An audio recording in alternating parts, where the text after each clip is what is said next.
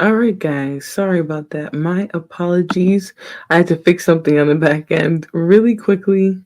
Um, I did want to get going a few minutes early, but looks like we're gonna start right at 2:15.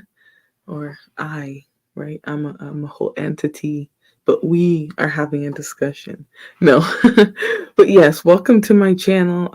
Welcome to my channel. I appreciate everyone who pulls up here for conversations, real conversations in real time. Hey, what's up, J Hub? How are you doing? Good afternoon. Good afternoon. So, I originally started with the title about protecting and providing, etc. And then I changed it as I was doing my research for this discussion to Mighty Man, right? The protector and provider. And it might sound goofy right now, it might sound kind of corny or like, oh, what is this? A clickbait, I hate man discussion or whatever. That's not necessarily what this is. It's definitely going to be a breakdown and a dissection of men today, of the ideas behind manhood. So, not necessarily what's right and wrong, but some of the ones that are out there. Um, and we'll be looking at things kind of from more of a scientific perspective, but obviously there will be some things written in here, put in here that are my opinion, that are other people's opinions. So do not get triggered. Do not get triggered. And if you do, for any reason, get triggered, there's always the opportunity to have the discussion. There's always the opportunity for me to um, drop the link. So in case people are interested in getting further clarification, maybe giving input and explaining something they say or whatever. So let's get into my PowerPoint or my presentation on this. And so, one of the main questions that I posited is the modern family extinct? Right? Is there even a pathway to the modern family, right? And I think the answer to that is going to depend on how you grew up, who or what you worship, um, what your value system comes from, and just in general, what you look up to in life, right? So if you're a religious person, you might get a very traditional type of background, very scripture based um, role or definition of how you're supposed to live your life, regardless of gender, right? And if you grew up maybe spiritual or more free, then you've probably created that for yourself. You've probably created your own idea of how to be, of what a family means to you, if you should even seek a family, if there is a concrete definition of family. So, the hopes of this discussion is definitely going to be just to get into the whole dynamics of it and of families and what they mean in the day. Because I definitely think there's a different meaning for it, and it definitely stems from new value systems and new ideas of what a family is, what men are, what women are, what our roles are as individual genders. So, obviously this is going to be science based, or maybe research based is a better term. But if people have things to say, then that's always going to be open, and I'm going to leave it open just because I feel like this discussion and maybe the next few that I want to have, um, I want people to feel emboldened to add to the discussion. Because just as much as a lot of this is research, a lot of this is going to come from, how we feel today. I'm a millennial. I don't know what generation, everyone is who's listening, but as a millennial, I'll say that this is probably a very relevant conversation, um, in terms of what's normal for our generation, what's changed between millennials and everyone before it and everyone after. Because I do think that we kind of fall in that middle ground if you identify as a millennial, and if you don't and you're maybe in an older generation, you probably have been watching what has been going on with this generation and seeing how it's had an impact on the future generations, the ones that have come after millennials. So I'm going to keep the link there because I'm really curious what people think, how they feel about this subject. And I just want to keep it open for talks. So, okay, get into it.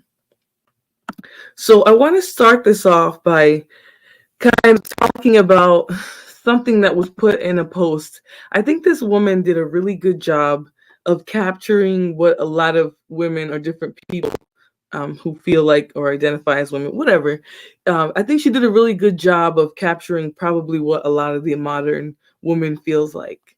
Um, that's not to use any type of any specific type of equivalency, like the way I'm thinking about when I say modern, I literally just mean the women of today. So not a particular generation, not any, subset, not any socioeconomic status, just women in general. And I think the way she put this out, the way she put it together was very clever and interesting. So let's get into this article a little bit. And of course, if anyone's in the back, just make sure you let me know. I think actually if you make a sound, I can hear you back here. So if you're back here and I'm in my PowerPoint, just, make a sound or something. And I should be able to hear you if you want to join the discussion. So I'm going to read through this because I found that the way, like I said, the way she broke it down was very clever. And I think it kind of captures what a lot of people feel, right? So she wrote, I started noticing it a few years ago. Men, especially young men, were getting weird. It might have been the incels who first caught my attention, spewing self-pitying venom online, sometimes venturing out to attack the women they believed had done them wrong. It might have been the complaints from the women around me. Men are in their flop era, one lamented, sick of trying to date in a pool that seems shallower than it should be. It may have been the new ways companies were trying to reach men. The average hoodie made these days is weak, flimsy. Growled a YouTube ad for a tactical hoodie. You're not a child, you're a man. Stop wearing so many layers to go outside. Once my curiosity was piqued, I could see a bit of curdling in some way of the men around me too. They struggled to relate to women. They didn't have enough friends. They lacked long-term goals. Some guys, including ones I including ones I once knew, just quietly disappeared, succumbed into video games and porn, or sucked into the alt-right, the web of misogynistic communities known as the Manosphere. Right. So the weirdness manifested in the national political scene too, in the 4chan fueled 2016 campaign for Donald Trump, in the backlash to Me Too, in amateur militia during the and in amateur militias during the Black Lives Matter protests. Misogynistic text thread chatterbook physical form in the Proud Boys, chatter took physical form in the Proud Boys, some of whom attacked the Capitol on January 6th. So she's pretty much describing kind of what we have seen escalating on the internet, right? This movement, this rise of a manosphere, of a community that spoke of men and kind of some of the things they struggled with and what they didn't like about women, etc. Right. So she's kind of describing what we've seen brewing for the last maybe 10 years, I would say at this point. Let me see what Alpha said. Anti-family content. What is the gain? Why do it? Are you saying that there's been a rise of it? Are you saying that I'm making anti-family content? Because we just got into discussion. So I think you should probably pay attention if you think that's what I'm doing. Oh, thank you, Sen. Thank you and welcome. Good afternoon. So pretty much she's describing what we've all seen, right? We had a very extreme election in 2016 that led us to President Donald Trump. I'm not going to speak on if it was a good or bad presidency. That's not necessarily what this is about, but it did manifest a lot of weird, different types of movements, right? There was the alt-right, there was the left, both of which had kind of extreme, I would say, tendencies or just an extreme outline, right? So she also talks a little bit about January 6th, which was kind of that group of people that were created out of the Donald Trump era, where you would say things turn super misogynistic. That seems like what she's saying, right? So it feels like a widespread identity crisis, as if they didn't know how to be. This is such an ongoing thing, Taylor Reynolds sighs. I had this I had this kid show up. Well, I say kid, but he's an undergraduate here. I mentor them sometimes. He came over to my house and asked if we could speak privately. Reynolds, 28, is a doctoral student at an Ivy League university. With his full beard, mustache, and penchant for tweed sport coats, plus a winsome Southern accent, courtesy of a childhood spent in rural Georgia, he reads as more mature than many of the professors roaming the campus. And the first question this kid asked me is just, "What the heck does good masculinity look like?" He grimaced, and I'll be honest with you, I do not have an answer for that. Anxieties around masculinity aren't unique to this moment. As early as 1835, Irving lamented the new American upper class's tendency to send our youth abroad to grow luxurious and effeminate in Europe. Um, so I find that little part right there that he just mentioned a little interesting, right?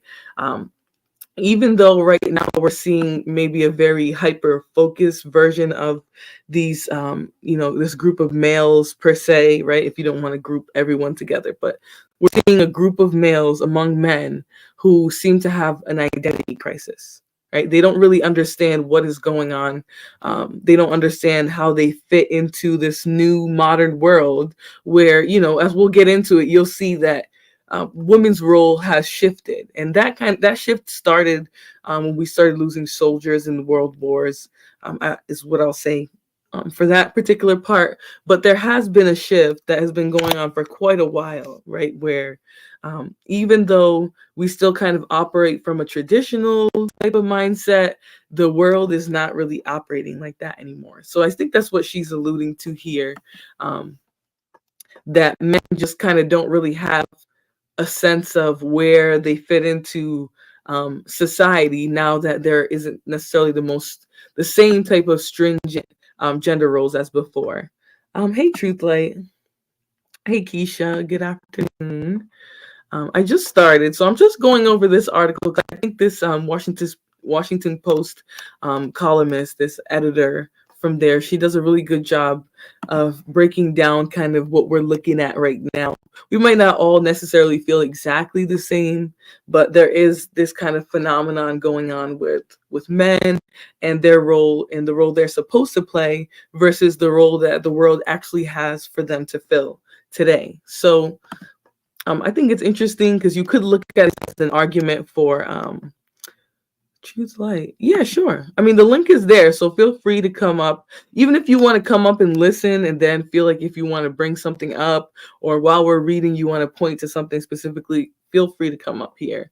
But for now, I'm really just going over the articles and, seeing what we can get, what information we can extract from this. So feel free to hit the link and just let me know if you want to say something, and feel free to just come up here and be part of the discussion.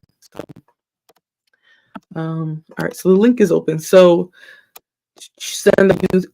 okay, so then she gets kind of into this part here where she's speaking about how the upper class has played their own role in kind of shaping what the modern man looks like. So the modern man, from a European, sorry, not from a European, from an upper class perspective, takes on some of the ways of living of Europe, which they say is very effeminate.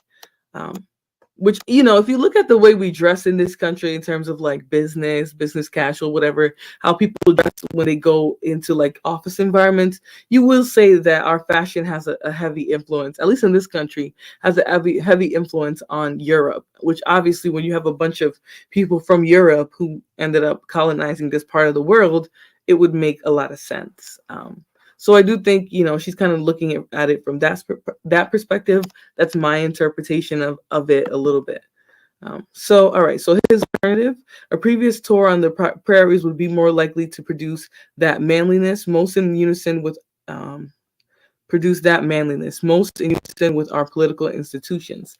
Skip ahead a few decades and new worries about faltering masculinity turned into an obsession with fitness. All right. So we went from kind of having that old timey, veteran type of look at manliness to where we are today, or sorry, not where we are today, but where we were a couple decades ago, where men went from going from that point of view to being obsessed with looking super masculine, cut and fit. And this actually kind of makes a lot of sense, especially if you think about like the GI Joe and some of those other male dolls that were very popular around that time. Oh, hey guys. Yeah. I mean, how were they dressing before that? I mean, it depends on who you're talking about now, right? The natives had their garb before what we would consider to be like the effeminate European way of dressing. You had them wearing those not conqueror outfits, but I don't know what you call that type of like that Europe garb where it's like the jackets and then the tog legging pants or whatever. Y'all know what I'm talking about. So we went from that to more like the suits and like the cut looks and whatever. I would say that's kind of how it shifted. And then they're saying in the next decades to follow that, it was about fitness. That's where like the GI Joe comes to mind, because I think of back in the day when those action figures were very popular, like as a masculine symbol, not even just like as a little boys playing with them and stuff like that. That is where it originated, but people really viewed them as that like masculine figure. Oh, hey, Travel One.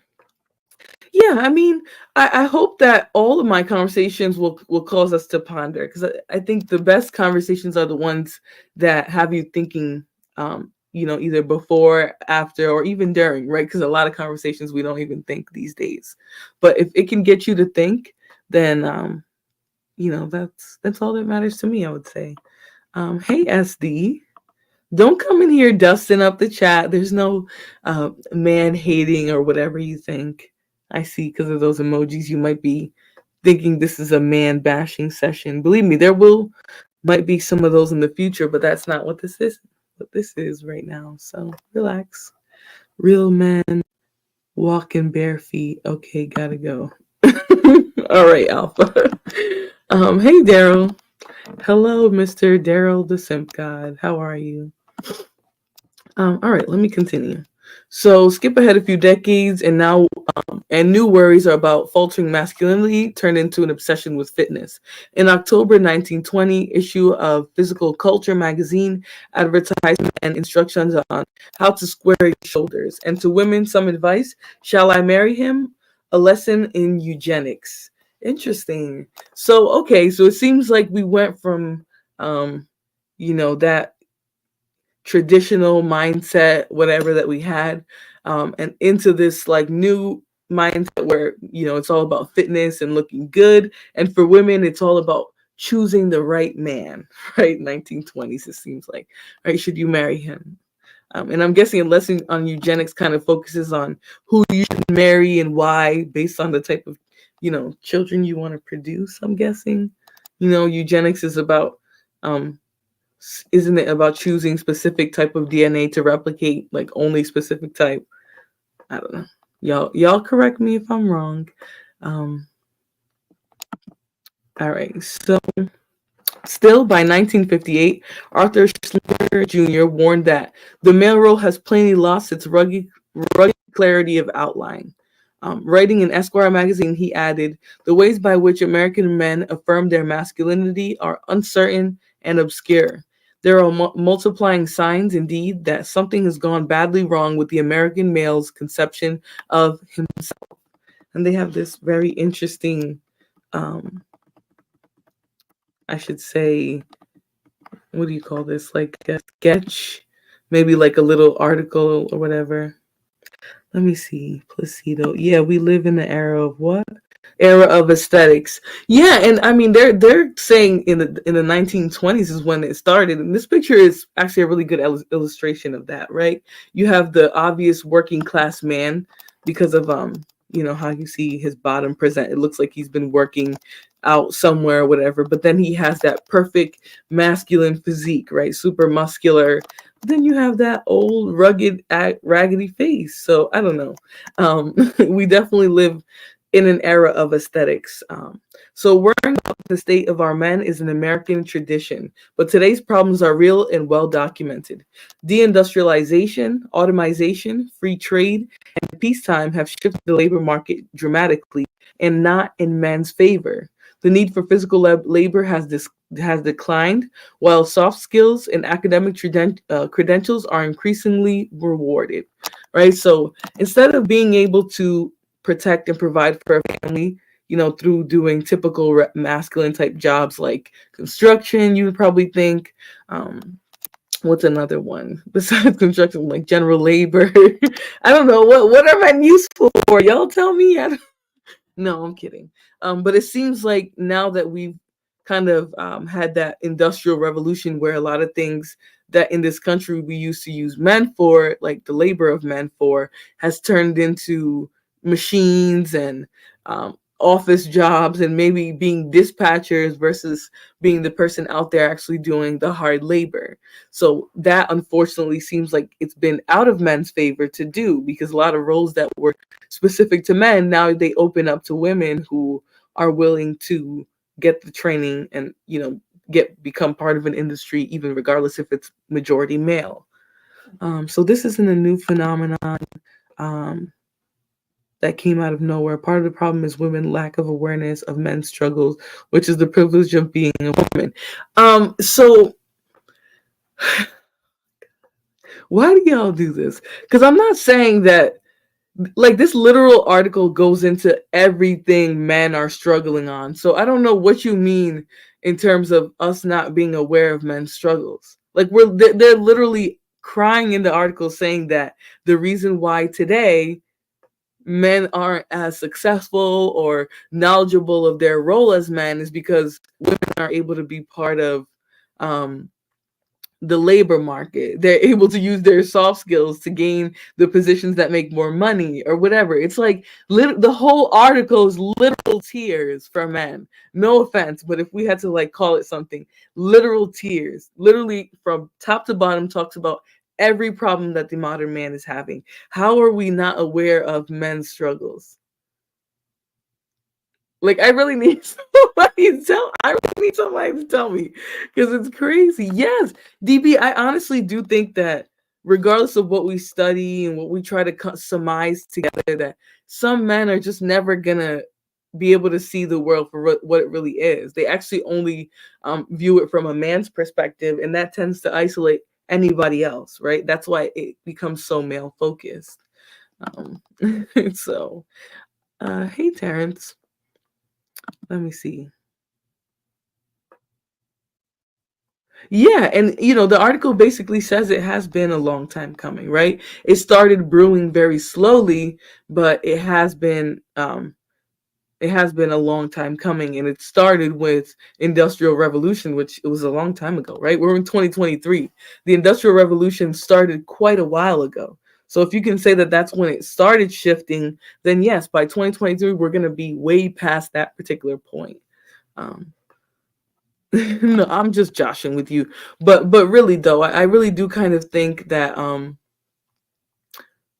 you're just men are just in general, they're just programmed to see the world just from their view. So yeah, to them it's gonna seem like people don't really care about the man's role today or the struggles of men, even though the whole world is centered around men and what they're supposed to produce for the world. So hey Prod, what is What's up? good, Flo?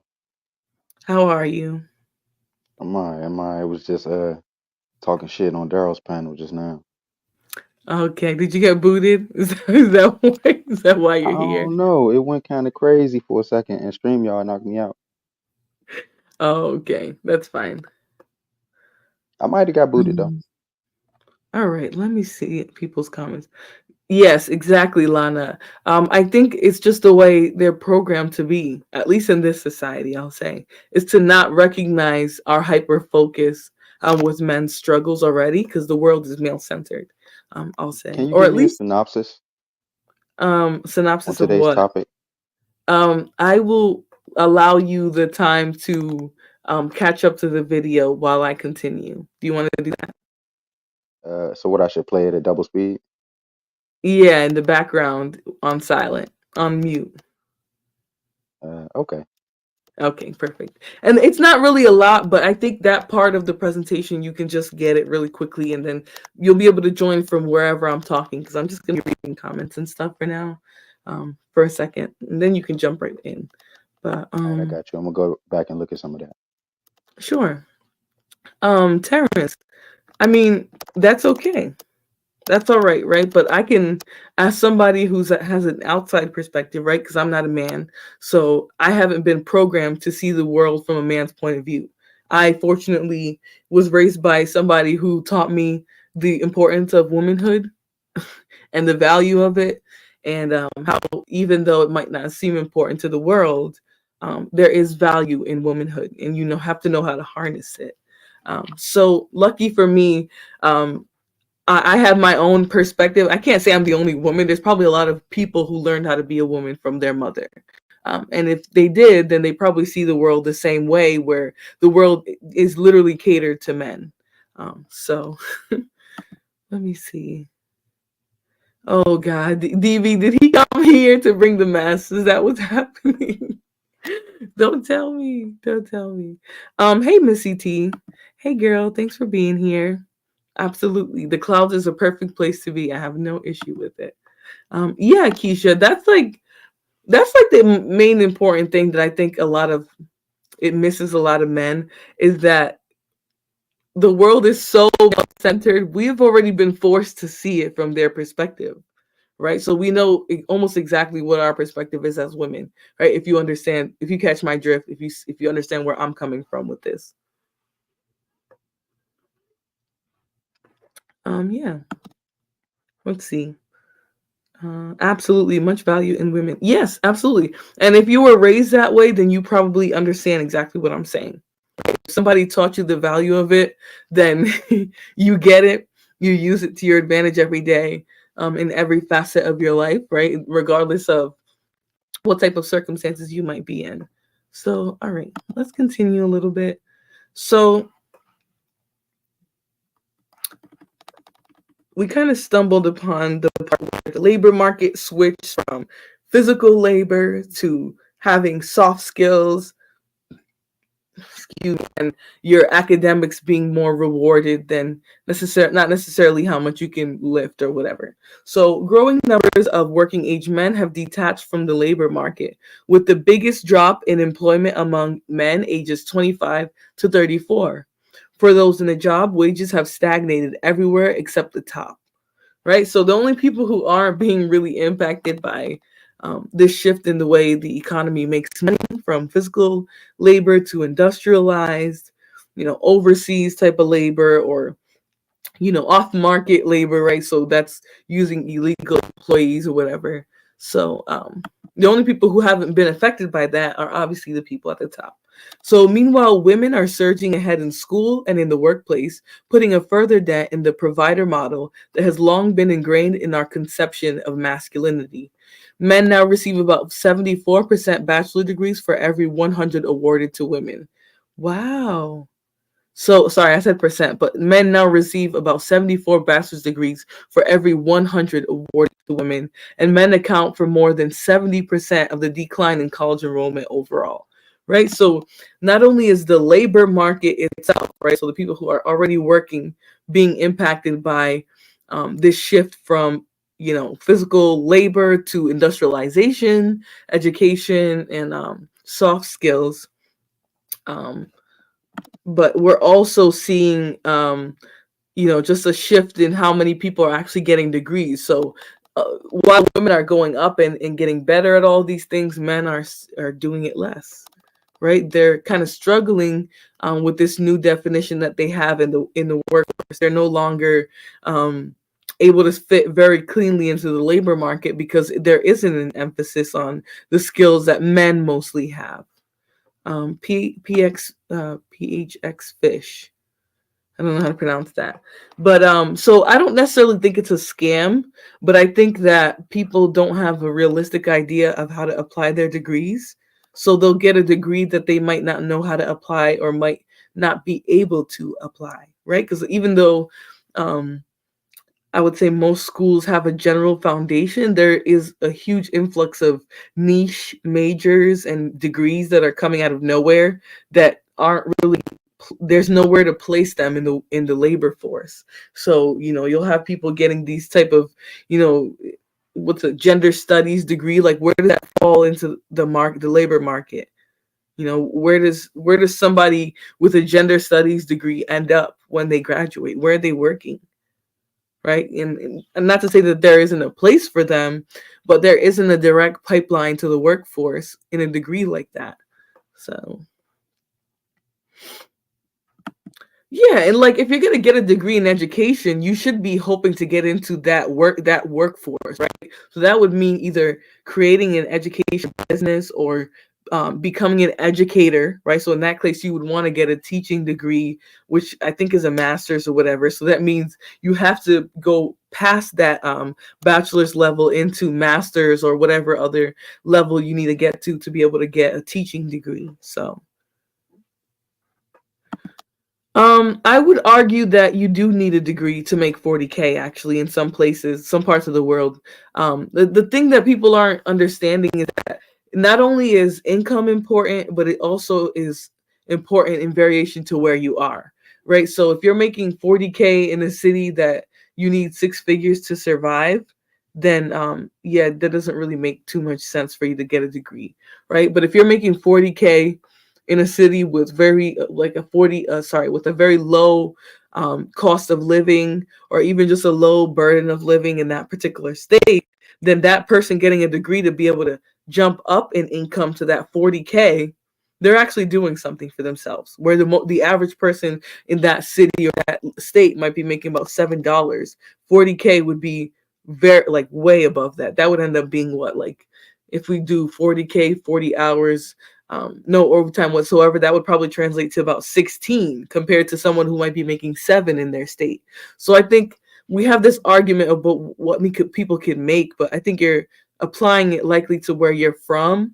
And if you apply it all across the board, some people making 40K is way more than a lot of people in their city and state. So I think, I don't think 40K is true for everyone.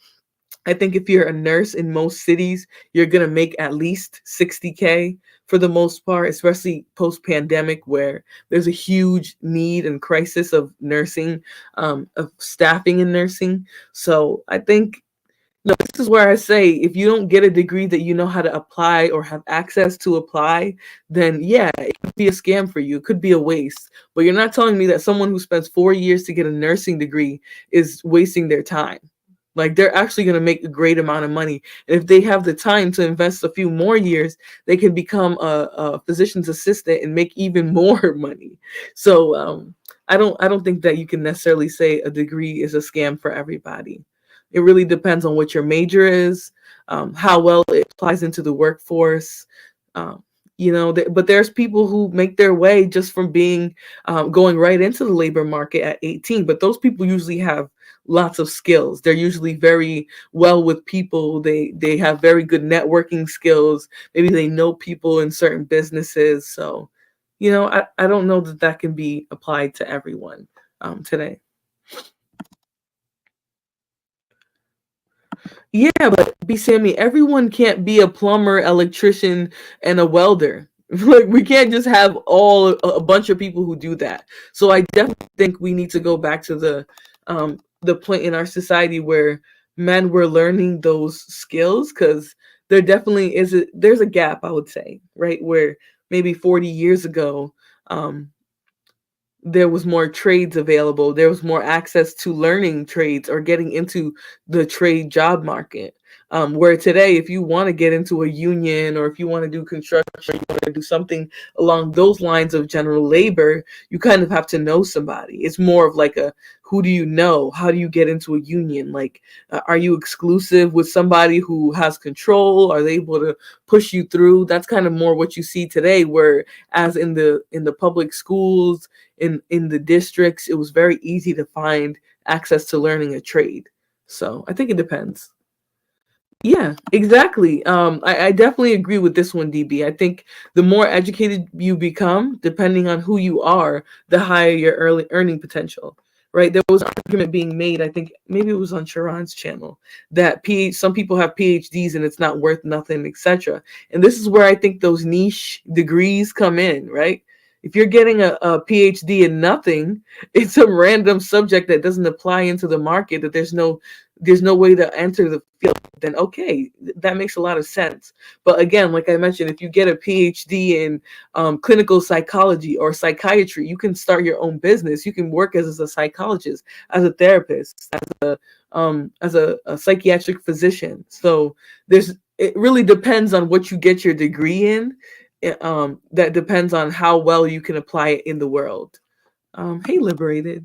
I think you're a PhD candidate, right? Or a student or somewhere near it. I forget. But yeah, I think it depends on what kind of degree you get. You can't say most unless you're going to provide a statistic. I will say that there's a good amount of people who got degrees who aren't able to apply it because they didn't really, when they were getting the degree, they were focused on the academics and the performance in the academics, and they weren't focused on the real world translation that that degree has. But I still can't talk down on it because most people with a PhD are going to have a high earning potential. Um, some jobs will require a degree. Um, and don't care what it's in, just that you have one. Yeah, because some jobs it's a benchmark, right? Even though a lot of jobs have eliminated that benchmark, for a lot of jobs today, that degree is what gets you in the door, right? That's what gets you that initial 45 or 50K off the bat, right? So it really depends. Oh God, girl, you were crazy, Sin. All right, so there's an extreme sense of value into put into a degree. Personal experience is something different. Applying practical experience from pursuing the experience rather than the dollar has a huge impact. Exactly.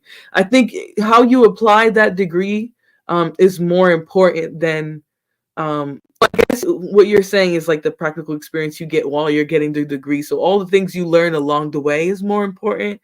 I don't know. If that's what I'm getting from it, then yes, that's correct. Because a lot of the times, depending on the degree you get, you're gonna be learning how to network, how to apply your degree in the field. You're gonna be in the field just for sense of pursuing the degree and running into people at that. So hey Venus. Hey, thanks for listening. I appreciate it. Yeah, I'm just getting started, just kind of introducing the subject. We haven't really gotten into a lot of the science, so hopefully we'll get into that. But I just wanted to say hi to everyone and chat because that's my favorite part of it all. Hey, Victor. Um, hey, Just Jay. How are you? Thank you for listening in the clouds. I appreciate it. Um, even without a network open. Yeah, exactly. If you're ambitious, regardless of who you know, regardless of how well you've already networked, yeah, you will have the ability to still go out there and make a name for yourself or get into the field or just work in whatever you're trying to do. You have to be able to apply what you learned into seeking, whatever your next phase is. Most people go on to get another degree after bachelor's, especially if they want to increase their earning potential.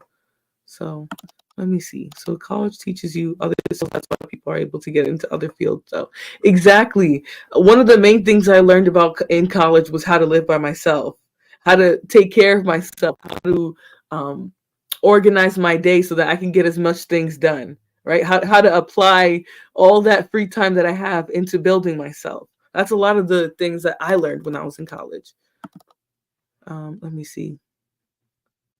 Oh, okay. All right. I see you. So, yeah, Liberty's about to get a master's. Yeah, and that's usually how it goes. People, tend to climb. I got a bachelor's. I'm about to get a JD, which is a Juris Doctorate, just the degree that you get when you want to become a lawyer, or if you want to go further in the law field, um, which there's a PhD version of that. So,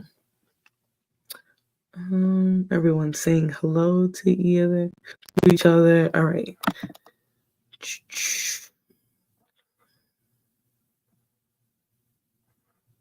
Yeah, and honestly, I do think school failed a lot of people, right? Because even the school models have changed significantly.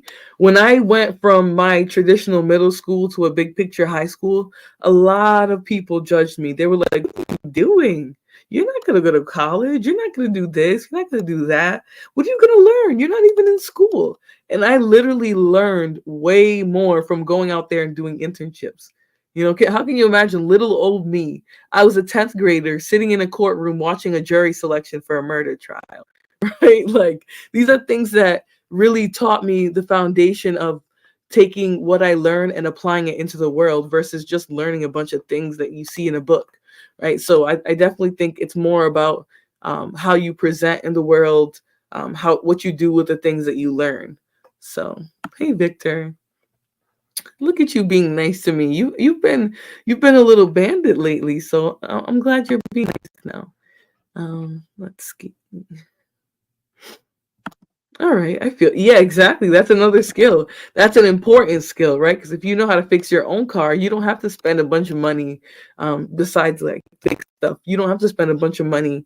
Paying somebody else to fix your car, and that's how it used to be a lot back in the day, right? You really only went to a mechanic for really big issues with your vehicle.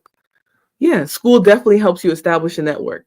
I'll agree to that. So some jobs that I applied to right outside of high school were due to like this network system that my school created, where it connects. Basically, you can upload your resume into this big network that our school connects us with employers and different things. A lot of the times, the suggestions are based off of your degree. They're not very specific, but if you apply, you let them know you're from this network. It does actually give you kind of a leg up. So,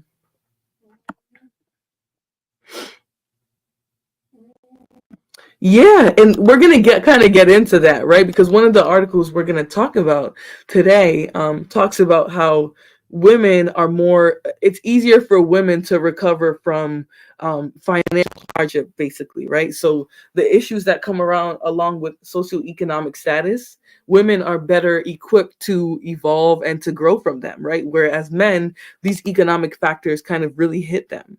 And there's also a part of this where we're going to talk about the health of men and women and how men's health is a lot poorer than women's. And it has a lot to do with society and finances and socioeconomic status. So a lot of it lines up together. Um, and we don't really pay attention to that aspect of it. So I'm interested to see how the information is received, right? Because some people will think it's something might think I'm mammying or whatever, but if you really listen to the subject matter, it's just a general way of looking at it all. So, um, no, not necessarily, but you are going to have to put some money into um, the things that you're going to use to make money, right? So you might think, oh, well, if I don't go to school, but I save all my money and get investment properties and this and that and the third, that's still you having to put in work and save money. It's just a different way. And someone might go out and get 100K debt, but student loans isn't necessarily bad debt. One, two, the more education you have, they know that correlates with more income. So it actually isn't a negative thing at all in terms of, your earning potential. So, it's just a way of looking at it. If you always look at it like, well, why would we encourage people to do this and that? It's because everyone has their role. Some people are academic. They're more likely to accomplish things the more degrees they get. There's some people who are, general blue collar people. They can go out there and get it out the mud. They can work. They can do physical labor. They can do manual labor, etc. That's their thing. They know how to make lots of money doing that. And everyone has their role in society. And I think when we try to sell that like education is a scam, now we're pigeonholing everybody into like blue collar, and that's not what everybody is built to do. So it's just a way of looking at things that gives everybody an opportunity to find their path in life, whether it's more education or more soft skills or more concrete physical skills, more labor based work. It just depends.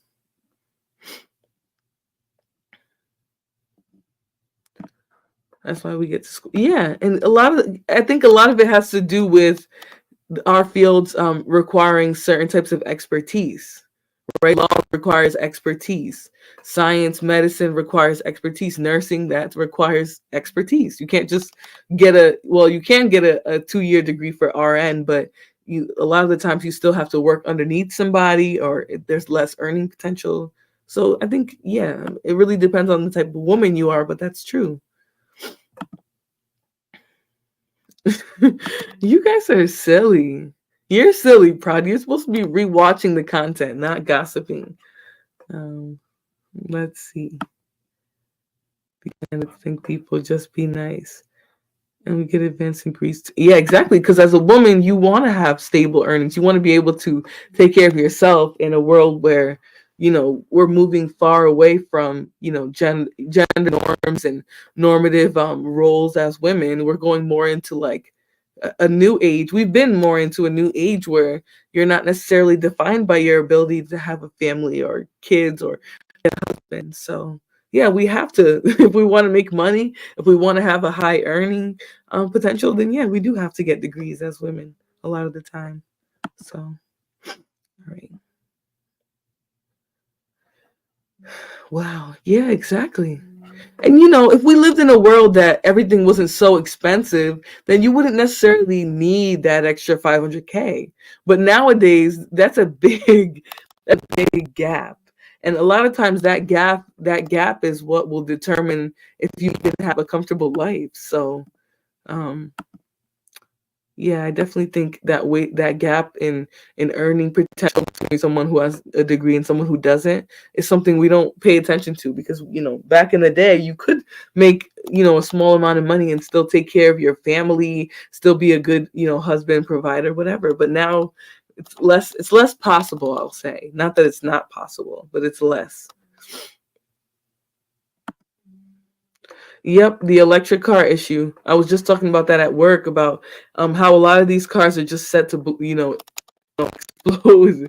Like a lot of these cars that, depending on the type of accident it is, it's not just about like a fender bender or like bumping into a car. A lot of these cars will explode upon hitting another one, because of the new makings of these type of vehicles. So, all right, let's see. I'm gonna read it more and then we'll get into it.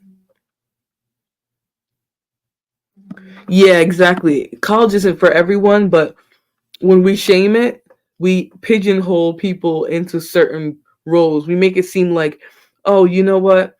College isn't good at all. And maybe two of your kids will go into the physical labor market and the other two want to get degrees and have things that they're actually interested in studying, right? You don't want to make it seem like one thing is better than the other. You just don't.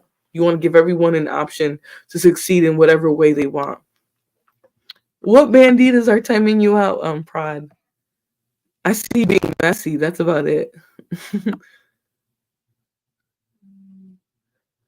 None of the men shaming education. Yeah, because you know what, Sin, I think a lot of times people come into these conversations ready to like have a rebuttal for a debate or whatever. Like they're not really looking to get something out of the conversation. A lot of the times they're just looking to posit an argument or start an argument, whatever you want to call it.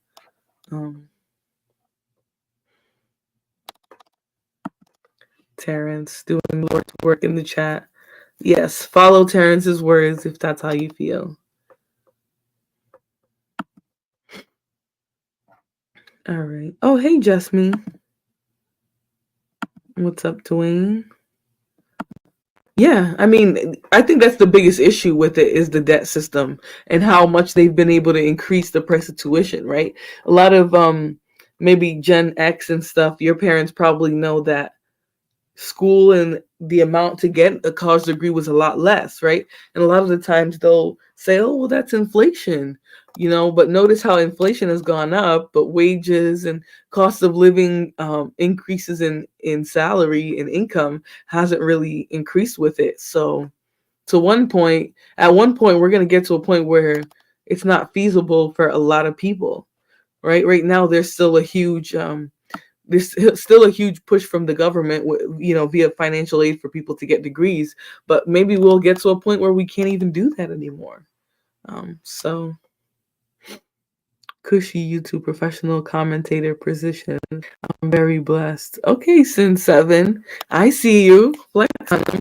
Amen to the new age. The women before us would have loved this opportunity. I agree. You know what, Keisha? I think a lot of women will shame that, but I think that yes, the women of the past definitely would have loved what we have access to today. They probably would have doing a lot different things than some of us are doing. So, and that's not to say that they wouldn't be having families and all that. I think they would still be doing that, but there would be a lot more freedom and maybe a lot more access, I would say, to certain things that we didn't have before as women. So, all right. So, thank you everyone for engaging in discussion. I'm going to get into the next thing because I think this this opinion piece that we were reading by this Washington Post editor, I think it did a good job of introducing the subject to us, right? The subject of men today, of the new outlook that we have on the world, of the world, and just kind of the impact that it has on both genders. So let me get into my PowerPoint. So,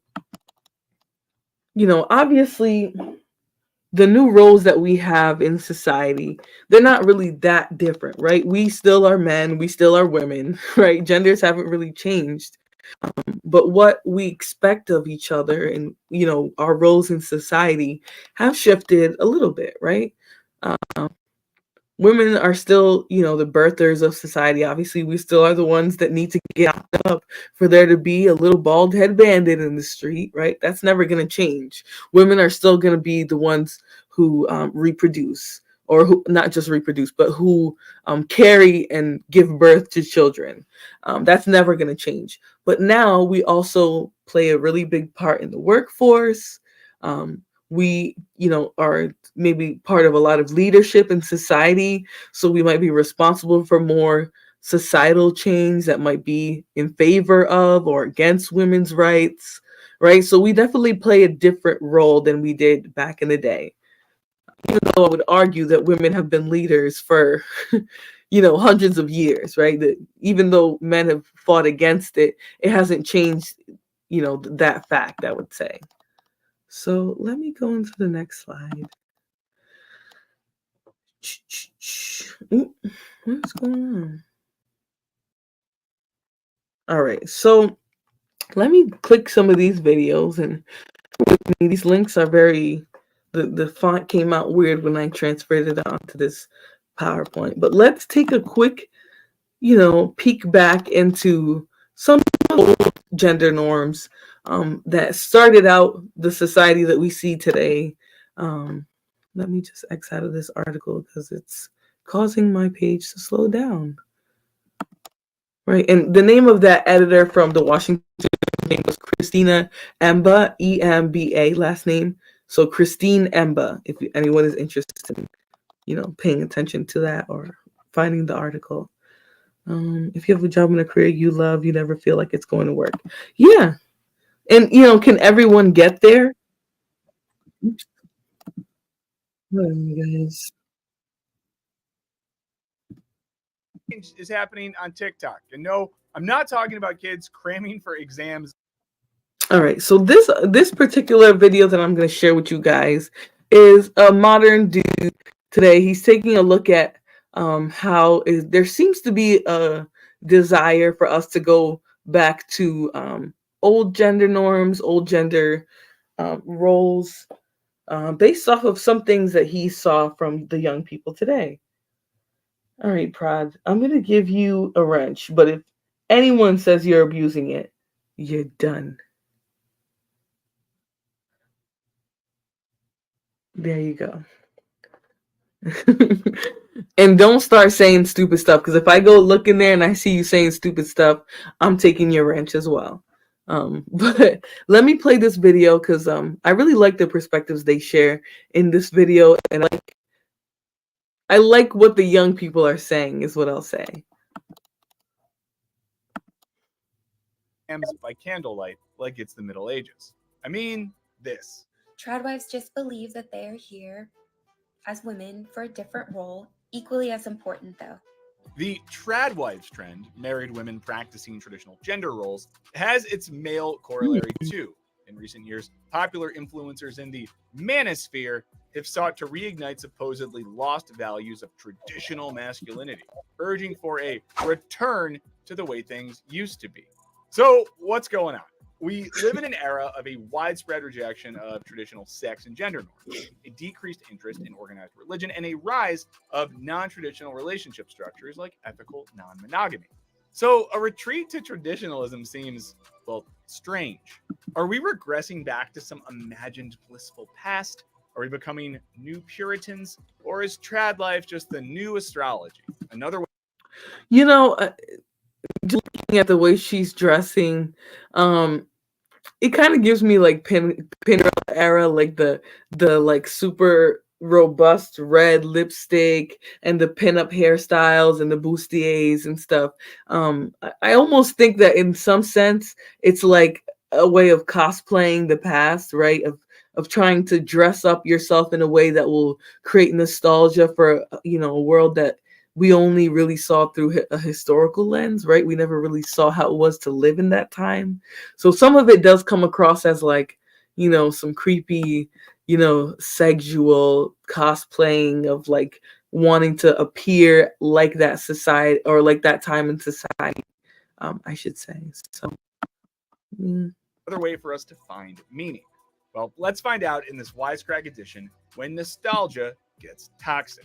But before we get into it, I want to tell you about this video sponsor, Raycon. I don't know about you all, but I basically always have earbuds in my ears, whether I'm on work calls, listening to music, listening to podcasts, listening to YouTube videos as I walk around the house. It's so important for me to have quality earbuds that I can use all day. And that's why I'm stoked to talk about Raycon's everyday earbuds, which not only look we're sleek, pushing but this. bring high sound Yelling, dancing around out. They're all keep working. And that's just one of the reasons. Raycon's think about it, buds.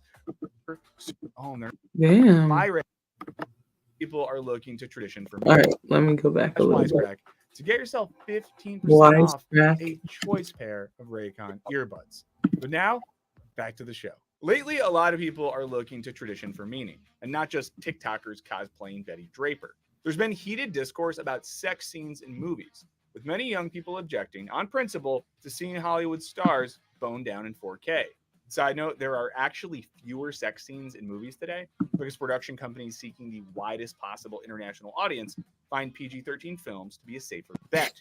Thank God these kids didn't come of age in the era of Basic Instinct and Wild Things. Anyway, there's also been a rise of Catholic conversion among millennials, popularized by Red Scare podcast co-host and cousin Greg's short-lived crush, Dasha Nekrasova.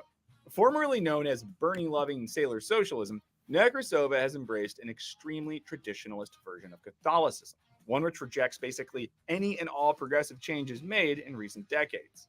The Catholic aesthetic is also influencing fashion, where we're seeing an increased emphasis on modesty and accessories like rosaries and crucifixes, though it's unclear whether the trend is sincere, ironic, or a mixture of the two.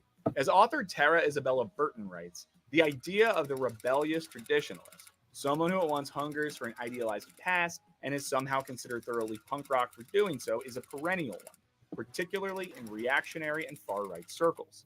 Burton's comparison of contemporary traditionalism to punk rock seems especially apt when you consider that many of the most famous punk rockers like Johnny Rotten and Johnny Ramone embraced super conservative politics despite singing shit like this. God save the Queen!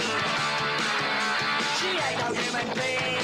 On face, there seems to be a pretty simple explanation for the return to traditional morals, social norms, and aesthetics. It's a symptom of uncertain times. What with rampant financial instability, and ever-present pandemic, the climate catastrophe, all the other stuff, you know the rest, it's not good, we don't like talking about it.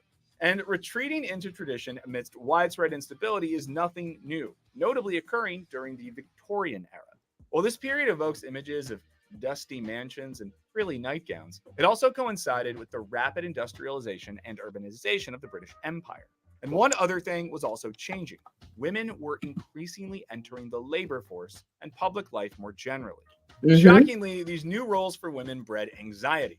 By 1905, a senior physician at Bethlehem Royal Hospital argued that the removal of woman from her natural sphere of domesticity to that of mental labor not only renders her less fit to maintain the virility of the race, but it renders her prone to degenerate. That's right, ladies. Reading is Wow. Wow. That is kind of crazy. That's crazy. Hold on, let me let Terrence up.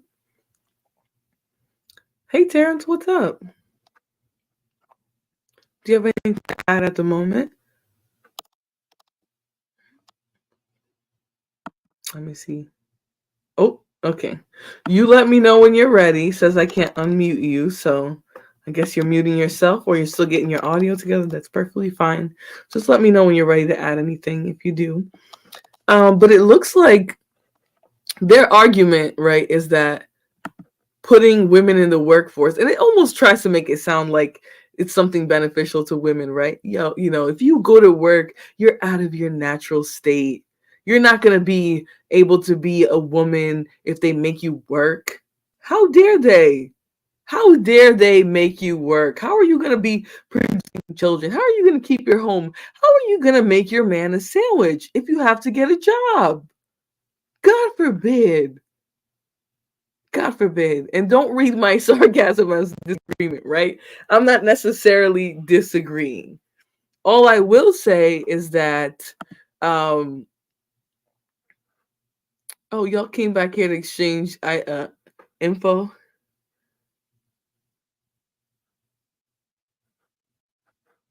Okay. No, I don't know what that means. That's fine. We'll deal with that later. My back chat stays right there, so I'll go look at. But pretty much, it seems like their argument is almost meant to be like a form of quote unquote flattery, right? Women can't be themselves if you make them work. If they have to get involved in the mental labor behind the job, how can they be what you need them to be? They can't be that good wife.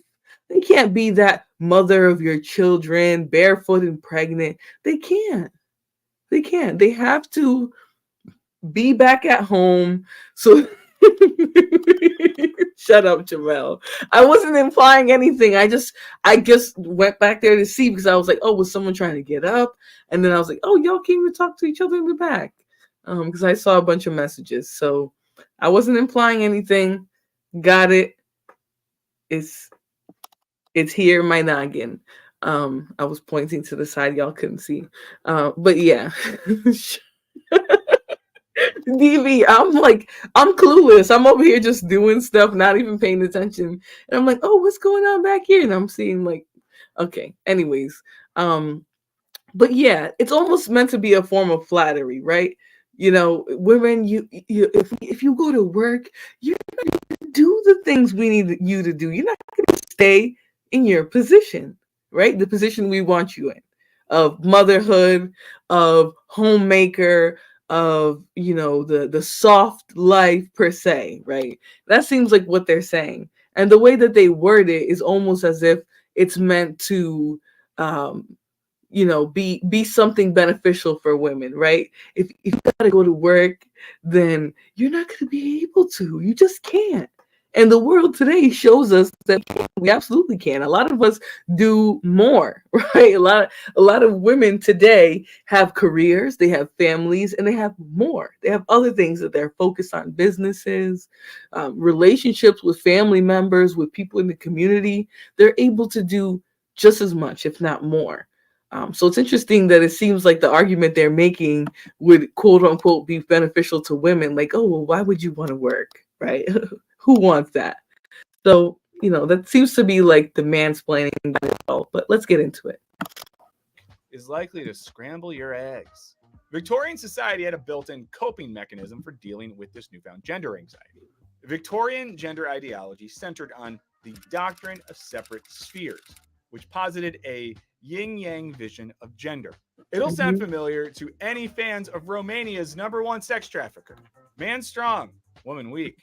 Men like sex. Women like babies. Men like love. Women like kitchen.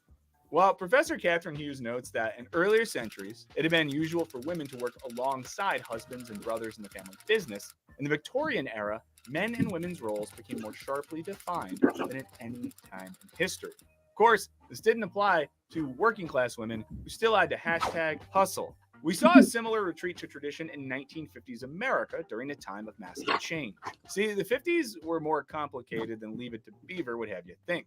This era saw new gay and lesbian bars, interest in racy things like psychoactive drugs and pinup models, and new research on sexuality, including the Kinsey reports, which discovered that approximately 50% of American adults were low-key super kinky. Gender roles had also come into question since, during World War II, women entered the workforce in droves and proved to be just as capable as men. And again, alongside this change came a reactionary fetishizing of domesticity and pressure towards conformity to rigid gender roles. Once the war ended, women's employment was no longer encouraged, and federal and civilian policies replaced them with returning soldiers. Middle and upper class women were left to entertain themselves with Jell-O molds and Valium. Traditionalism isn't about morality and gender norms. It's also expressed aesthetically through fashion. We saw a nostalgic longing for a simpler time in the indie hipster fashion, which saw a resurgence after the 2008 financial crisis. Culture critic Isabel Sloan writes, "Indie sleaze serves as a somewhat painful reminder of the last gasp in a time when it was possible to envision a future unscathed by the ravages of late capitalism." She adds that it's about nostalgia for a world in which you could still live cheaply on basically nothing. Millennial hipsters fully retreated into analog tech, like fixed gear bikes and record players, and embraced a DIY spirit with a look to match, lumberjack flannel, and mustaches. So where does this desire to flirt with moral, gender, and aesthetic traditionalism come from? For one, traditional gender roles are tempting when society faces a new and challenging economic situation. Take the Tradwife phenomenon. It's often painted by outlets like the Daily Wire as a culture war between blue-haired feminists and good Christian women who follow biblical expectations like submit yourselves unto your husbands as unto the Lord. But some scholars argue that this is simplistic and prefer to see renewed interest in trad culture through the lens of capitalism's outsized expectations on women. Scholars Catherine Rottenberg and Shawnee Orgad write, the current toxic, always-on work culture must be understood as a key factor facilitating the rise of this retro movement. Combined with entrenched gendered social norms, the burden of care disproportionately falls on women. Even relatively privileged women therefore find it difficult to live up to the popular feminist ideal of work-life balance. Women who opt out of the dual roles of employee and housewife unsurprisingly find themselves relieved. As one self-identified... I mean, right? Who would want to work just to come home and work some more because whoever you're married to believes that you should take on both of those roles? Like, that's crazy. Let me read Royce's comment because you've been writing comments and they don't just seem like trolls. They seem like what you really think. So let's read it really quick. So back in the days, women used to praise gentlemen and men who were reputable in society. Now it's like that's what he's supposed to do. It is what you're supposed to do, right? But regardless of the praise you get from women, you should be a man who is, feels good about the fact that you're reputable in society. If you're just waiting for women's praise to do it, then is it really what you want to be or do? Food for thought. That's food for thought for you. Okay. So, I don't disagree with you, right? I'm not saying that people don't praise men less and just kind of say, well, that's what you're supposed to do. But we've come a long way in society, right? There was a point where men didn't even think women deserved to speak or be part of conversations that had anything to do with anything in society or the world, right? So I definitely don't disagree that women back in the day used to do a lot more praising. But that's because back in the day, that praising was tied to women, having access to certain types of lifestyles, right? They had to be that way so that they can get a certain type of husband, so that they could propel themselves out of whatever life they lived in, right? And you notice how they mentioned that for the working class woman, this was never a thing, right? And we know who were the working class women majority of the time.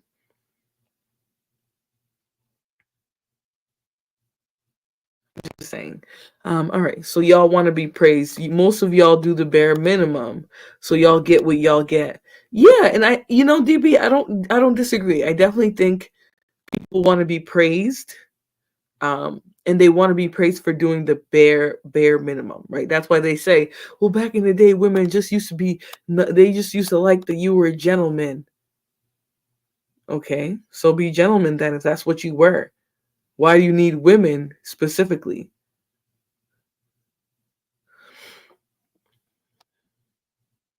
Exactly. Give just to give. You shouldn't be expecting something in return. At that point, it's more of a transaction than anything else, right? An expectation of establishing an expectation of someone is earned, not a sacrifice. Yeah, that's correct. And yeah, you get praise from a specific woman, not the whole of society, right? Most women aren't going to praise you for doing what a man's supposed to do, but your woman, the women in your family, the women in your society around you, in your community, yeah, then you might get praise for them if you're doing what you're supposed to do. But to expect that from all women just because is crazy.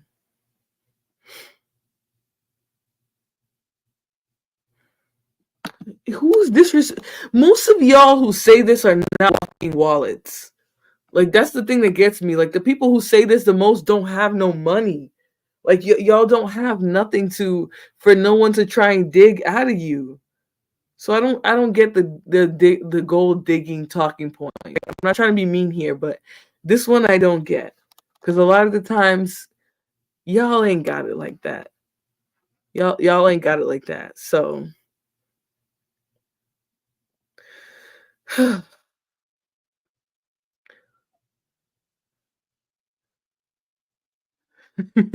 knowledge, you're very petty. Very petty. We'll revisit this. In Victorian times, women commonly ingested. Okay, I'm gonna leave your discussions in the chat as a science lesson. Sin. So yeah, and that's the problem, right? They say they want to talk to women about, oh, how we have these particular expectations, but there are men who teach other men who, try to sell to other men that you should lead with your wallet, that you do things that present as somebody who is leading with their wallet. And when you do that, you're going to get what you're going to get. It is what it is. Womansplaining. Wow. Mansplaining came out of like dozens of decades of men literally not taking into account anything that the other gender said. Like, I don't know. Sometimes y'all think people are just saying stuff to say it, and I think you're forgetting the long history behind the behavior. Yeah. Yeah, it is always broken men. Prob and being treated like a walking breeder isn't inviting either. Exactly. Exactly, right? Because to some extent, there are people, men in our society, who treat women like their only value is popping out kids for them or having their child. So, all right, why would you come to a woman's platform and insult the host by saying she's woman's playing? Do you know the definition of that? These bum bandits don't really bother me, but it is interesting that they'll come here and say I'm woman's planning. So if you didn't want to hear a woman talk, I digress. Oh yeah, I remember you mentioned this one before. Yeah, we'll have to actually look at that. Yeah, and you can only vet so much, but yeah, I agree to an extent. Hey, Pink. Hey, girl. Hey. I'm into one of the videos that we're analyzing together, but reading some comments just to see where everyone's at.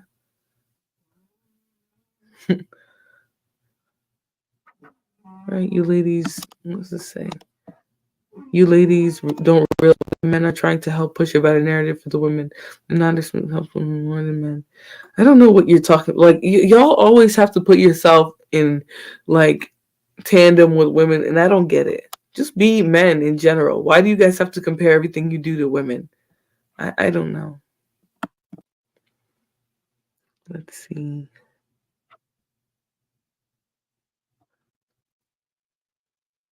Yeah, they do. But it's because they're not very good at communicating. So they just say whatever. But all right, let's continue. At Tradwife attests, being a Tradwife is empowering and has enabled me to take back control of my life. Of course, scholars point out that the Tradwife's rejection of work is ironic because they monetize their social media presence with classes, books, ads, etc. Though when they do, they're treated pretty judgmentally. At the same time, radical social change always generates anxiety about how to live rightly, which can motivate a turn to tradition. As Rottenberg and Orgad note, we live in a time when normative gender roles and dominant notions of sexuality have not only been challenged but are in flux. As such, reasserting a narrowly defined version of femininity may be a way for some women to gain a sense of control over their lives. Retreating into traditional beliefs is also particularly tempting when society faces new threats. A study by UCLA psychologists found that during the pandemic, participants reported conforming more strongly to traditional gender roles and believing more strongly in traditional gender stereotypes than they did before. The scholars note that terror management theory has been used to explain such shifts towards conservative beliefs. The theory suggests that, in the presence of threats, adhering to established belief systems and identities can enable individuals to achieve existential security. In other words, lack of control over external conditions can lead to a desire for internal control and order. So traditional morality and gender norms flourish during times of instability. But traditional aesthetics are similarly tempting when society faces changing moral norms and new social criticism. For example, young people today are witnessing the rise of new civil rights movements, wherein cultural appropriation of marginalized groups and cultures, once pretty flagrant and common, are now considered tasteless and immoral and also just embarrassing. Therefore, toying with Catholic aesthetics becomes a safe yet provocative alternative. As artist Samuel Marion, who studies online culture, puts it, taste-making habits have become magnetized towards forms of appropriation that have no overt racial ties. Hence the blue-collar Dickies fascination, normcore, cowboy LARPing, Walden cosplay, and now Tradwives too. But the appeal is not completely ironic. Liberty McKenna, a London-based fashion researcher and archivist, argues that alt-trad aesthetics show millennial and Gen Zers' quest to find meaning, given the precarity experienced by many young adults, which is arguably also tied to the astrology boom of the last several years, and even to the popularity of philosophy and theory meme accounts. You know, Royce, listen, don't think that what you're saying is falling on deaf ears, right? I think women are a lot more capable of being empathetic than you think, right? A lot of maybe the manosphere makes you guys think that women are just deaf, dumb, and blind to everything that men are going through, and we just hate men and yada yada yada. But the reality of the fact is we are sensitive to the world, right? And when I say we, I'm speaking specifically to women. Is every biological female a woman? No. A lot of us are girls. A lot of us are in a sense of arrested development. Some of us have actually grown up and evolved to women. And that's who I'm talking about in this case. And I think they support who deserves support. So if you're hearing women saying that a lot of men don't deserve support, that should tell you something. If we're stepping out of our nature to say that a lot of men aren't presenting how they used to naturally present in the world, then maybe instead of telling women you're not listening close enough, you should tell men to listen to what women are saying and pay better attention, try to do something different. Does that mean you got to completely acquiesce to what every woman says? No. But look at the bigger picture, understand what you can take from the message, and, keep on, keeping on.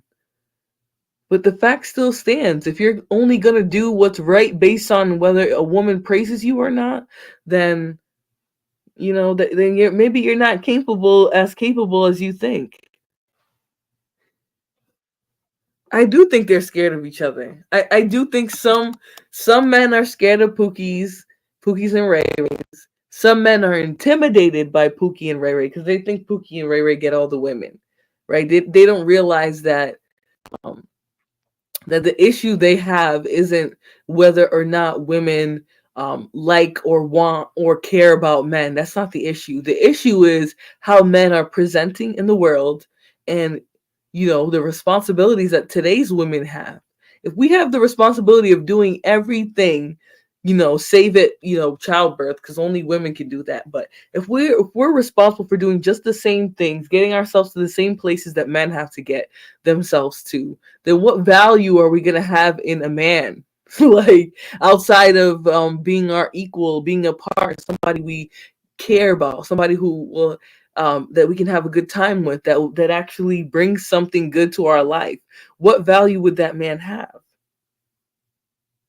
It's not like the men have evolved to understand the world we live in now and have decided to work on their mental health and meet women where they are in society, right? Getting more educated, taking care of themselves and their families better, right? Are men leveling up to that, or are they just staying at the same level and then yelling at women for wanting more? I think that's the problem. And instead of becoming better or evolving, that instead of doing that, men are just kind of sitting there like, no, you guys don't appreciate us. Y'all don't instead of just rising to the occasion. It seems like the data is saying that. Obviously we're going to get a little bit more into like the actual articles. We've looked at some research in videos. We've looked at an article by an editorial writer, but there is actual research on this, on the wage gaps now, the way it's shifted in the last 20 years. Right? All of that paints its own picture besides what the average man has to say. Yearning for mammy. I can't not yearning for mammy. Oh God. Y'all are dumb, degenerate, and delusional. Yes, the 3Ds of the bandit. Dumb, degenerate, and delusional. I love that. Someone coined that. Make it a book. Well, I don't necessarily think it's that men are unneeded, but I will tell you, we're going to go over an article that talks about men and how it seems like their role is redundant. From the point of view of this article is what I'll say. Because I do think their breakdown is very interesting. Yeah. Oh, hold on, guys. Give me 1 second. Let me put some brand music up so you don't hear the name again. 1 second.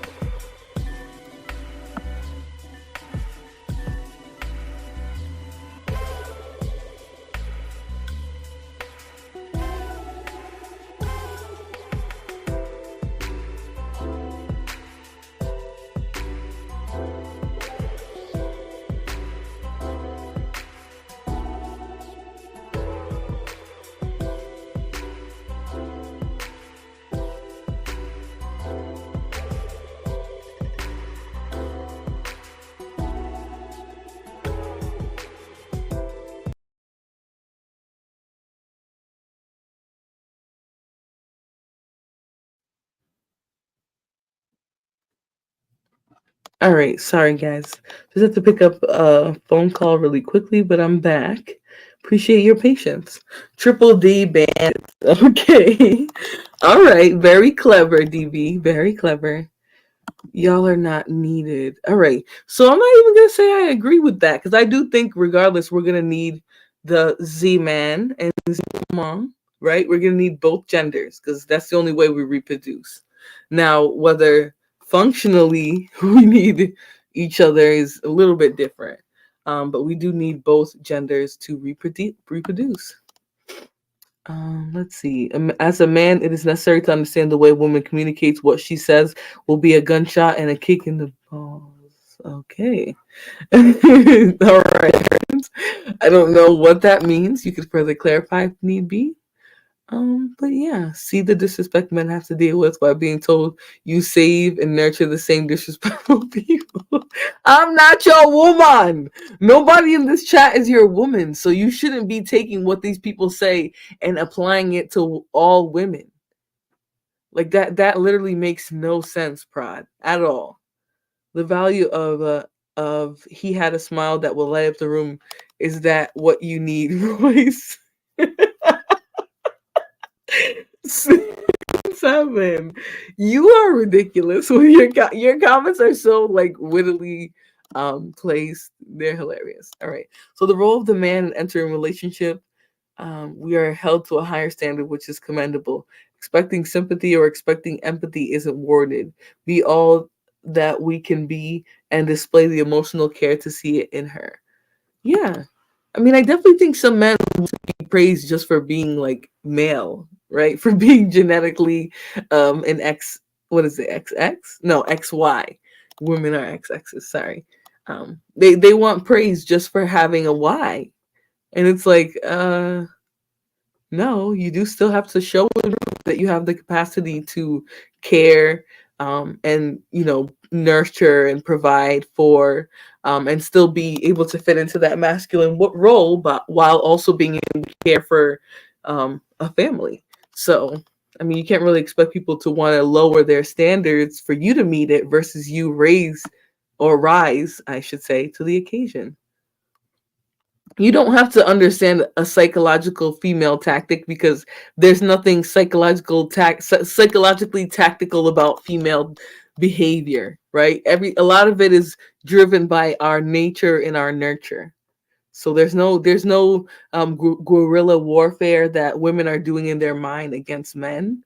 You just have to stop viewing things like that so that you can understand it for what it is. Yeah, DB, I don't think he understands that. I think a lot of men just think that we're all in a conflict state with the other gender. That's not true.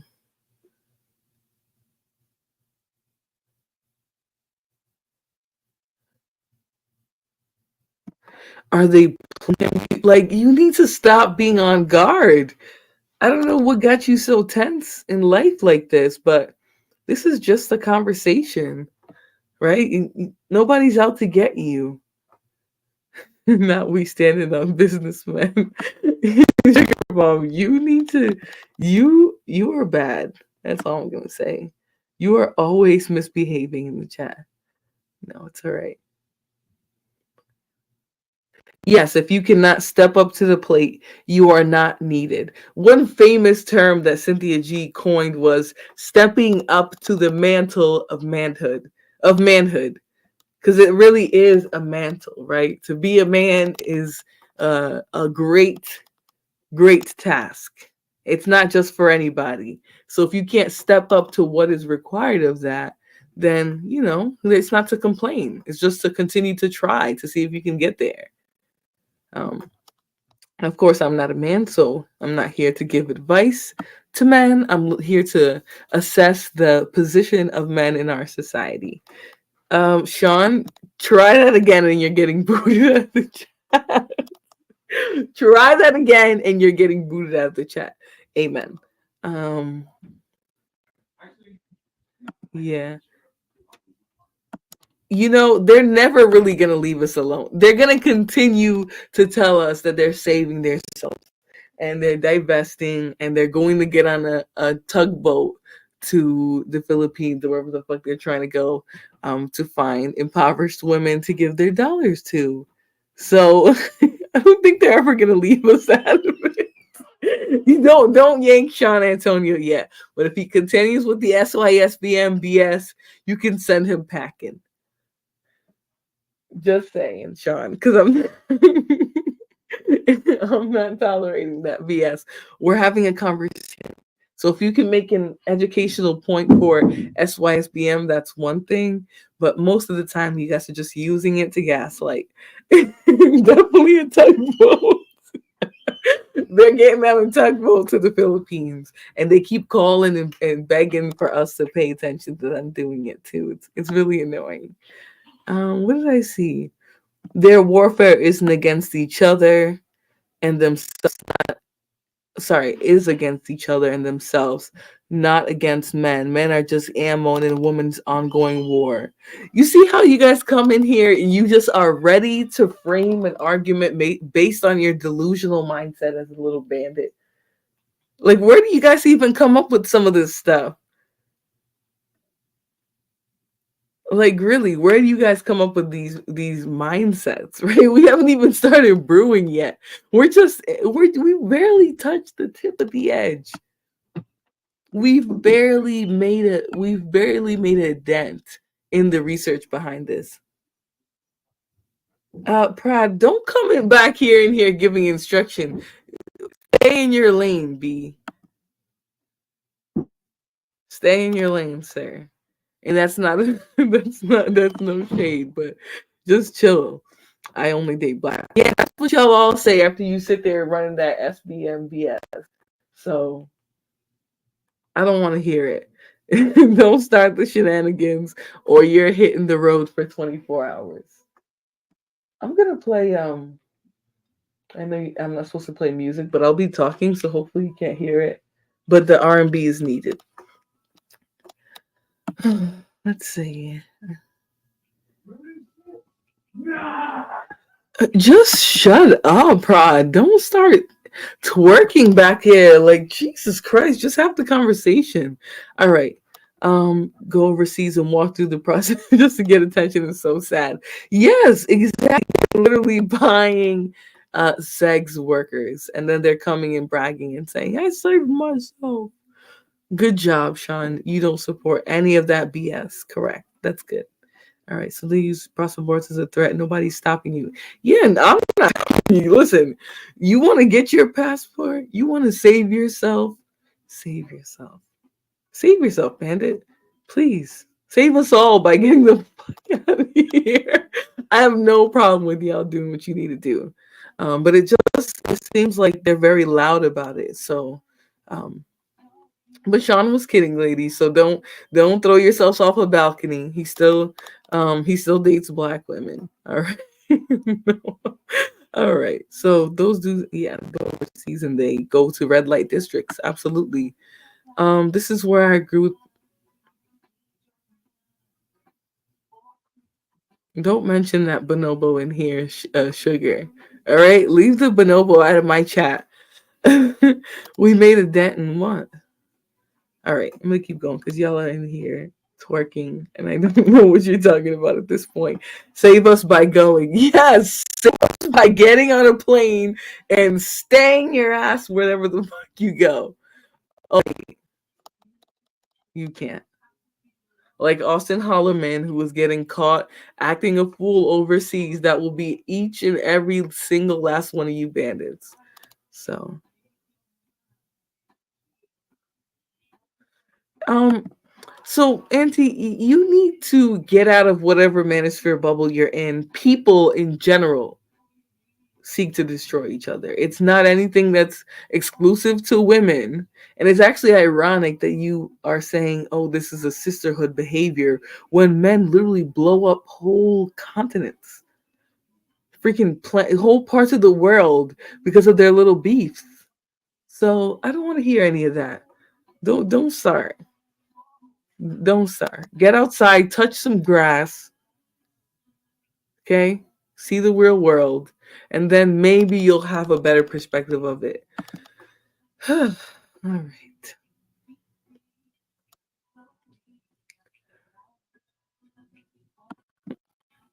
Hey, Terrence. What is Hey, up? can you hear me okay? Yes, I can hear you now. Perfect, perfect. I'm I'm in the car with my headset in right now, so I'm not gonna be able to get into the chat. But I like talking about this topic as it relates to men and women. So if there's anything that pops up, let me know. Maybe I can just share my perspective on it. Sure, and if you have anything to say, just feel free to jump right in. I'm just reading comments for now to see where everyone's mind is at. But I have more articles and more stuff to share, so there'll be more time for that. All right, so all they're doing is creating broken. Yeah, I think yes, because specifically they're leaving where they come from and going somewhere else in the hopes that that'll be like a fix all. And a lot of the times the cultural differences, it's not really a fix all, right? It's usually a lot more stringent or a lot different than where they grew up. It doesn't tend to work out. It can work out, right? That's where 90 Day Fiance became very popular, was those instances where those couples did go above and beyond to be with each other, being from such contrasting cultures. So um, besides being really stupid, I don't think the whole SYSBM thing is very smart in general. You're just setting yourself up for trials and tribulations, especially coming from different cultures. All right, so black men, the last group on y'all are hilarious. The last group on Earth that need to be talking about destroying each other. Just this one out. You know what's funny? Yeah, I'm just gonna leave that there. So are you saying I have resting bitch face? That sounds like what you're saying, Prod. You should say it with your chest instead of the chat. Because that's very mean. That's just me. So you're saying I permanently look mean. Okay. All right. So grown men were literally rating. Yeah. I saw some of that. I did fall asleep pretty early yesterday. I'm not going to lie. I'm an old lady. I need my sleep. But I did see some of that. And like just the whole thing is ridiculous, right? Attempting to even hold men accountable or, even gaslight them into thinking you're not being super disrespectful and crossing lines. Right? But yeah, let me get into the rest of this video and then we'll get into the next article.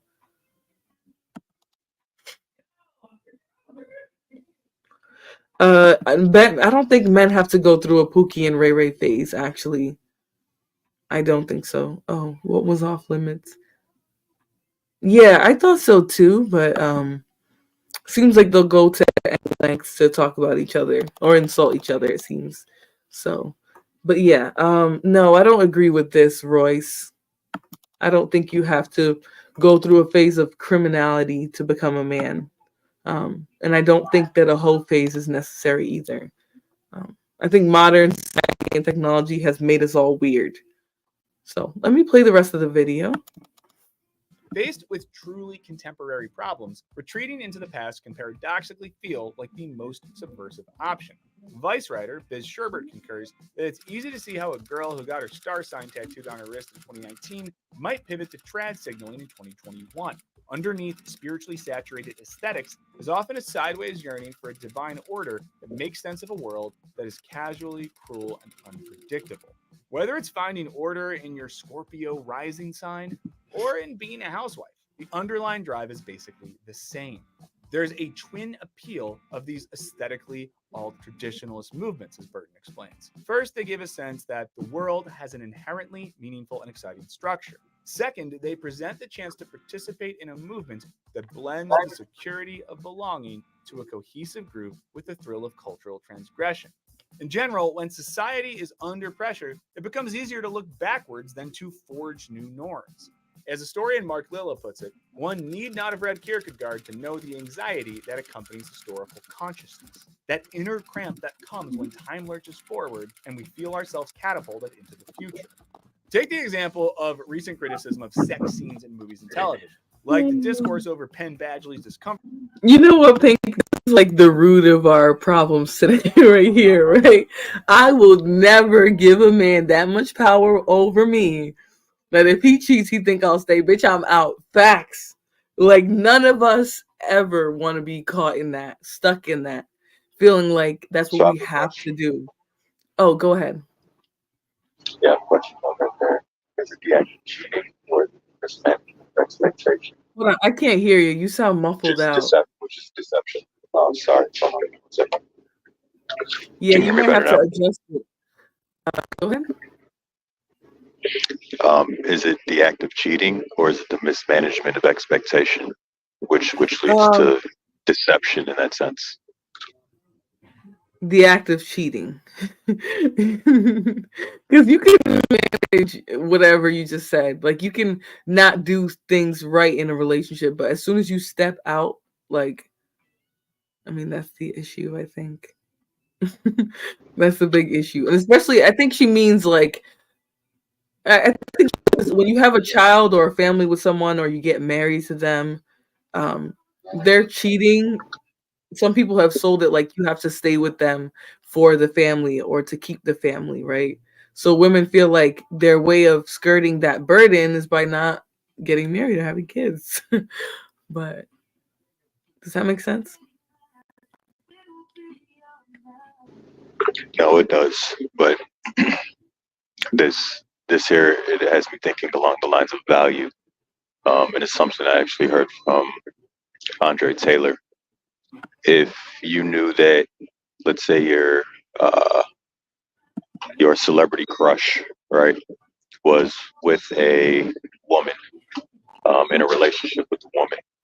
Within a relationship with a woman, would you take an opportunity to sleep with him or be with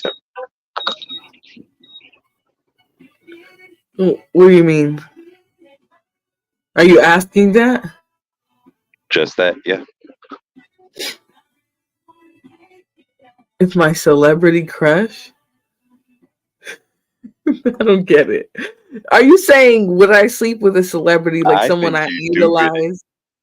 Okay, I think I Correct. do, but I don't. Or okay, so that depends on the nature of their relationship, right? Is it open? Because if I'm single, then I mean, why not? But at the same time, if it's like a married couple, then probably not. I would say. Um, but if it was just a relationship and they were both like, I don't care, I would be like, oh, all right, that's my celebrity crush. I don't know. Maybe I answered too much now, So but no. But I think it's really driving home a point. Um, it's the value that's put on the man that you're with rather than the act of cheating itself. I don't know if I Is that agree a with fair that. assessment? I see what you're saying, but I don't know if I agree with that. Because I think a celebrity crush is a unique thing. I don't think a lot of people are gonna get that chance for the most part, just because the person we idealize as a celebrity is usually far removed from the parts of them that we idealize. Um, So what you're suggesting here is that the celebrity is more unique than the man you see yourself with for the rest of your life. Then the average woman sees herself with the rest of their life. Yes, I think that celebrity male, most regular women aren't gonna get that opportunity. Okay. That makes sense. Are you at a racetrack? That's what it sounds like. All right. Let's see. So Auntie wrote something about who, I don't know. I feel like men have too much of a bravado complex, I think. I don't know. When it comes to certain parts, like the ones that think women are against men. Women have a tough enough time with other women. No, women have a tough enough time with society. You can't try to, like, that's a typical man thing too, right? To try to pit women against each other by saying, "Oh, the world is so hard on you guys," and then even amongst each other as women, all you do is fight. No, there's bitchy men. There's men who fight just as much. The trouble, the issues you can have come from both sides, because as men and women, we both kind of participate in society the same way now, right? There's been an abolishment of those gender roles, especially in the workforce. So I don't think it's a women fighting each other. It's not like that anymore if it was at any point.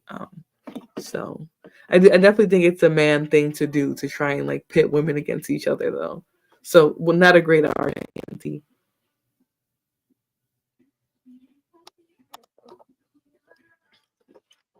All right.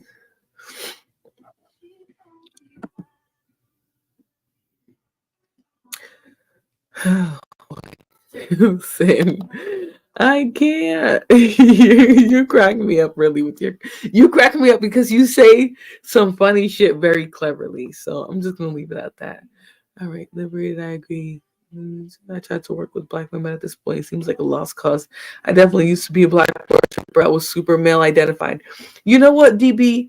You're not the only one. I think a lot of women, even in our, if you're a millennial, I would say our group, um, a lot of us were taught that. We were shown it in media, in entertainment, we were kind of fed this idea of how we should idealize men, and especially the men of our own racial group. So I don't think you're wrong at all for, coming to the realization that you shouldn't. Because excuse me, I do think it's a natural part of the progression of a person to evolve from who you thought you would be as a kid to who you actually are presenting as an adult. So if you get to adulthood and you start to realize that that dream perfect black man that who sees the world you do doesn't exist, then it just is what it is, right? You're gonna have to find whoever it is who you relate to, who you see the world or similar to, right? That's unfortunately something we're seeing today, is that you can't even be race based in the way you move in the world. So just open up a panel and see what women will do to each other. Open up a panel of men and see what they'll do to each other, especially in this space. You guys decimate each other, literally. Like, you guys slander each other's characters. You make accusations of crimes against each other. Like, this is not a gender-based thing. I just don't think it's smart of men, especially men in this space, to try to get an argument that the problem is the women and how we're fighting with each other. Like, the way men fight with you, especially having been involved in some of the stuff you've been involved in lately. Like, you guys literally threaten to end each other. Like, we don't do that. The worst we will do is crack up at somebody's wig or their ashy lips. Men will literally make threats to, like, delete each other. Literally, like DB saying in the chat. It's very different. So I don't necessarily know that you're being genuine with that. But okay, so let's watch the rest of the video, and then I'll get into the rest of my article. Comfort with them, or whether an explicit scene in the show Swarm was necessary. When faced with the complexities of sex, work, and media, as well as Hollywood's history of mistreating actors in sex scenes, the simplest answer could reasonably seem to be, maybe it's just too complicated. Let's go back in time. But the reactive desire to limit sex scenes could have unintended consequences, like the censoring of queer representation, or even the return of something like an audience-enforced version of the old-school Hays Code. The code banned perversion in movies. So anyways, I'm going to leave that there in terms of that video, because I don't think it's necessarily relevant. Give me 1 second. I'm going to go back to my presentation screen.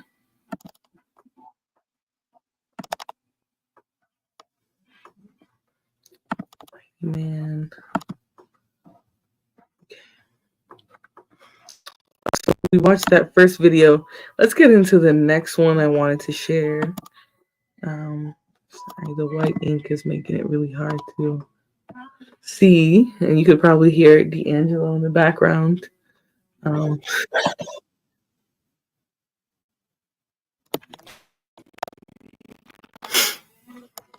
Public interview recently in front of, I don't know, a few hundred people. And I was making this very point about STEM, about how it's great that we've expanded now girls' access to STEM education for the girls who want to become scientists, and that's awesome. However, there are a lot of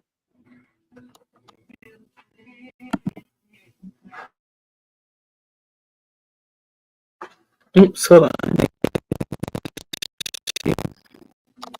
Oh, we got too many, too high of a... girls who don't want to do that. And then these two sort of uber feminist young people, these women started to boo me. And I turn around and I'm like, be quiet. Who are you doing? What do you think you're doing? What is controversial about what I just said? That not all women want to go into STEM. It's a fact. Deal with it. And by the way, you're all of about like 14. So go and live a little bit before you come back and boo somebody like me who's actually been out there. Right. So I didn't say that last part, but I thought it. But my point is, it's not controversial to say that a lot of women don't want to go into STEM. Hell no. I went to curriculum last night for my son, my 7th grader, and we went in a math class. And truly, I was like, is anyone else hot? It's hot. I was breaking out in hives just looking at the shit he's doing, Ben. Like, I don't want to do math and I don't want to do science. And that's me. That's fine. I would have been freaked out if I had a school that kept shoving me into STEM. Yeah, again, this idea that if there is a disparity, that therefore there has been discrimination, that if women choose to take more time off from the workforce to take care of kids than men do on average, which is true, or that women tend to do different majors than men, which is true, or that women prefer certain types of jobs to others. Like, you don't see a lot of women who are dreaming at age 12 of working on an oil derrick. This tends to be something that dudes tend to want to do, like picking up heavy machinery and using it like that. That tends to be sort of a male characteristic. And it's true, by the way, in primates, right? If you look at primate studies, what you will see is that from very like baby ages, young primate males will turn everything into a weapon or a machine, and young primate females will turn everything into a baby as a generality. That, again, I'm just wondering, what's wrong with that? Like, seriously, what's the problem? Why is it suddenly an act of good to obliterate this and pretend that this is just some sort of cultural overhang that is promoted by patriarchal men, as opposed to maybe men and women are different, and maybe that's one of the great beauties of life, and pretending that everybody's an interchangeable androgynous widget makes life significantly worse for men and women. I keep saying it over and over, and I'll keep saying it. There is no data suggesting that women today are happier on average than women were in 1975 or 1965. The average, in fact, suggests. How often do men use women as a tool in their wars? Have y'all never heard of the woman who goes to set up a dude?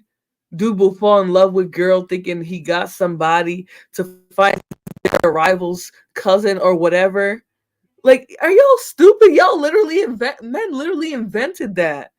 They invented creating women who are used as weapons against other men. Like, what are we talking about at this point? Hey, Auntie, can you unpack that last question you had? It was something along the lines of men positioning themselves to become victims in women wars, something along those lines. Can you unpack that a little bit more? What do you mean by that? Oh, Auntie, you've been saying just about anything, honestly. Let me see here. All right, so Auntie, are you crazy? Exactly, DB. Honestly, when he typed that, the first thing that came into my mind was how women are used against each other, against other men in gangs all the time. Actually, as a criminology major, that was a very big thing to study, was gang warfare and how they play these politic games and how they war against each other in the dirtiest ways. They will go low down. They will go far to get back at each other, and it's a very sophisticated way of going at each other, right? Even though they're criminal organizations and there's nothing sophisticated about that. The way they function, their hierarchies were actually very sophisticated. They would often use women. Freudian slip of what? Do y'all know who Freud is? Do you know who Sigmund Freud is? Because y'all just be saying anything. I swear y'all don't even know who he is.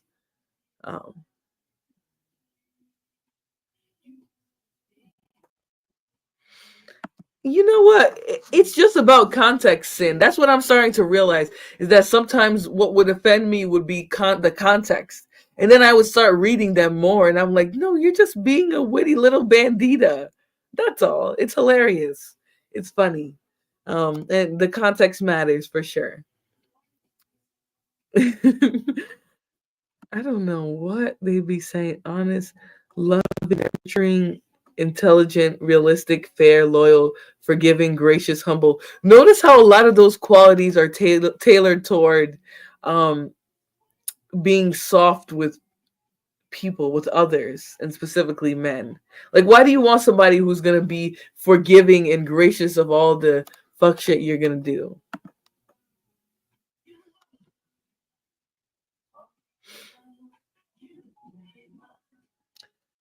I don't know what you're talking about. Again, I think you've come in here with the same mindset as Prod. Men that think differently are stupid. No, actually, you guys really do think you sound different, but you guys sound like every bandit that came before you. Seriously, not trying to be mean here, but it's a statistical fact. No, not statistical. I'm just saying shit at this point. But no, honestly, a lot of what you're saying has already been said. So you can't even try to say that it's a different perspective. It's not. It's what a lot of men have said. So, I mean, stop adding sauce to my comments. How am I adding sauce? That's what you said, Prod. That's what you said. And you're on the panel. If you have something to say, you could unmute yourself and say it. Say it with your chest. Anyways. Hey, Brownie. How are you? How are you doing? I loved your Halloween costume. I was literally loving it. I was getting life from it. Um, these men that cry about the sisterhood, but we're at war with each other. Yeah, okay. Exactly. They're always trying to war with women or start wars among women, but somehow they're the peaceful ones and we're the ones just battling with each other and in a never-ending war.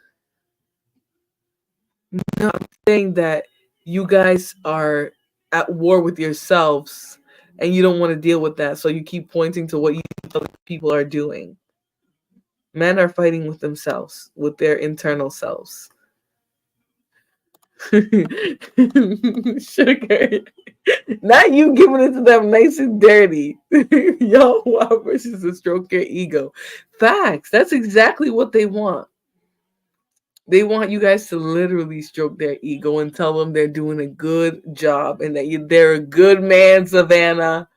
They're a good man. That's what they want us to say, is just take the bare minimum and praise them for even trying. And it just seems weird, right? Instead of living up to that great standard that you want to set for men, you guys want people to lower their own standards. It's a little weird. I'll leave it at that, though.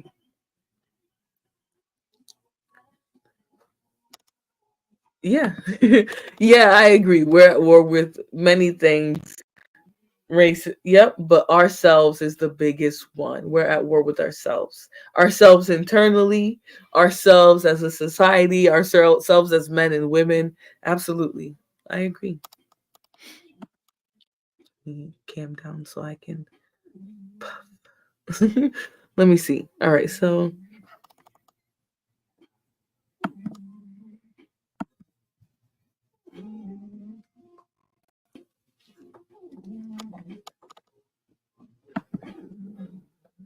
all right. So I'm not like other guys, girls syndrome. Yeah, I think a lot of people want to make disclaimers for themselves. But we're not that different from each other. What do you mean? What did I disagree with? That's a good man, Savannah. Yes. Yes. I want us to praise the most bare minimum of men. And it's very tiring, I would say. All right. Let me continue the video. Precisely the reverse, that women tend to be a little bit unhappier than they were. Well, is that because the workplace is significantly more discriminatory? Or is that because we may have given away a few things in the process of gaining a few things? And maybe there's a happy medium where women are allowed to work whatever jobs they want to work. And also there's still traditional males who want to marry them and have babies with them and still see themselves in a protective role vis-a-vis their families. If you're like me, you're growing more and more concerned about the future. The market is all over the place. Inflation is at its highest level in 40 years. Interest rates are skyrocketing and they're not done yet.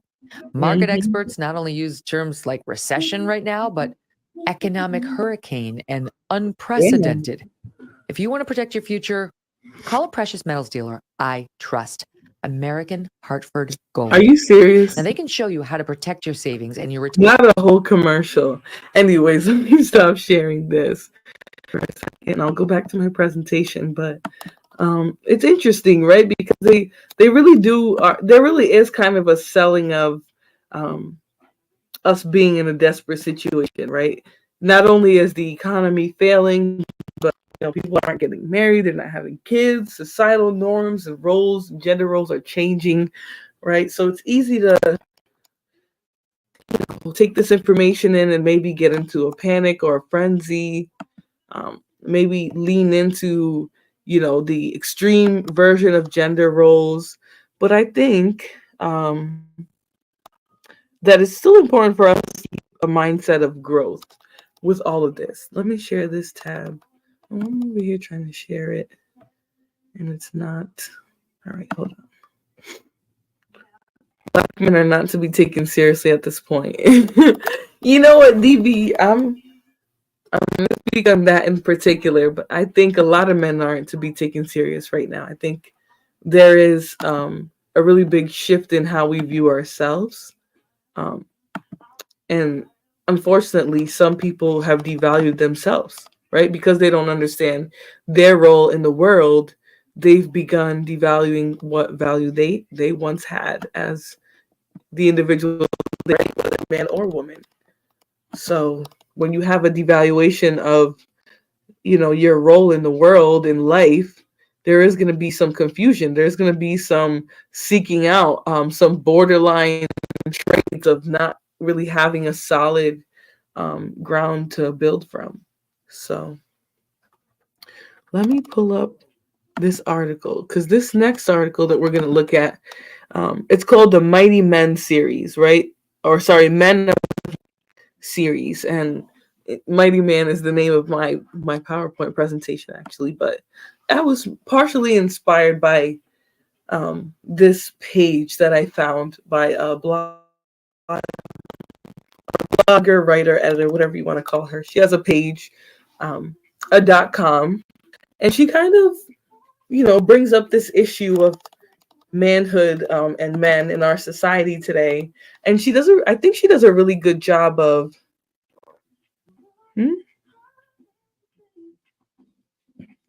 What do you mean, Pasta? I see my voice coming through pretty loud and clear.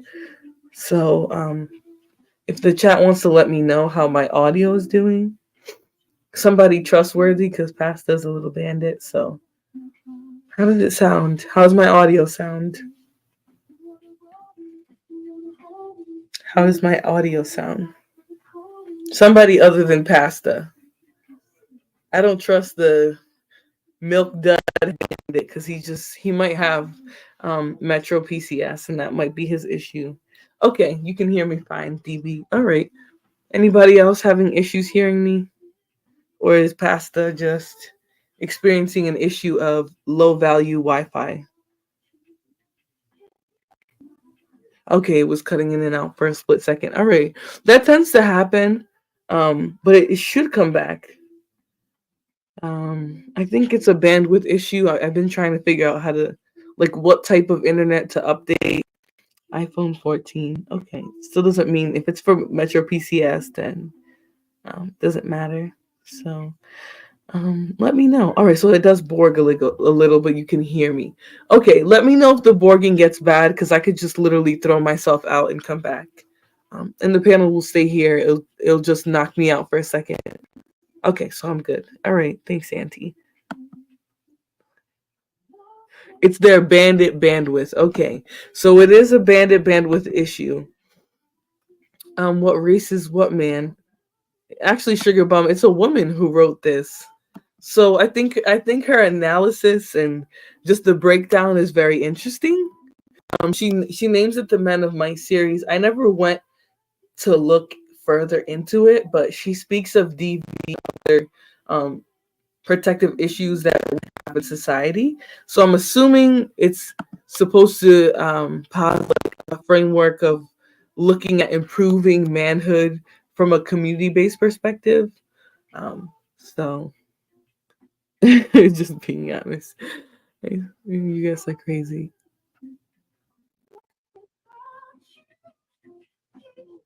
Yeah. I was actually just watching that. I forget who was covering it, but I was actually just reading about that one. The dude is super dusty. He actually resembles a Naker in some senses. So even though he's a white man. Okay. All right. Let me continue. So this Men of Might series that she puts together really does a good breakdown of men and their role in society. I think she does a good job of not being presenting bias. At least I think. Y'all let me know what you think as we read through it. But yeah. All right, let me continue. So Men of Might series. Men should be protectors of the family, not hunters of the family. So again, she's coming at this from a DV perspective, right? Of trying to improve men from a community-based perspective, of trying to change the view around their importance and their role in society, right? Instead of making men seem obsolete or whatever, she's taking on the idea that they're important, they're fathers, they're protectors, they're providers, that's their role as men in society, and applying it to a community-based approach, right? So let's see. In our Men of Might series, the focus is to discover some key points about men and their role in family, society, and that they are the key to changing abuse. Through the weeks, we'll discuss how men have significant roles in being the provider, protector, and leader in the family. Leadership is the way to break the cycle of abuse because the clear fact is men abuse women, children, and other men. Leadership is a way to have that man-to-man conversation about abuse, keep the focus of abuse on the person inflicting the abuse and not the victim. And finally, the discussion we need as a society to help our boys to become of men of Christ.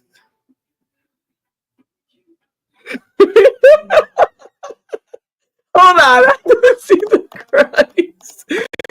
It's not surprising that this is a religious document, but I promise you, I did not see the Christ because I would not have clicked.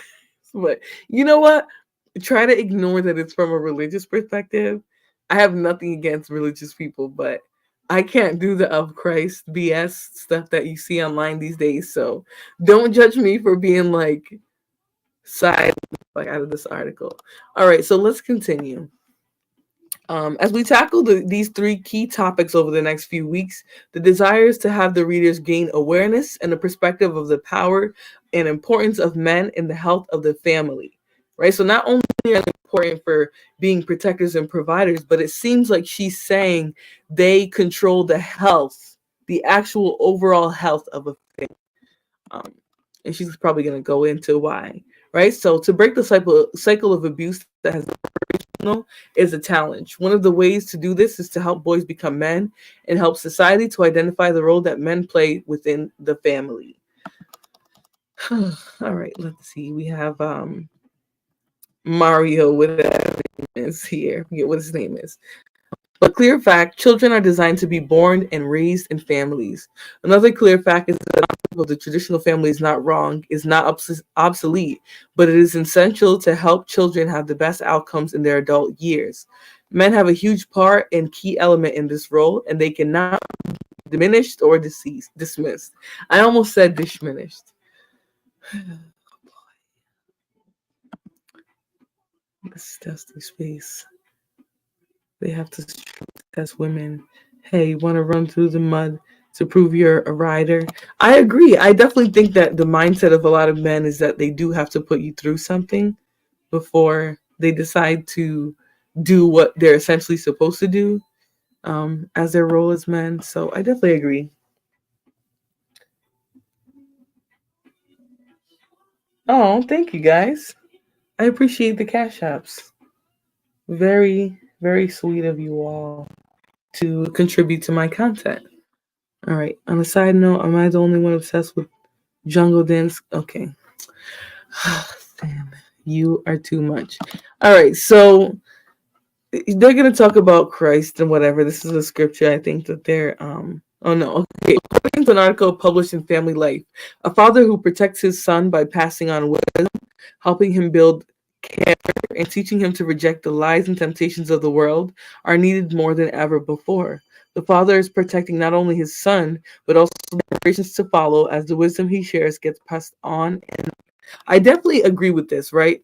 Even though they're coming at it from a religious perspective, I think that the men are responsible for passing on the habits to their sons and to the men that they're going to raise, or to the boys that they're going to raise into men when they have them sons. I definitely think that's a huge burden and responsibility that men have.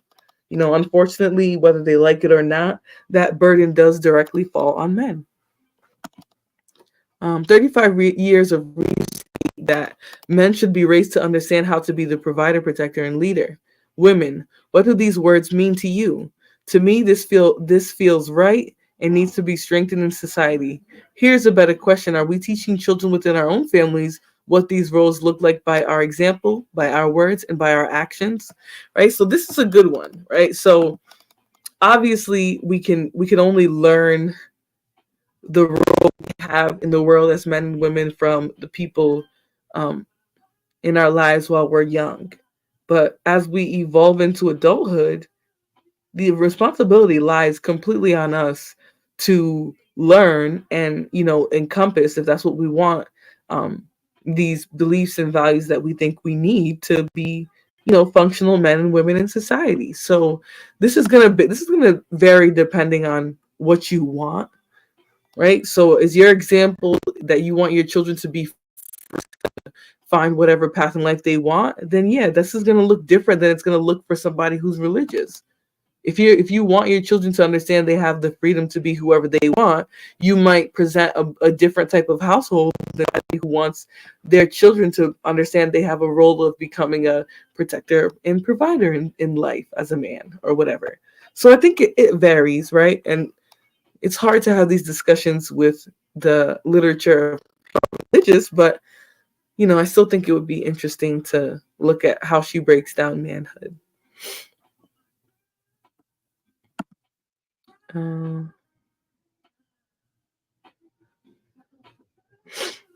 Yeah, exactly. Because if they feel the need to do that in the first place, then they're coming from a warped perspective in the first. Like they have something wrong already.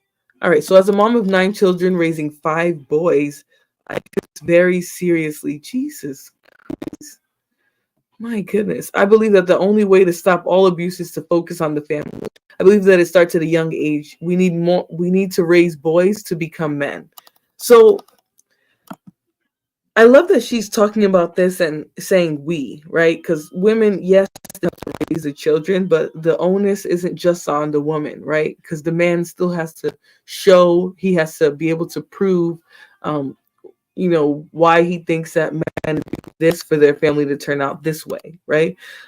So I definitely agree with that. Let me see. Hold on.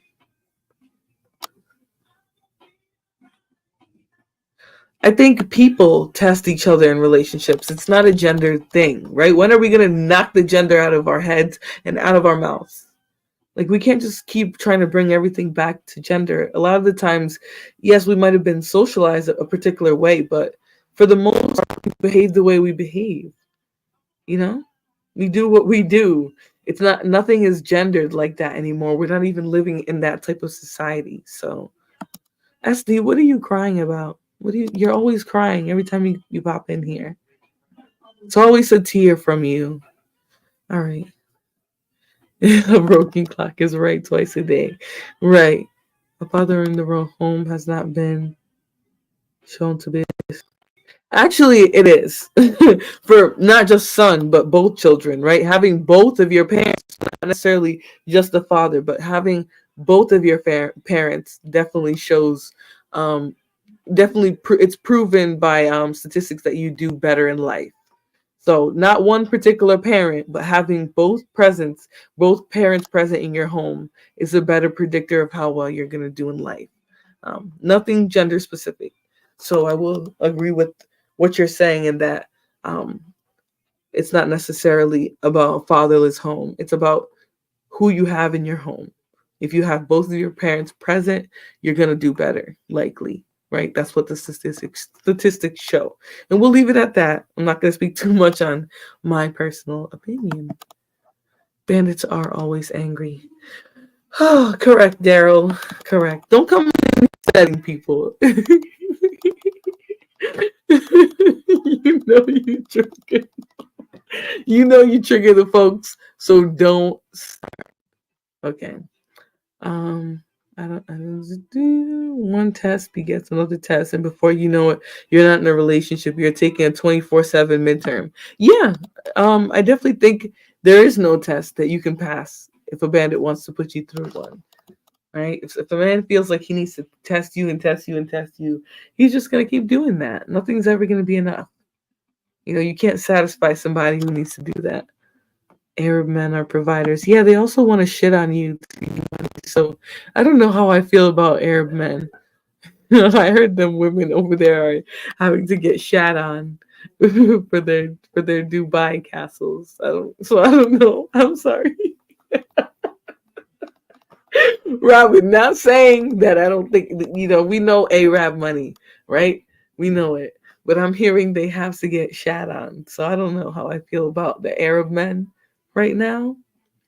I don't know. I don't know how I feel about that. All right.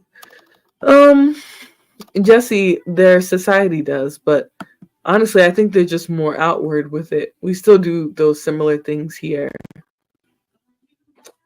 Maybe we don't behead, but you definitely see a lot of violence towards women from the men in their families, men, from men they're in romantic relationships with, from strange men.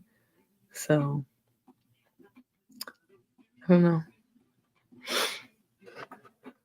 I don't think they treat anyone worse. I think they're just more outward in whatever way they're doing it.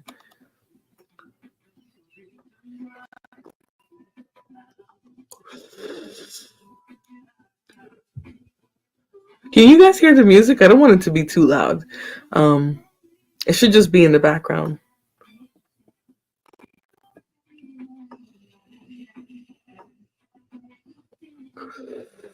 Yeah, I don't think you should be looking for anything you don't want to see. That I think if you want to just be oblivious and dumb, you should just be that, right? Why precipitate the disappointment? No, I know what you mean, Jesse. You're talking about Arab men. I agree. I think they're outwardly more. They treat women worse outwardly, but I think they're not that different than other groups of men. Okay, let's see. So, oopsies, 1 second. To sneeze.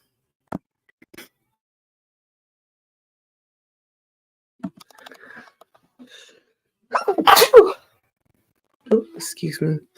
Oops. I definitely meant to mute, but I just turned my camera off. That's the important part. All right, so men of might point one provider. So what does it mean to teach boys, teens, and men to become oops, it looks like I cut off a little bit. Oops. All right, so what does it mean to boys, teens, and men to become the provider? It means to teach them that they have a responsibility to think about others, their family, that they have needs.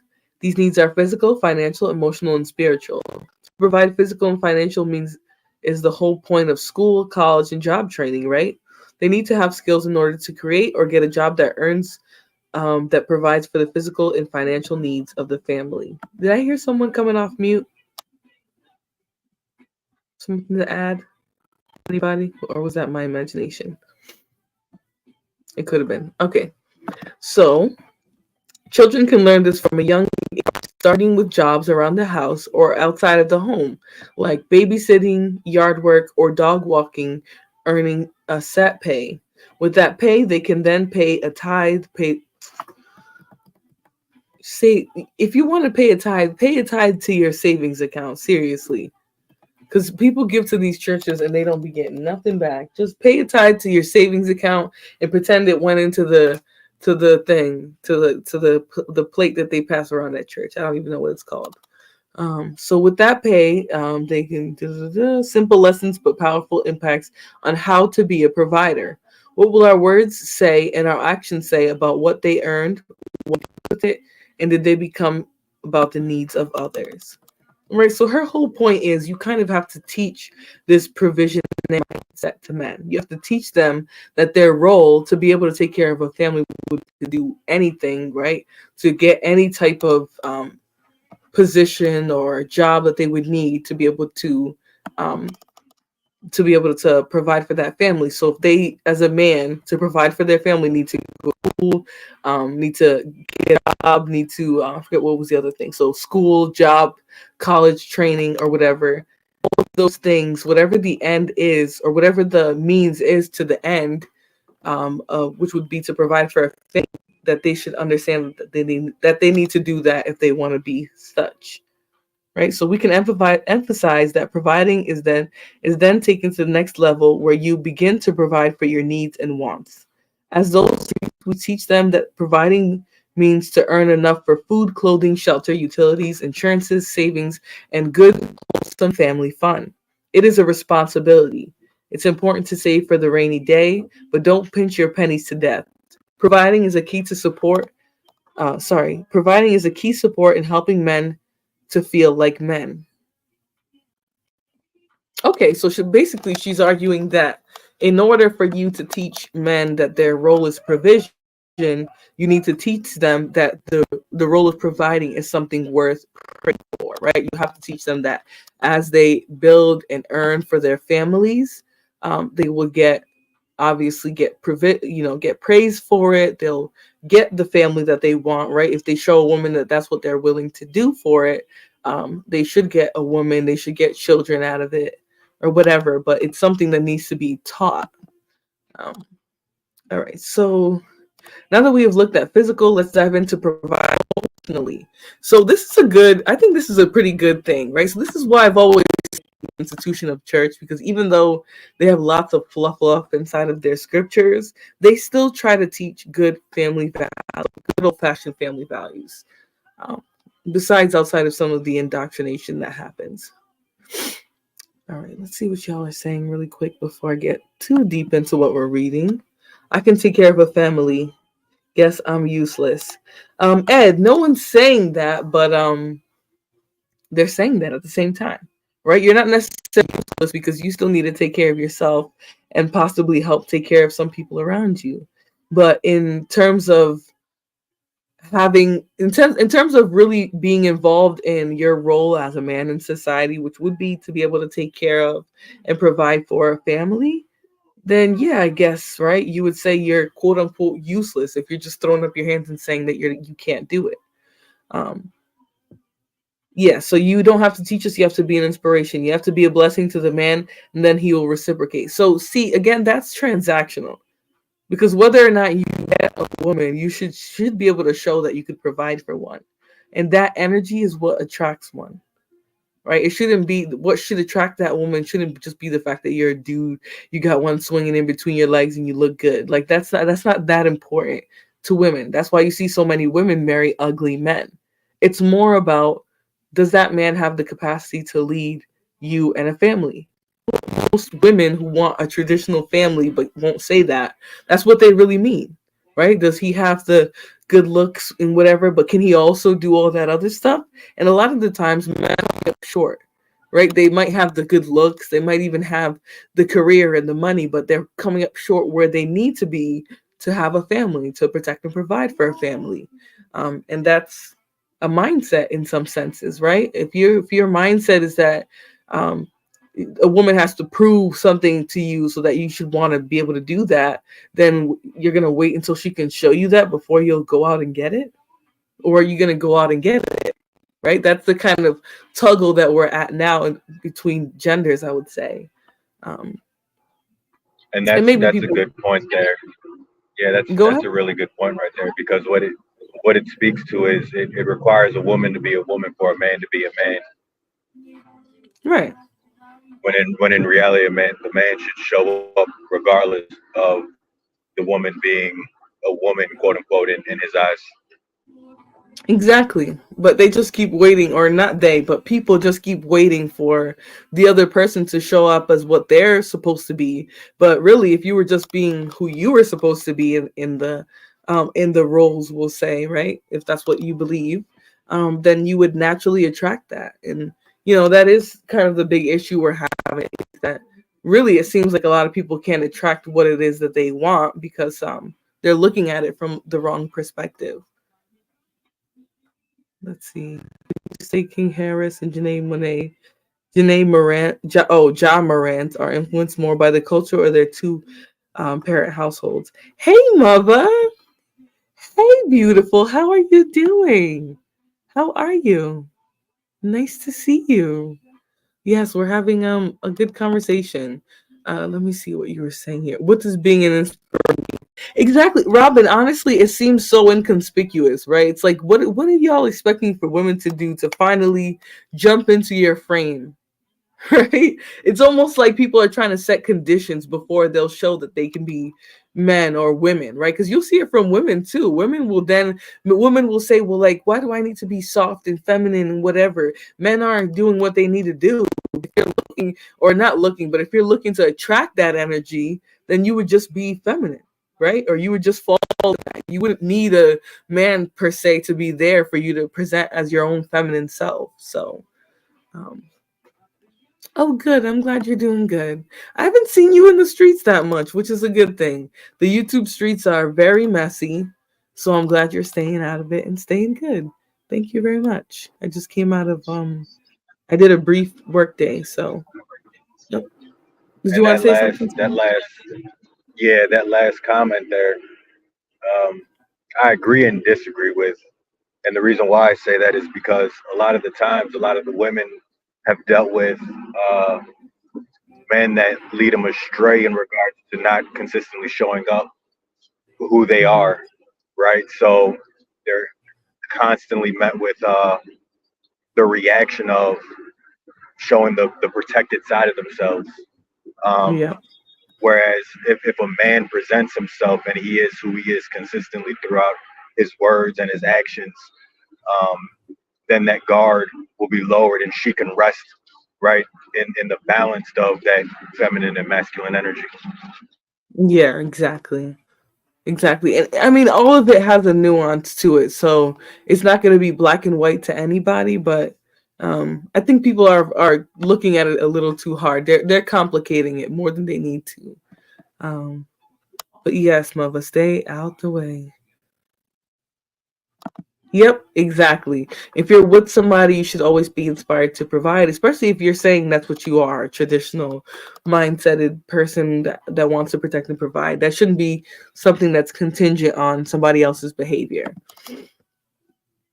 Yeah, I think we're getting the gist here, right? It's nobody should have to inspire you to what you naturally say you present to the world as, right? You should just be that.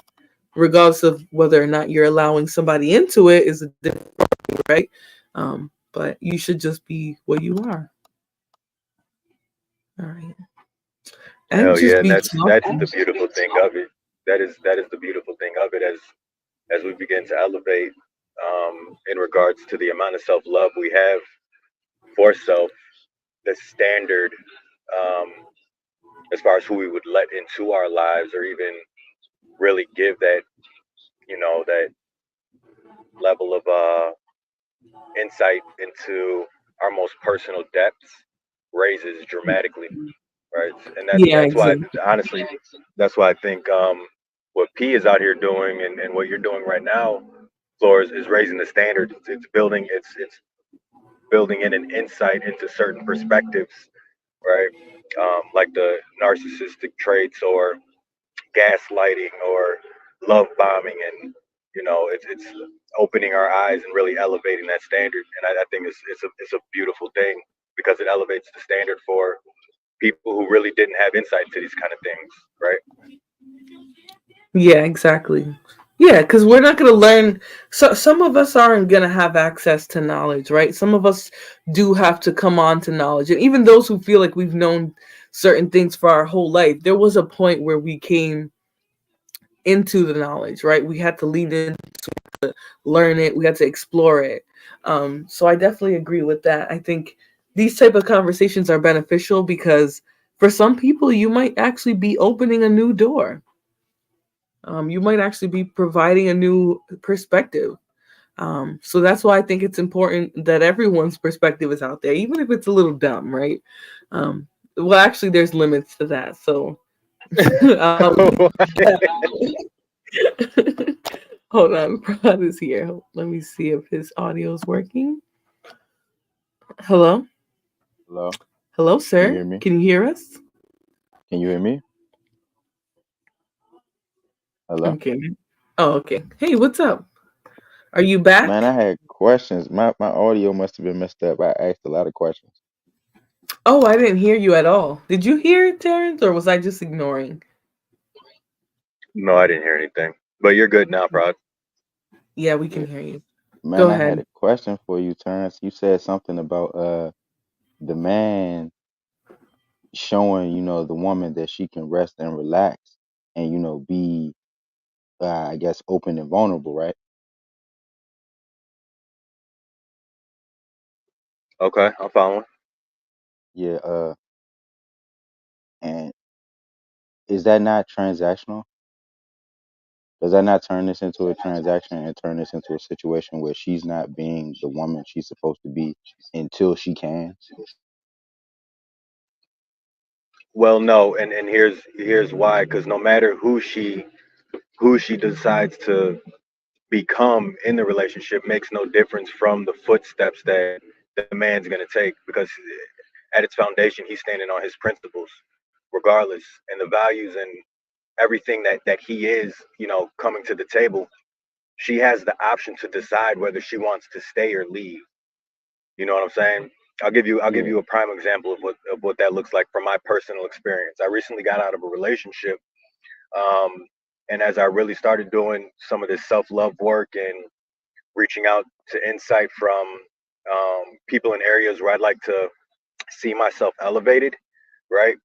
At one Hmm. point, it was like, get out of my house, da da this, da da that. But then it's like, how irresponsible of me, um, to act in that light, right? And it's irresponsible because she may have um, traumas and things like that that I may not have, that I didn't see at the time, right? And because I didn't see that at the time, it led me to a place to really double down on that trauma that was being held on to, right? And that's heartless, cold-hearted, and all of the different words that a lot of these women are speaking to today, right? But then as I started to realize, it's like I'm going to continue to be who I am and love myself even more, because the more I love myself, even greater can I love somebody else, right? And as I continue to develop and grow, if I develop and grow into a person she doesn't want to be with, that covering, the covering that I provided, right, is always going to be there up until the day she decides to go, right? And that Hmm. ended up happening. But that doesn't take away from the man that I am, nor does it take away from the woman that she is, because it's not transactional. I'm going to show up. I'm going to show up as I am, who I am, in any situation, no matter what. It's not contingent on who she is. Now, to break that down a little bit further, um, if it's a life and death situation, right, and there's a physical altercation, right, that doesn't mean, strike a woman. You can hold her and calm down, and then find a way to get the hell up out of there, right? But not to strike um, any woman in any sense, because there is a lot of trauma. There's a lot of uh, hurt that's going on, and certain things trigger, right, certain reactions to the point where, as a man, it's like, yo, where the hell did that come from, right? And it's likely, Hmm. from a personal perspective, in that relationship we did anything wrong, but something triggered a thought which is causing that reaction in her, and it's projecting onto you. And that's where we really show up and lead. That's where we stand our 10 toes down, and reinforce that love, like, this is who I am, um, what I'm doing, so on and so, without saying it obviously, but just through action, right? um, Hmm. and just be there emotionally, man. But it really requires an internal focal point, and having that empathy and sympathy for her without expecting that in return. I rambled on a little bit, but that's the best way I can break that down. So for me to have more clarity, Oh God, who come on, who transgressed? Hold on, don't do that to me, Flora, because I'm hearing him and I think I know what he's trying to say, but I need to know in just a general sense who transgressed before things stopped. What who was like who did something that needed things to stop? When it boils down to it, I'm always looking at the man. I know. I'm That's why looking I'm at the man. asking you If the specifically. I'm asking Yeah, you and that's what what I'm saying. actually happened, not It, just your manhood opinion. in my relationship, In this specific situation, because you said something about like you don't want to be, a butthole towards her, telling her to get out and not providing the covering because you as a man will come with that covering regardless, right? right? Which okay, I get it. I kind of understand your viewpoint on things. So I already know you would blame everything on yourself as a man because you would take on the responsibility of that, and that's cool. But for a general understanding, who transgressed? You don't have to say what happened, but who transgressed? Was it the female or the male who transgressed? Okay. When you say who transgressed, what does transgressed mean? Like who did something that would even result in negative situations happening? Because you spoke on Oh man, traumas and triggers. yeah. Like, It so doesn't who even got have to triggered? necessarily be. Yeah, it doesn't even have to necessarily be one person or the other, right? I could be triggered, Uh-huh. she could be triggered. That makes no difference at all. But when a man's leading, he's managing those expectations, right? He's he's harnessed the ability to have foresight. Obviously, there's um, room for life, right? Where she may do something, I may do something, but at the end of it, how does it even need a response or a reaction? And if it does require a response, is it coming from a place that's elevating rather than degrading? And I think that answers your question, but I'm not sure.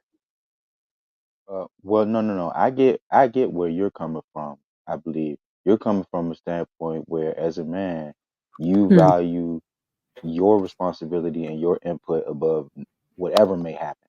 So essentially, no matter what that woman does, you're still going to blame yourself. So I get that, right? What I'm saying is for the general public, though, who's not that enlightened to understand where you're Oh coming from, God.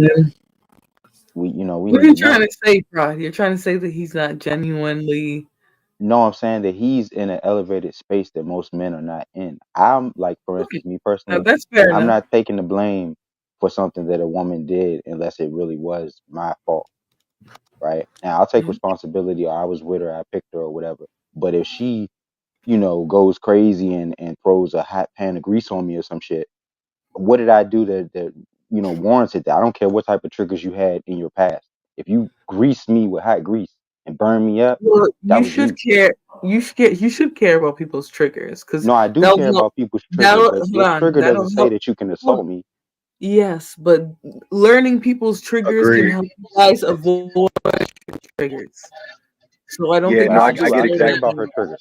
I care about her trigger. Prod, But if she does something yeah, too I get extreme, exactly where you're coming from, bro. you know, I couldn't predict that she was Yeah, gonna pick up a pan of grits and grits me. there are mental illnesses out here, right? And Yeah. Yeah, yeah. from from from what I'm learning, from what I'm learning, right? It does take discernment, it does take wisdom, and sometimes it is necessary to be like, you know how when you get real hot, right? You feel like your brain starts to tingle, your body tightens up, your breath, like, and all these things start to happen. Well, if you're feeling that, she's likely 10 times past that, right? So it does take discernment and the ability to just go in the other room and just sit down for a minute, right? Just Mhm. de-escalate the whole thing with time. You know what I'm saying? And because Yeah. right now isn't always the best time to have the conversation. Even this conversation here, it's an easy trigger, right? It's an easy trigger to get a reaction. So I think it does take Wait, hold wisdom and on, Terry. tonality. It's, Can you mhm. clarify what about the subject matter would trigger somebody? um, what do you mean? I Well, you think I said can it's help a her. good trigger. You said this subject is a trigger. How would this subject trigger somebody?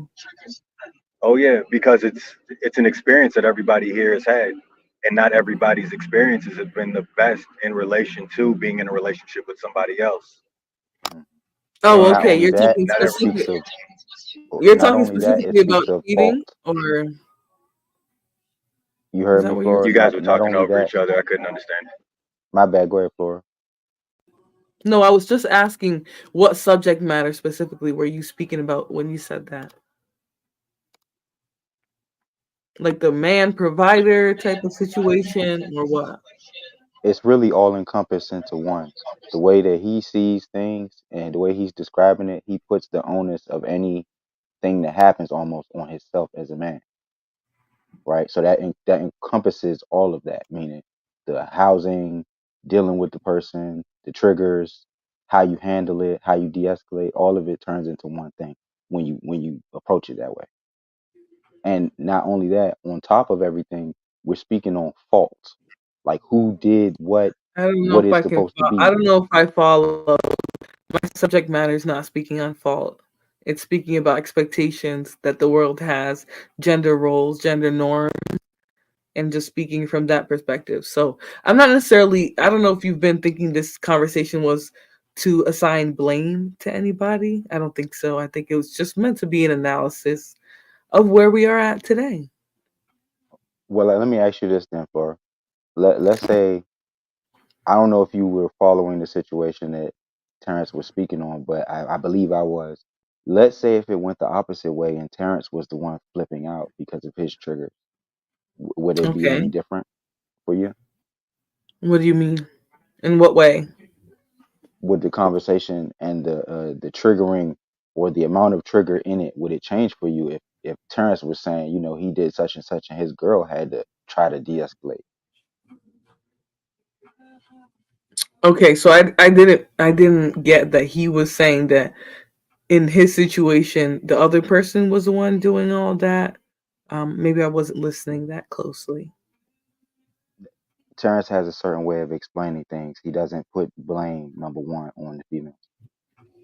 He puts it on himself. What's your point? Meaning that when he talks about certain stuff, you might be misunderstanding him based on that fact. That he's not really going to say, yeah, she was going What fucking about nuts. what about what he was saying? Okay, so what made you think that he was talking about someone going nuts? Because maybe Because he you thought guys were about having to speaking the put her same. out. Okay, get out of You my don't usually house. have to put a person out until they're doing something that's out of pocket. Maybe just someone, maybe a boundary was crossed, I would assume, right? And that boundary could be anything. So I don't necessarily know that that means the person was going crazy, but I know that means that person probably crossed the boundary, right? Like, let's say he was dealing with infidelity on the other person's part, then yeah, you might put that person out. But it doesn't necessarily mean that they were going postal or whatever you just said. I mean, Terrence He, can definitely come off the mute and clarify what he was speaking about if he wants to, but I don't know. Yeah, all I yeah, was go really ahead. saying is at the end of the day, anything that goes wrong or anything that occurs is 9 times out of 10 um, required in my eyes to be handled accordingly on the man's side, right? So if the relationship Mm-hmm. fails, it's the man's fault. If everything goes well, perfect. The relationship is working good. He's managing everything okay. If it comes to an absolute end and things are ending in and it's real toxic and crazy, that lands on him, right? Because it shows the inability to lead. You see, Terrence is immensely responsible. He's not like the average guy. I don't get it because I don't think that's okay. I'm just gonna leave that there. He wanted the blame to be placed on the person who caused the issue rather than it being the leader's fault. Yeah, I can see that. No, I just wanted to understand the situation from a normal aspect. I get it from his side, but if we go by just what he said, Well, he's going to put the blame on himself. hold on. I was trying to respond to this right here. He even mentioned restraining a woman if it gets physical. He's speaking from experience. I rather we don't make conclusions and just let him say experience if he is. Don't just conclude because you have to put pause on or take pause off of yourself from whoever you dealt with, that's what everyone is from. Just let people say what happened to them versus you making conclusions. Thank you. Amen. Um yeah, so you clearly dealt with crazy chicks, quote unquote. Don't project. Let's have a discussion. Do not project. Thank you. Um, I've never gotten to the point of hitting a man, but my mouth paint pictures like Picasso. Oh man, and it's funny to me. Yes, That's I even can. worse. You know, the messed up part is that I truly can relate. Yes, yes, yes. Maybe that's my most toxic trait. I'll say is that yeah, my mouth. Oh God, when I'm angry. No comment. I'm gonna leave But that no, there, Terrence, but I I can respect relate. what you were saying. I get where you're coming from. I believe.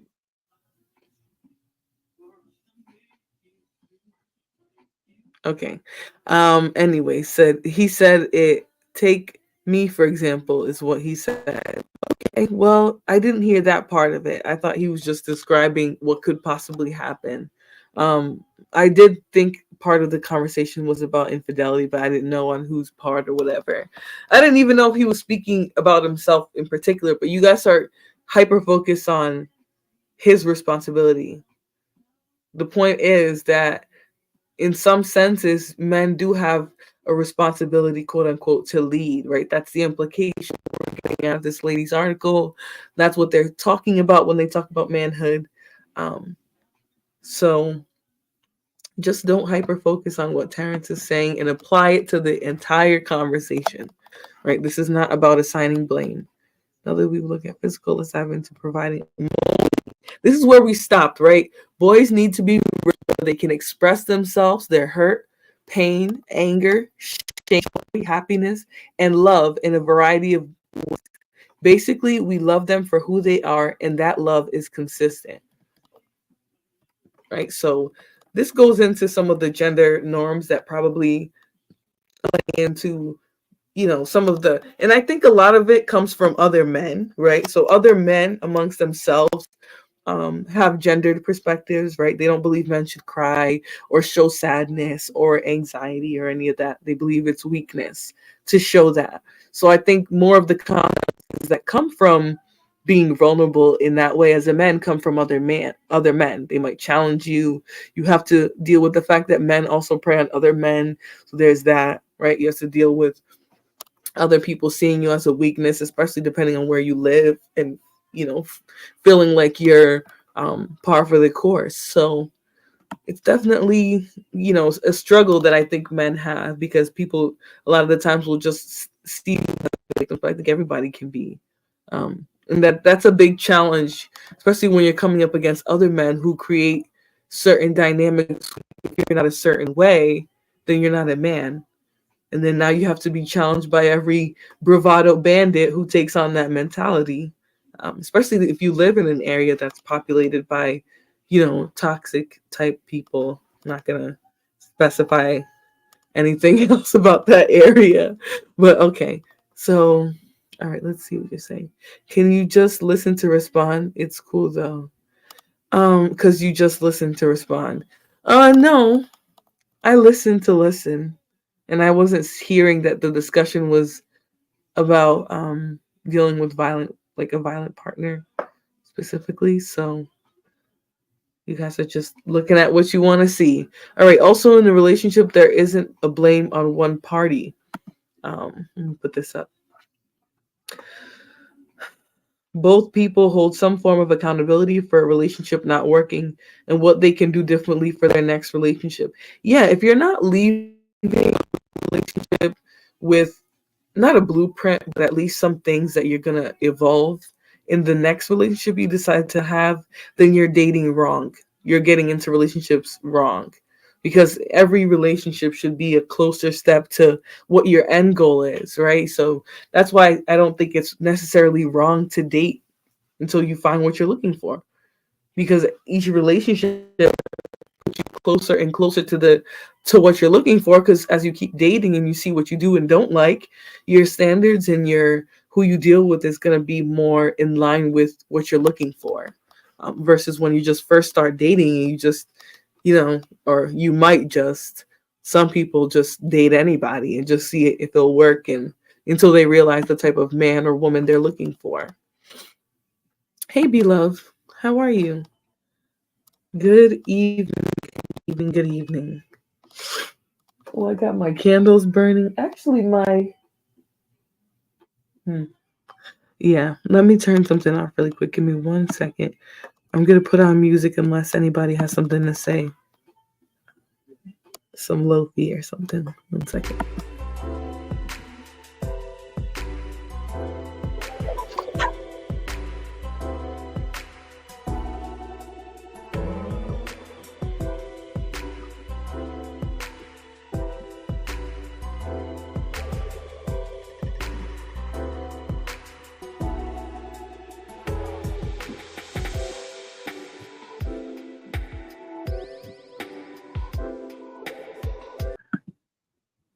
All right, thanks for your patience, guys. All right, let me jump back into the chat and this article so we can go over what men should be taught so that they can be good protectors and providers. Good day, Sharon. It's only 5 p.m. This winter, um, sun going down at 4 p.m. BS is really changing how much because it's only 5 and it feels like 10. But hello, welcome. All right, so let's read the rest of this. When I'm really angry, I actually shut all the way down. I'm a caddy to then it's mom. Yeah, and everyone has their way of dealing with conflict. So, all right, so raising boys to men that are mostly loved, valued, up to be responsible for it. But no, I still love you. Actions that are wrong or mistakes, the actions need to have consequences to learn lessons to not repeat. But that person does not have to be shamed. Shaming digs holes in worth and is destructive. Now, will we as parents do this perfectly? No, nor are we supposed to. But we are supposed to do. But what we are supposed to do is keep trying and getting better. Da, da, da. She's talking about parenting. Not my problem. Teaching children that there's more to life than themselves is key. Hey, Flo, Okay, is so chastising? I'm sorry. Say that again. I said, is chastising different than shaming? I think it's a form of shame because chastising is really like kind of verbally lashing on somebody for certain things that they do. So, that's a form of shaming. Okay. What do you think, though? And that wasn't just trying to tell you so you can shut up. What do you think? Oh, I think to me they sound about similar. It's just maybe at a different pace. Like you might do something wrong and your parents tell you not to, and they may remind you if you're in a position where you could do the same thing again. Like don't stay up all night just because I'm not coming in here to check on you right now. Don't stay up all night behind my back. Right? That's like chastising. But your bros and them might say, yeah, don't blow all your money this week that you made on one date so your girl can smile at you one time. Right? Don't make yourself broke. And people will be like, oh, you're shaming me. You're telling me what to do with my woman. Nah, It sounds that's like not what some that is. pocket watching is going on for sure. Not that it's wrong, right? Especially if you see a friend of yours consistently going over Budget. his budget, his cost of living to spend on a date, you should definitely advise somebody not to put that over their financial priorities. But it does sound like a bit of pocket watching. Not gonna lie. I mean, he gonna ask his friends for help, and we the friends. He asked you guys for money for dates? No, he's gonna ask her for money after he blows it on the date. See how that works? Wait, no, hold on. How do you know that where he's blowing the money is a date? Because we know his girlfriend and we know her proclivities. No. So yeah, on a date now he's asking you for money. It's because he blew the money on the date. It's because he Y'all believes be in jealous the as y'all rhetoric be of jealous today. as hell. You guys be jealous of your friends who are dating half of the time. That's what it seems like. I'm not gonna I'm lie. not mad at the dude for dating. I'm mad that you just went and spent $400 at one spot, and now you got Did to they borrow tell some you money that's from what me. they were doing? Hey man, you want to go to Roof Chris? You want to go to Maggiano's? You want to go to these nice ass restaurants? Because how much you spend there? So are you implying that men have to spend $400 if they want to take a woman out? I'm implying that some of these dudes believe that shit, and some of these Okay. women perpetuate it. They tell you, "Oh, I ain't going there," or a real man would take his woman to go do what she trying to do. It wouldn't be about the cost, right? Well, Now he out here that robbing has niggas more. to Hold get on. date money. That has more to do with men leading with their wallets, because I've gone on. I probably couldn't even count anymore at this point. I've gone on so many dates, and the ones that were the most meaningful had more to do with the person than the environment. Facts, facts. So, but I'm saying But like where does this for if the person you're trying to date is worried more about the location and the money you spend, then I mean, why are you dating them? because he's in love with her, she put that on him. So you're in put love that with cat on him. someone. You're in love with somebody's cat who is what do you call it? Is all over. No, sorry. You're worried about somebody's cat who cares more about your wallet and what you can provide to them. Let me ask you a question, right? Now, you said you went on dates, lots of expensive dates, but your best dates weren't about the expense, they were about the person, right? Well, not to say there wasn't no expense behind it, No, listen, but I'm I get just that. saying I'm it not saying that. wasn't about the Stop expense. stop It was thinking you know about what the I'm about to time say. with them. No, I'm Stop just thinking you saying. can figure out what I'm about to say, because you can't. I mean, Now, you're gonna say what I think you're saying, but go ahead. all right, so what do you think I'm about to say? No, say what you need to say because you said Nah, I if you can don't know what figure it you're gonna out, you say. got your psychic hat No, on. no, Tell you're me. good. Go ahead. If you Okay. don't want to articulate yourself, I'll move on. Now, I want to articulate myself, but you claim to be able to do it Okay, for me. so we'll move on then since you can't seem to get it. All right, so look, let me ask you this, right? You said all of those Okay. dates that were expensive you went on, right? But some of the best ones were the ones that were based on the No, person that's you was not with. specifically what I said. I said it wasn't necessarily about money. It was about the person. Because there were Okay, also dates that were trash because of the person. That was the okay. point I was Now, trying to make. did you stop dating other than that those good ones? Did you stop just to date those people, or did you keep dating throughout that week and throughout those months? What are you talking about? I'm saying, do you segregate yourself to only date one man at a time? Go ahead, say no. Be honest. What? Be honest. The smile on your face is too easy. Be No, honest. because why are you trying to ask me a personal question now? This is I'm not trying to get asking me personal. If you something don't want to do specific. it, don't do it. If I'm you don't not want to gonna do answer, it. don't answer. I'm not trying to get personal. I'm trying to make a point that these girls can have options of they got 17 dudes willing to spend 300. 17 though? No, 17? they got what I Yo, mean is just say possibility. They could plead go the in their fifth. DM. They could go in their DM and pick from any of these 50 dudes that say something to them every morning. No. No. No, no, You see what no, I'm no. saying? They could pick anyone. First of They want to all, go on a date. Boom. first of I'll all, take you to Ruth you Chris. shouldn't have 15 people in your DM because why are they Girls have able to more. inbox you? Flora, how Well, many people be in your I'm DM? telling you, those people who are just doing the numbers game, they're not doing shit. They're just trying to. The That's woman literally all. isn't doing the numbers game. She has that many offers. She has that many suitors trying to get You with think her because there's 10 people in her inbox that 10 of those people are legitimate options? on to go on a food date real quick and then never talk to them again? Yes. That's ridiculous. You're an Girls idiot. do it all the time. You know that the modern woman makes the same, like, we're wasting money. We don't need anybody to take us out to eat. Okay, well then let me ask you this, right? Why is it that a guy should pay if you don't I know you don't need their money, but why is it the norm that a guy should pay for the date if you make so much money? Hold up, let me see what my attorney is saying. Right, right. I don't think anything. I honestly think that somebody should want to do it because they want to do it. Stone Mountain, yeah, that sounds good too. No, I'm serious. Like that should be your desire is to want to take that woman out, want to romance her, want to get to Right, know right, her, right. date her. There So is you're the like there sixth should be one. nothing else to that. It You're shouldn't the be sixth because she person needs to you to pay romance a her this meal week. for her. But you shouldn't think of it like, oh, because she need to eat today, so that's why you got to go look for men.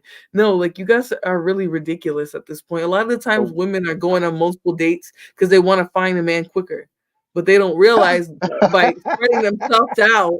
No, I'm not saying myself, but I'm saying I think some of them don't realize by spreading themselves out with these numerous, they're actually making it seem less exciting because you're doing it so often with so many different types of people, right? Especially if you're dating as frequently as women today, where they're going on dates every week or every weekend or every okay. couple of days, So he spent his depending on. check and she got four people to spend Why are that check. you pocket watching where that man spends his money?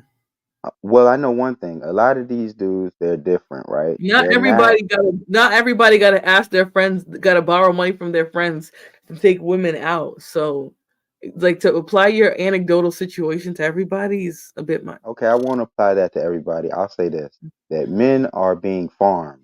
If she doesn't like you, Harmed? they're being farmed Harmed? sometimes, farmed for Men? money, and women are being farmed for sex. I guess since we gotta add that in there, right? But Rod, why you this gotta is come in this and the make the issue. conversation really dumb? Okay, well, this is the issue. Most women don't give it up to dudes they don't like, so they're winning. They're winning the farming. You shut up and take Rod with you and go to Maggiano's then. Like, Nah, ugh, you could take the girl, but she needs to be the type of girl who doesn't want to have 6 dudes take her every month, easy right? money And then she joints, letting you spend farmed. all your money. Yes, he said farmed. He's literally talking out of his ass right now. Are you serious, I don't Flo? know How if you you gonna be a mean like lawyer a and you don't channel. understand what I'm saying? You think I don't understand? I think you sound dumb. Is the I difference. think you're choosing to make me sound dumb in your mind. I'll let the chat decide what you sound like. The Feel chat free to can't hit the decide. cash You the app, lawyer. guys, for this extensive bandit teaching that I need to do. Guys, feel free to hit the cash app, support me for the You support content the and the channel. time that I spend with you guys. 3 hours and 8 minutes. We're at 3 hours and 8 minutes. I don't know where the time shows for you guys. Maybe down here, I think. But I mean, Prod, I just think you do everything from a man woman tit for tat like perspective. And it No, makes it no, no, hard no. to have a genuine conversation. I have a question for you then. Who do you think who do you think has an advantage in modern dating, men or women? No tit for tat, just facts. Who do you feel has the advantage the way that things work? Whoever presents to a relationship or whoever presents to a circumstance of meeting with the most healing, that's who has the advantage. And this is why female players should not be up here alone. They need someone to balance out their bias. Female players? Who's a Yes, female player? players like yourself, man. You I'm talking not a player. I'm not bull a crap. player. How You am I are. a player? I'm literally single. So what is a player? I ain't gonna ask you no personal question, man. I could cut that up Like though. you play dumb or ignore the context. Naf, go cry over there by the unfuckables, please. Don't come over here. Don't come over here to start playing victim. Have the conversation. You're literally open to say whatever you want. You can click the link. You can come up here and share your little dusty perspective. Don't cry in the chat. Don't do Man, it. easy money. Or You hit the said men cash have app. the advantage in dating, especially in a patriarchy. Men just have to show up and not be creeps and we win. Women have more requirements on them. You date Yep. you date women who do not know what to do with themselves. All you gotta do is show up and be a normal guy and they fucking you not dating the right type of girl. No, you're just an incel. Yeah, I should probably plead the fifth a little bit more, So Auntie. wait, all of these girls boning? Huh? All of these girls boning? They boning just No, because you a regular guy? but I still think if you find it so difficult to get a woman, then you might Wait, have. wait. I said I didn't say it was difficult to get a woman. I'm saying if she's boning you off the first date just because you're a normal guy, I'm sure you that's can it. find a Florida whore to do that for you. I don't So know. she fucking first night just because you came through easy money. I I'm don't think you sure dating the there right is a type of little women. bandita over there that'll do that. Maybe. Yeah, See so what that's I not mean? what you Calling looking a for woman in the out dating when she was game, fool. crying. No, actually, Naf, you're literally just crying. Oh, be love. Oh, you like this side of me? I'm being nice because the sun is Okay, still be not. love. That's what I'm saying. Be love on her shit. Truthful. And look, Robin M. I can manipulate a man to get whatever I want out of him. It's been proven. Money mouth, money mouth, money mouth. Like you hear me? So, Flora, what you saying? Oh God, are you guys following the bandit? Flora, what you saying? Are you saying that you think that women do not have the advantage in modern dating? Men have the advantage How? because of his comment. Because of Don't that y'all one say guy's all the comment? women? Don't y'all say the women are 304s? Don't y'all say all these women got kids? If you can't get action, that's on you, fam. No, I don't say that. Good point, Easy Money Jones. Good point. All What right, was a his lot of point? women are not. Shh. A lot of women are not willing to bone with a bandit because the risk is too great for her. Correct, no chaser. So that's why I said if your issue is getting somebody to bone you, perhaps the issue is within. Correct. Amen. And this is where you're Yes, taking things wrong on Kindle, purpose. that's what. Shh. The issue is the relationship, not getting her the bone. Shh. Kinfolk, why? You know what, Prod? You could literally give your point, but you just want to respond to everything that I'm reading. Just make your point, make your argument. My Can you argument do is that? that you're being disingenuous on purpose How am I when it being comes to men. disingenuous? Did I disagree with Because you? you just said men have the advantage when dating when women are the ones who make the choices in dating. Women make the choices based on what presents themselves to them. Most women. Some women will go out and seek a bandit, which I don't suggest any of you do that. Don't seek a bandit. Let the bandit seek you. And what I'm But saying is some even women good do guys feel get like played. they have to go out and seek. But for the most part, most of us are choosing from who wants us, who presents themselves to us. You hear that? Who presents themselves. So you walk around living your life without having to do anything different than So what you you want want me to to go do. out and say, "Oh, who wants me? Who wants my number? Oh, who want to get?" No, it's the Even that would nature prove of what the I'm saying. role. That everybody would say, yeah. They'd be like, oh shit, you look all right. Yeah, I'll take your number. That's ridiculous. You think so? Yeah. Can we do a little experiment? Can you just stop? How about that? Oh, okay. Okay. Thank All right, you. I'll stop. Thank you. Because I don't want to do any experiments. The fact of the matter still okay. The fact of the matter, you're a great Let me- lawyer for the people who are not innocent.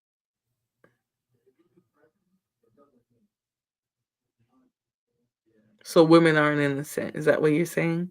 I'm in this specific thing we're talking about. No, women are not innocent. They are the Oh winners. my They have the God! most Shut control in up, dating. Ron.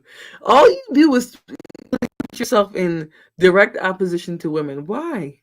I'm not For against what? women. I'm against this cap. Be honest. Okay, I wasn't being quiet so that you can just keep running your bandit mouth. Okay, so let me get right back to the comments. The difference in perspective, I think, comes from men who are chose and men who do the choosing. These men see things differently. Sure, Tommy, but I think any man who is going out thinking he's choosing a woman, um, yeah, Go good ahead, luck. finish. Tell them. I don't have anything else to say. My Tell lawyer them. told me that. My lawyer told me I could plead the fifth whenever I needed Hey, to. yeah, tell him So that I any man expect think he choosing a woman. Go ahead, tell him. At this point, I expect men to be men for better or worse. Bandit Babble, correct. Keep exposing. Now, you don't know what you're talking about. Let me see. I want to read this comment above. No, this is Prod, Daryl, even though they sound very similar. All right, Who so sounds similar? Don't do that to me. Mandangle, can you their currency in front of the woman and manipulate them to please the dirty little bandit? Okay, yeah, I get what you're saying. I think the reading of it threw me off, or the way it was written out. But 10-second. Okay, let me choose you. Don't choose them. Um, Demon, don't play with what you're talking about. Don't tell me you're talking to Daryl. Oh wait, you have a wrench now, so you're being way more bold. Okay, that's fine. Um, I think the dynamics of nature is that women are gonna choose, right? Yeah, women might look at a dude and be able to show herself so that he knows she's interested and make him make the right move. But I do think most of the time women are either working pool that's attracted to them, or they're actually going and seeking out men, which is a little dusty. So, I mean, everyone could share their experiences, but Prod, did you have something to say? Yeah, Sin 7 is being an amazing woman right now. The problem is most women don't really understand who men are. It's more than most of y'all lifetimes to even have an inkling of an idea. I think men just try to make things so difficult sometimes. Instead of just being themselves, they hide behind bravados and gender stereotypes and gender norms and all Hmm. kinds of things that make it really difficult to understand them. And then they shame each other for being emotional and vulnerable. So, it discourages other men from being open with people. So she said, "Give me 5 minutes, I'll change your mind." Okay. Facts. I Talking to believe that. you. She's talking to you. I I don't know. know. I know. I'm saying facts. I agree with her. I understand. I would say that most older women don't know who men are. I definitely think it's a generational thing too, sugar bum, in a sense. Not saying that they don't know who men are, but I think they had higher expectations of men. Um, Daryl, stop. Like, what is your problem? Just donate $50. You don't gotta wait for him to come in here and pluck his own feathers over you. Just donate if you want to. Hit the Cash App, $sign Flora Silva. Why not? Donate to me. Oh, somebody dropped a bag. Read Sugar Bum's message, man. Okay, oh. Sugar Bum Daryl, is you've already exposing. inspired some Cash Apps. Thank you. Thank you for your hard work, baby. Ah, you guys are though, because let's just say there's something waiting for you if you do. Um, I wouldn't suggest it, but the link is there if you so choose. Um, this has been a good conversation, though, so don't make me have to end the stream. Don't make me have to end the stream, though, please. That. All right, so these young bees don't care. We out here getting a bag, knowing this man ain't shit. Um,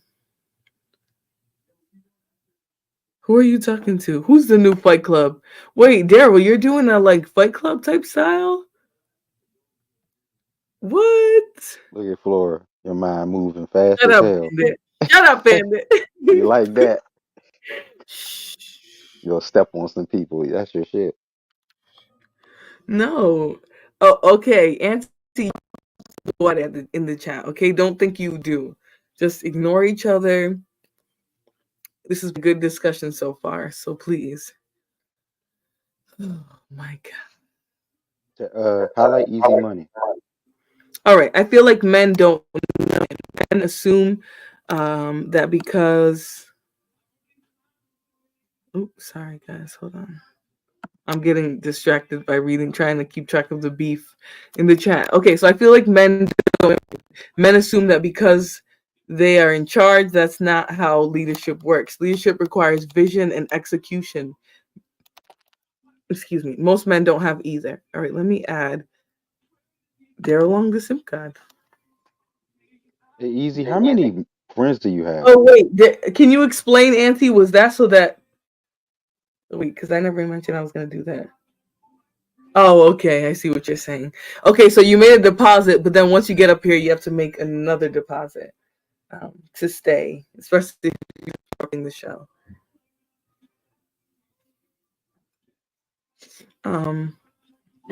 I might have somebody come host for me. Give me 1 second. You guys can talk for now. Daryl, if you want to have anything you want to add right now, go ahead. Okay.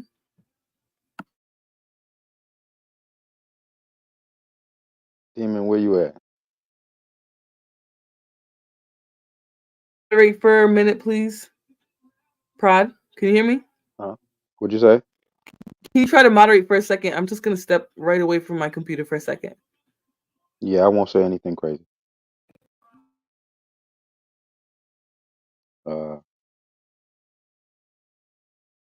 So let's see. Let's read some comments. But yeah, back to easy money. You say, I feel like men don't know women. Men assume that because they're men, they are in charge. That's not how leadership works. Leadership requires vision and execution. Most men don't have either of them. How many men do you know? You know a lot. Okay, your circle's strong. What about them? What about those men? So all of them's leaders. You know all leaders. Your whole team leaders.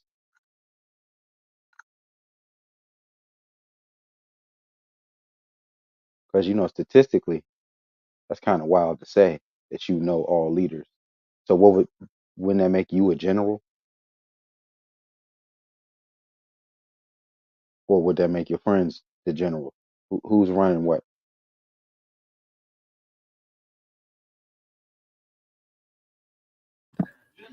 All right, sorry guys. Can you guys hear me? How's my Yeah. audio doing? So Oh, Easy, are you married? Do you have a woman? hold on. What are you responding to? Don't attack Easy Money because he's able to get a woman and a I'm family. not attacking him. I'm asking because he's making some of these claims as if he's still out here even looking for a woman or looking to date or looking to help his young brothers out here. Okay, I see. Give me 1 second. I'm gonna take the comment that I have highlighted. Good show, Flora. Thank you, Daryl. I appreciate it. I was hoping to have a good conversation. I know sometimes people get triggered and stuff about certain subjects because they might think you have an agenda. My whole premise with this is just to have a conversation. So hopefully nobody got triggered just by the topic or even the subject matter.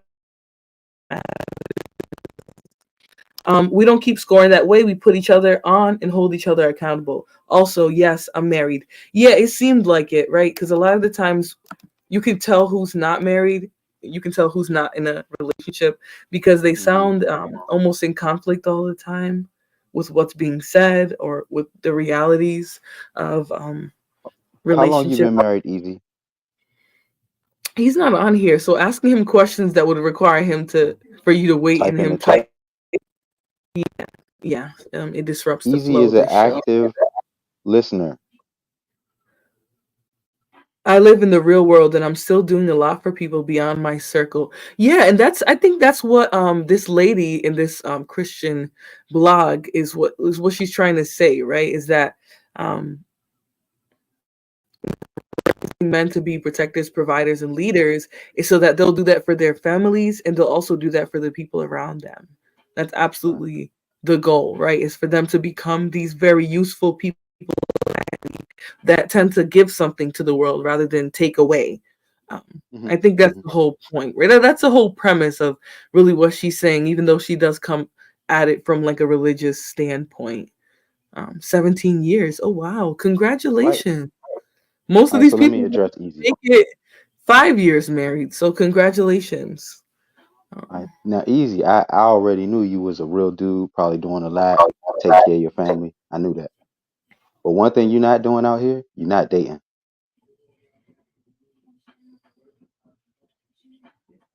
what does that mean, though?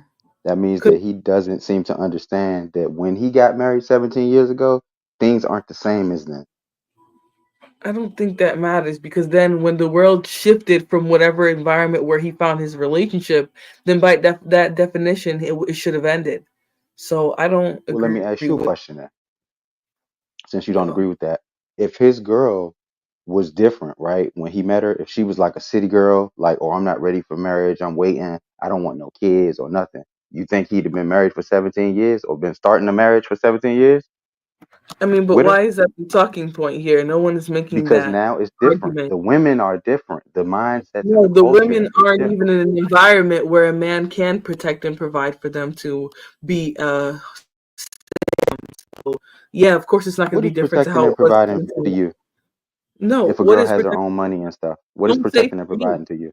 Well, okay, exactly. If a girl has her own money, so it means you're going to have to either meet that and be above and beyond that, or do more than that and be above and beyond, regardless, right? Because So if most she makes people three hundred aren't thousand, moving.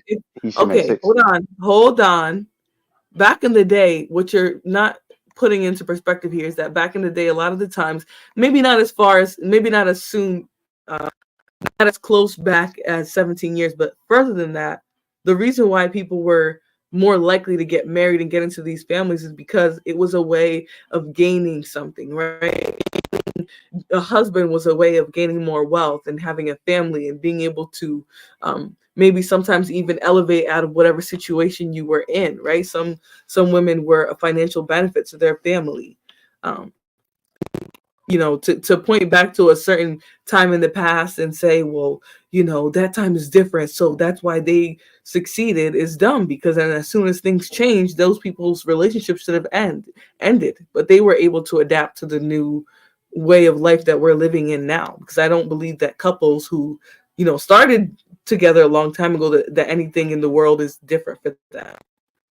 Question. Oh, is it choppy? You know what, beloved? I don't think it's a mic issue. I think it's my internet. I think it's the fact that other people stream and heavy internet required stuff, like heavy data requiring stuff on our internet, and also our routers downstairs.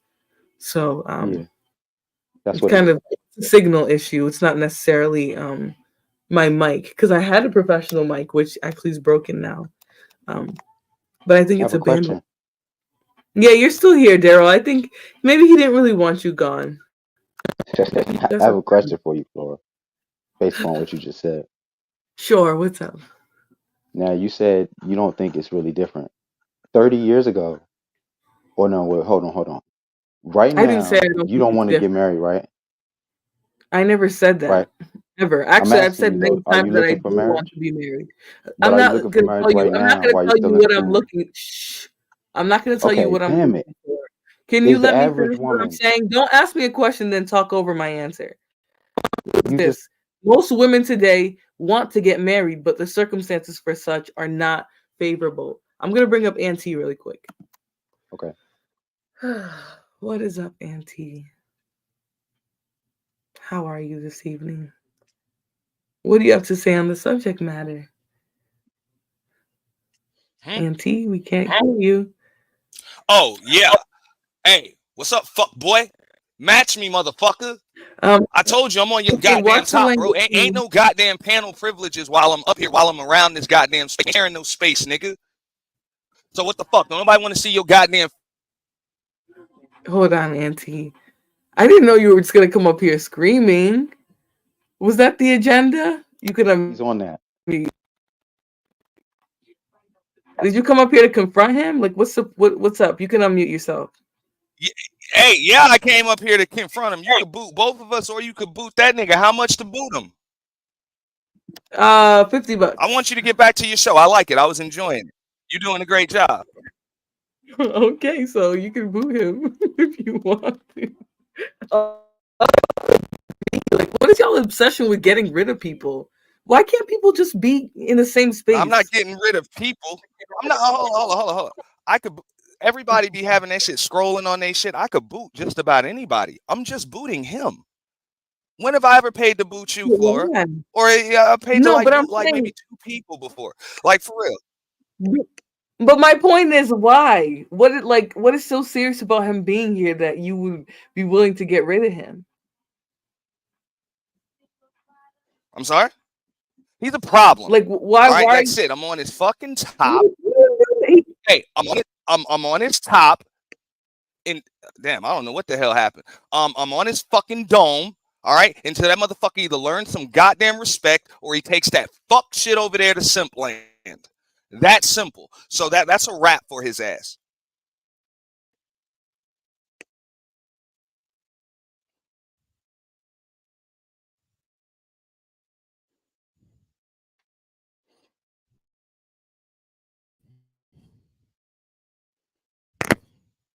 Damn.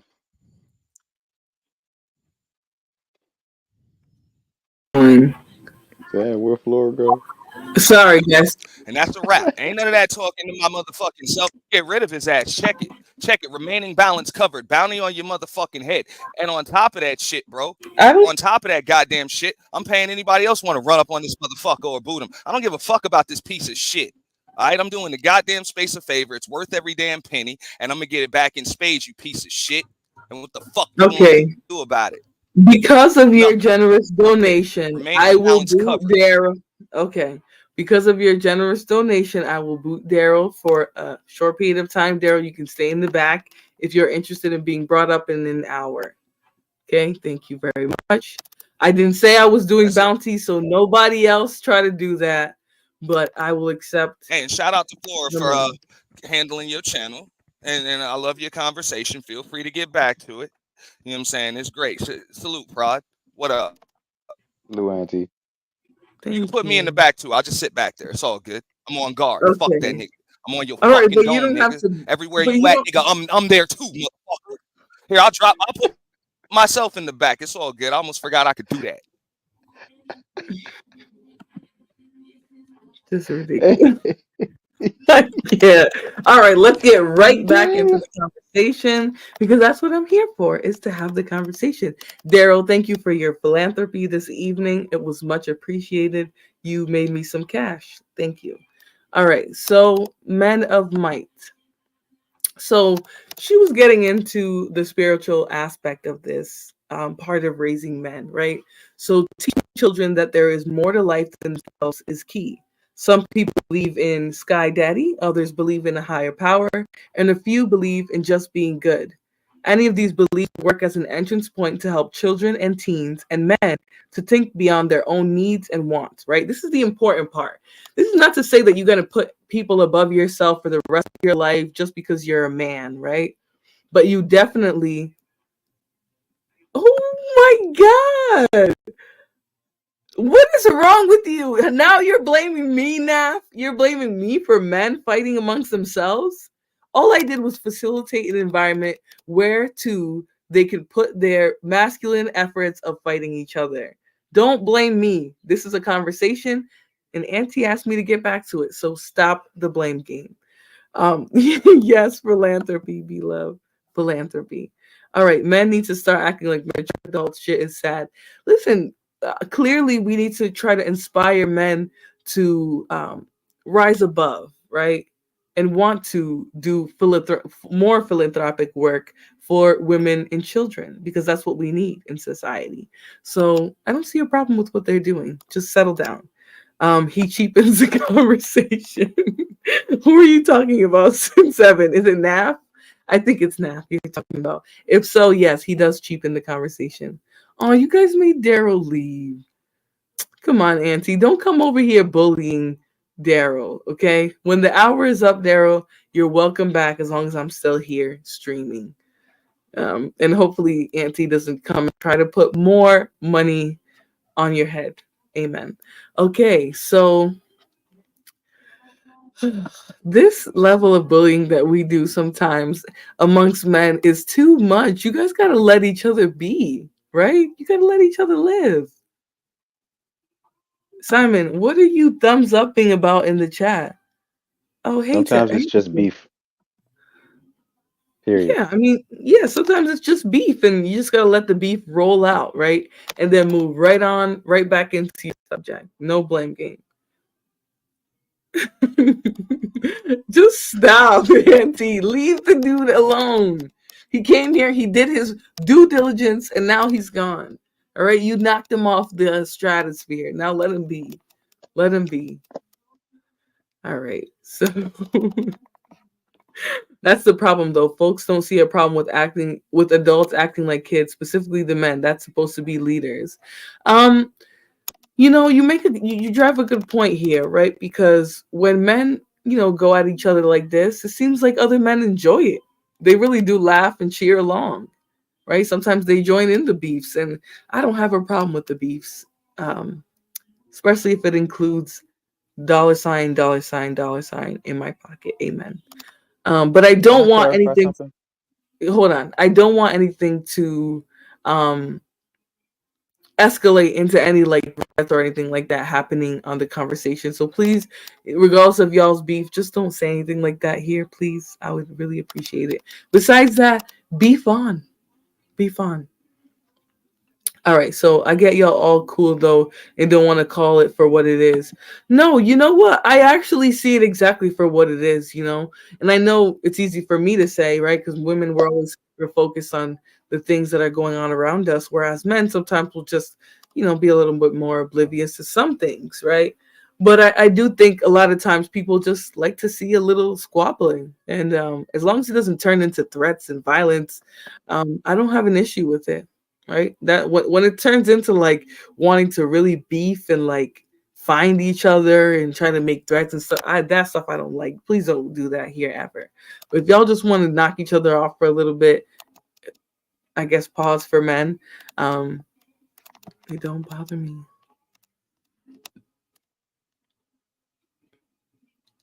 All right, don't start calling him names and stuff. Okay, I get it, Auntie. I get it. He said stuff, but you said stuff too. What did you say? I'll do some bandit I'll do some bandit. What do you call it? Bandit peacemaking. Bandit peacemaking if we need to. So if you guys both want to come back here and have a session where you guys mediate your issues, then I'm willing to do that too, as long as no threats, physical threats are made. Bandidiation. Apparently the beef makes the money. I'll start a beef channel if that's the case. Kinfolk, I'm not against it, but just be careful because those beef sector people go and they dig in your life and they try to find anything they can and use it as a weapon. So just be careful with asking or calling that energy on yourself. I meant Money what I war said. is better than constant fistfights and being hunted. Yes, absolutely. Fight with your dollar.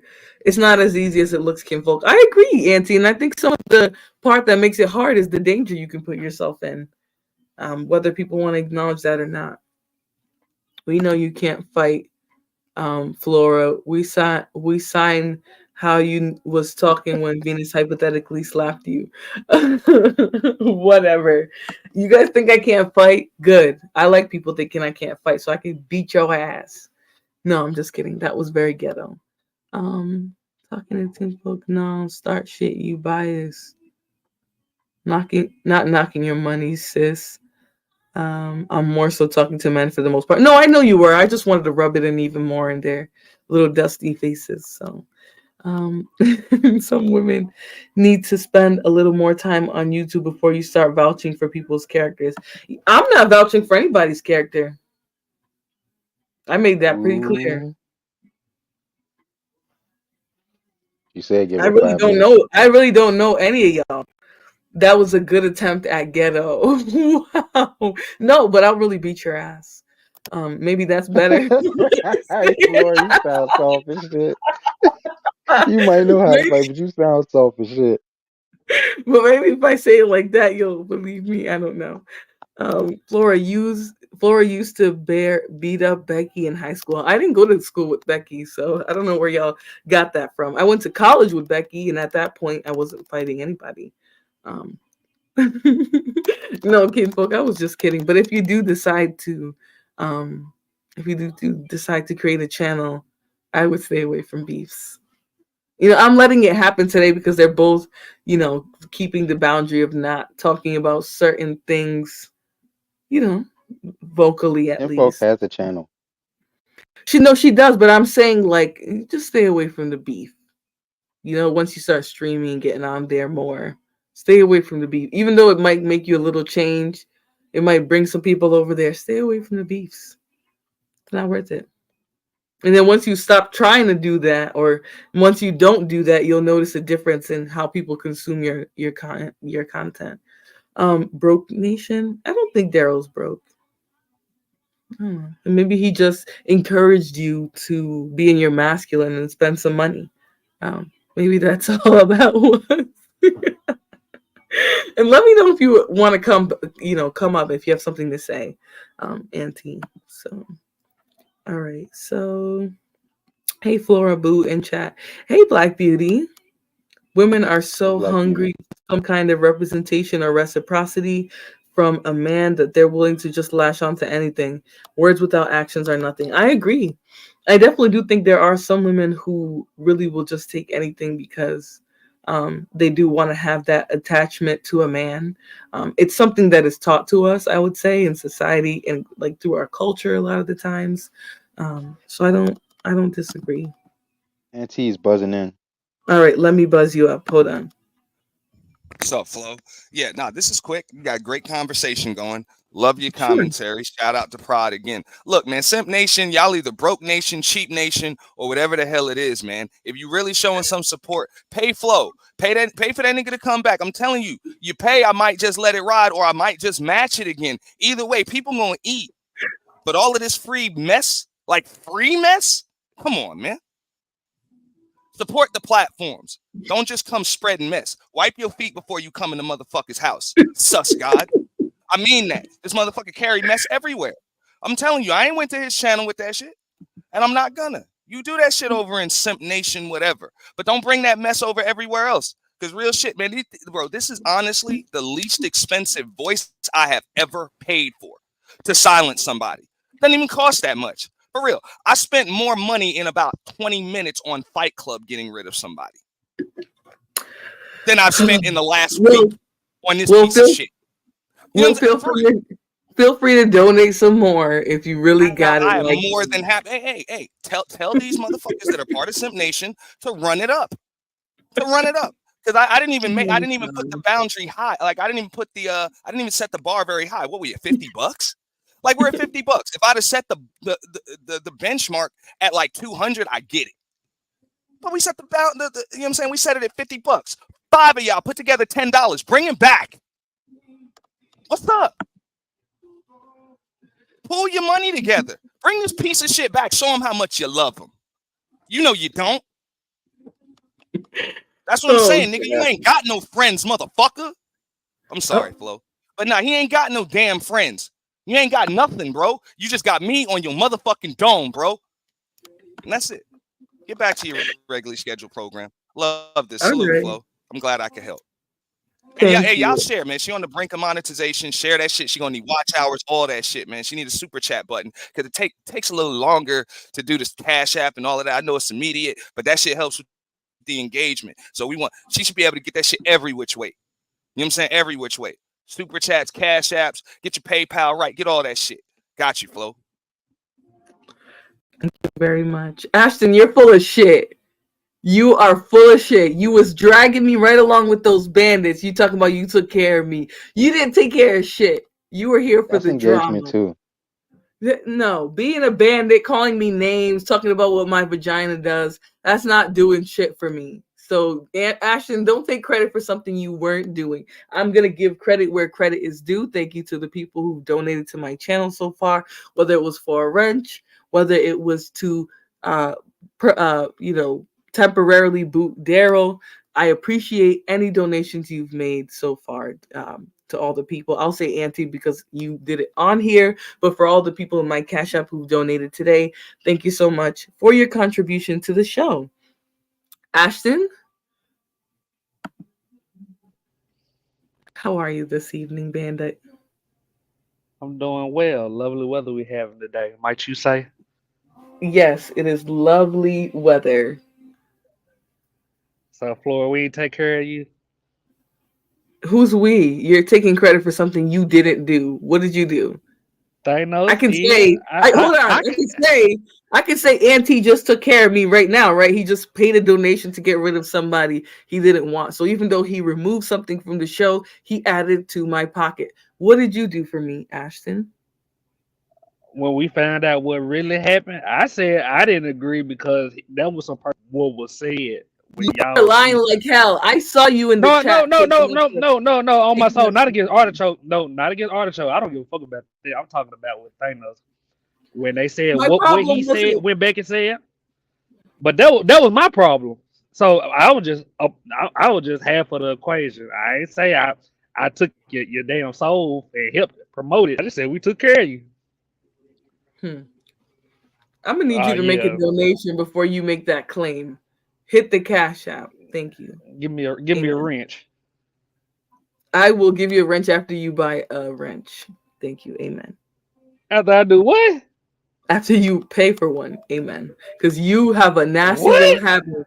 Yeah, I've seen you time out people just because they're saying something you don't like. I ain't never time nobody out. On my soul, Florida. Only time I time somebody out is when my phone you can pay a deposit, and then if I see you behaving properly, then you can get a Florida, why would I time somebody out and I like beefing with people? What's this that make? Come on now. Think. Because you want to be able to keep talking while they can't respond.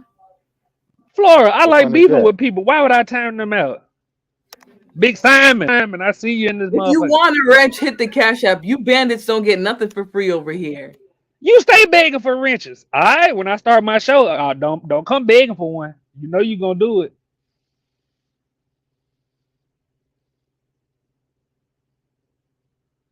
I thought so. I stayed away for a sec. I stepped away for a second, so I didn't hear what you said. But like I said, if you would like a wrench, you need to pay. Good day. Yeah, Sugar Bum. I need to pay. I don't know why they're making a big stink about it. There's nothing wrong with a good old fashioned simp. By y'all's definition. Simon, you getting a free wrench when I start my show. Say Simon hello. still hasn't hit Wrench. my Cash App. And then he's going to say, oh, it's because of the PayPal. I'll get my PayPal link. Why you doing like that? That's Do the voice again, Flora. No, that's what his stupid self sounds like. Man, Simon, you gotta come up after that. You gotta show her how you would say it. No, he's already drunk. He's gonna just come up here and ruin it. Oh, what's good, producer? What's good, Ash? Try and get it like you, big dog. Nah, I'm trying to get it like you.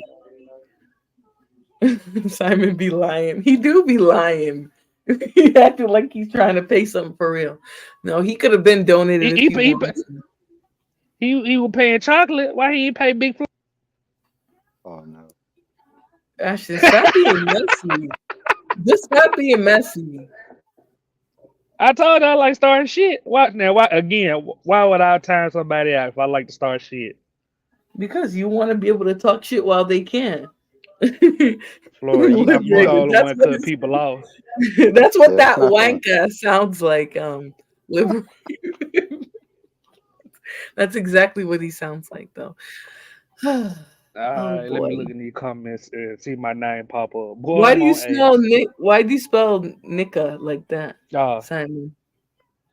What's the topic of the stream? The mighty man, the provider and protector.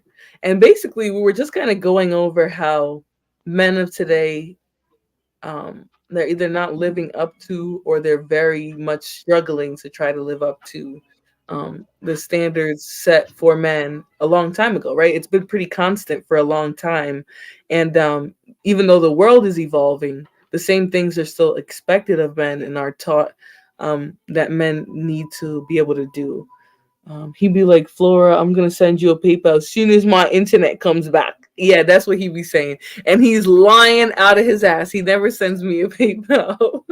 He never does. I don't think he got it like that. He claims he's a lawyer, but I don't know. I think he might be a paralegal or something. Are you a paralegal? I am, but I didn't go to law school yet. So I'm not gonna lie and say I'm a liar or a lawyer. I'm gonna say I'm a thing. I'm a paralegal. Are you gonna stop slandering Simon? I like Simon. I'm not slandering Simon. I'm just saying. You did a whole review on him on Kendra G show. You were laughing at dead in that man's face. I didn't even get to finish the whole thing because you guys kept distracting the conversation. Yeah, I had to derail the show. I like Simon. Whatever. Laura, what's your PayPal? Why you don't have Cash App? I think PayPal works overseas. I don't know where my PayPal. UK mate, I can't send money. You know what, Simon? How many times did it take to pass? Holy hell, y'all are dragging the shit out of Simon. Let me see. Or you can B-Law like to start shit now. I noticed that. All lawyers ain't got bread like that. Yeah, Tommy, because you're only as good of a lawyer as you are savvy and intelligent and able to network and able to get a good job. So, yeah. Daryl, don't start now. Don't start. They might put some more money on your head. And I actually want you to come up here at some point. Simon, I'm helping content creators get money. As much time as it took you to express milk? What the? Simon, don't start. Damn, they done started some shit in the chat.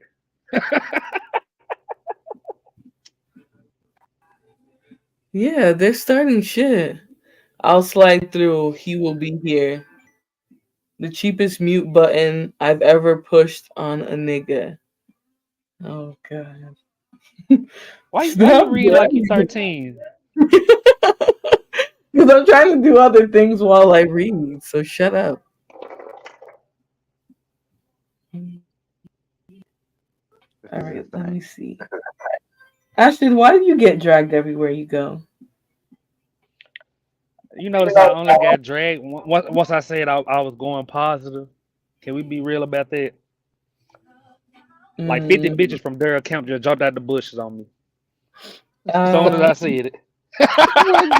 They ran down. That's crazy. I don't think Daryl like 50 women just jumped out the bushes. I don't think Daryl really be worried about y'all like that, but you guys seem to. I ain't say Daryl. I said from their account. I can name them now. Okay. Who? Just Jay. Motherfucking Wait. Yeah, Don't have all this Just Jay slander. Come on, man. Nah, I ain't no just Jay slander, but I'm just saying. As soon as I said I'm going positive, that motherfucker come out the blue. Try to let it ride. The motherfucker just kept. How you crying over Tom Brady? You don't even know that man. Wait, what are you talking about? I don't think he was there that night, Flora. What night? Well, produce. Can we produce? You gonna keep it a stack with me? I'm gonna try to. What's up? You know, it's certain type of females that's like that model or cheerleader or used to do cheerleading. Like they got that naturally bubbly attitude, right? I think I know what you mean. You know, like just bubbly and like always smiling and shit. Like just chip. You get what I'm saying? Chipper, yeah, chipper. So it is with those certain type of females. They don't. It's not about. You get what I'm saying? It's not so much as you done something wrong. They care more about you breaking a promise, just a simple promise. Like that's what some type of females care. Was that Christ? You mean they take your word more serious than the situation? Yeah, but the situation. Okay, Tom Brady. You know how niggas is with sports. Like once you get older, you get what I'm saying. You be like, oh, I don't want to retire yet. Like I want to keep going. Like I got a couple more years left in me. That's what Tom Brady for breaking that promise that he won't retire. Just Jay was like, oh, you don't know, brother. I have dated women like that don't care about if you cheated or not. They care more about the broken promise. How do you know? It's not that many. It's not a lot of women that's different. Y'all special, not unique. You get what I'm saying? Like she just, are you retarded? Did you get your GED? Oh. Wait, who are you talking to? I missed that. I wish I was there to hear her drag you. Yeah, she really didn't drag me, but you know, after about 30 minutes, I'd be like, drop that address. Hey, you took it down. Motherfucker start trying. But I let her go for like 30 minutes. Shit. I'm saying I was trying to ignore her at first. That's crazy. Man, produce. I let her slide for like a good 2 hours. Then motherfucker, do you got your GED? Did you graduate? I've been ignoring that motherfucker for 2 hours. Motherfucker just started going. Fuck it, drop the address. Motherfucker gonna be talking about shit. Nigga. Somebody gonna get you the address. Want to. You gotta stop. But man, I'm waiting on a nigga to get that address. So you hear me? You can't be doing that, man. They gonna go to YouTube. Yeah, it was this nigga. It was this nigga. I ain't fresh and fit, nigga. I pull up. You better leave your cell phone. I know. I ain't no local joker. They're gonna be a long ride though. You hear me, produce? You better leave your cell phone, nigga. Just bored. I ain't got nothing to do. Look out the window and let me bring bottles up here on the wall. All right. Hi, Just Jay. How are you? What's good with you? How you doing? Hey. I'm good. How are you? Oh, can you hear me? I can hear you. How you doing? I'm pretty good. How's your night going? It's going. It's going. That's good. Get to hear any of the discussion before the beef started? I don't know about no beef because I be minding my business. I just happened to be in the clouds and saw my name, and then I put the fucking volume up, and I'm hearing my name, so I'm just trying to understand what's going on. Ashton, would you like to say why you brought her name up? She heard exactly what I said. I ain't lie. I heard exactly what you said. Okay. Flora, just to be clear, you're aware I mind my business as of late, so I'm not sure why my name is being brought up about I don't know, remedial, You petty, want me to bump him? forgetful, irrelevant, non-fucking factor conversations that have happened over a month ago, well over a month ago. So I'm not sure what y'all topic is, but yeah. It's not that. And I asked him why he Oh, was okay. you up. Okay. Yeah. See, yeah, that's what I was trying to get clarity on. I kind of figured. Okay. Yeah. No, you know Well, bandits can't stay on track to save their lives. So okay. if I he's was just offended you, checking. I'll get rid of him. I'm not worried Brother. about offense. I just need people to keep my fucking name out their mouth because I don't check for them. Okay. Ashton, for not keeping her name out of your mouth, you need a timeout for 10 minutes. See you in 10 minutes. Thank you, boo. Yes. No problem. We verbally lash bandits here. So if you misbehave, and my apologies, I stepped away for a second. No, Even you though, good. I can't control that. You know, man, you had a conversation. You feel me? So you know what type of time I'm yeah, on right now, and I just don't have the energy. I mean, to have conversations about the most remedial shit ever, and then remember the most remedial non-fucking factor shit with precision, inaccurate precision, if that's a thing. Because what the fuck I look like saying some of the shit that he just repeated? Do that even fucking sound like what the fuck I talk like? But no. at any rate, Yes. I'm gonna need people to keep their little bag of bitch assness to themselves and leave people out of it. I don't check for you niggas. I don't give a fuck about you niggas nor your thought process and the fact that you're on a panel, on a motherfucking panel, talking about asking women to drop a motherfucking address is kind of wild to me. Is that what he said? Ashton, come on now. Seriously? Nah, listen, there ain't even nothing to try to even talk about because if a nigga is built that way, if his mind is built that way, ain't shit you could do with a motherfucker like that. You understand what I'm saying? Let me get So, this in that right. regard, I'm gonna need Go people to get a see. motherfucking life, okay? Post your goddamn address wherever the fuck you want, and then allow whoever the fuck that wanna come. Ain't nobody give a fuck, okay? Like, You I'm gonna never need did. y'all to stop being weird. This shit is weird, man. Y'all, listen. I'm over here sipping this motherfucking blueberry sage tea. Like, listen, understand what I'm Yeah. saying to you, nigga. Listen, get a life, okay? Yeah, What a appreciate it. bandit. I I'm leave gonna go these ahead. bandits unattended for 2 seconds and you guys start running your mouth wild. Well, I'm that's the sorry. thing. They had diarrhea of the mouth. Listen, never apologize for the behavior of another motherfucker. Ever.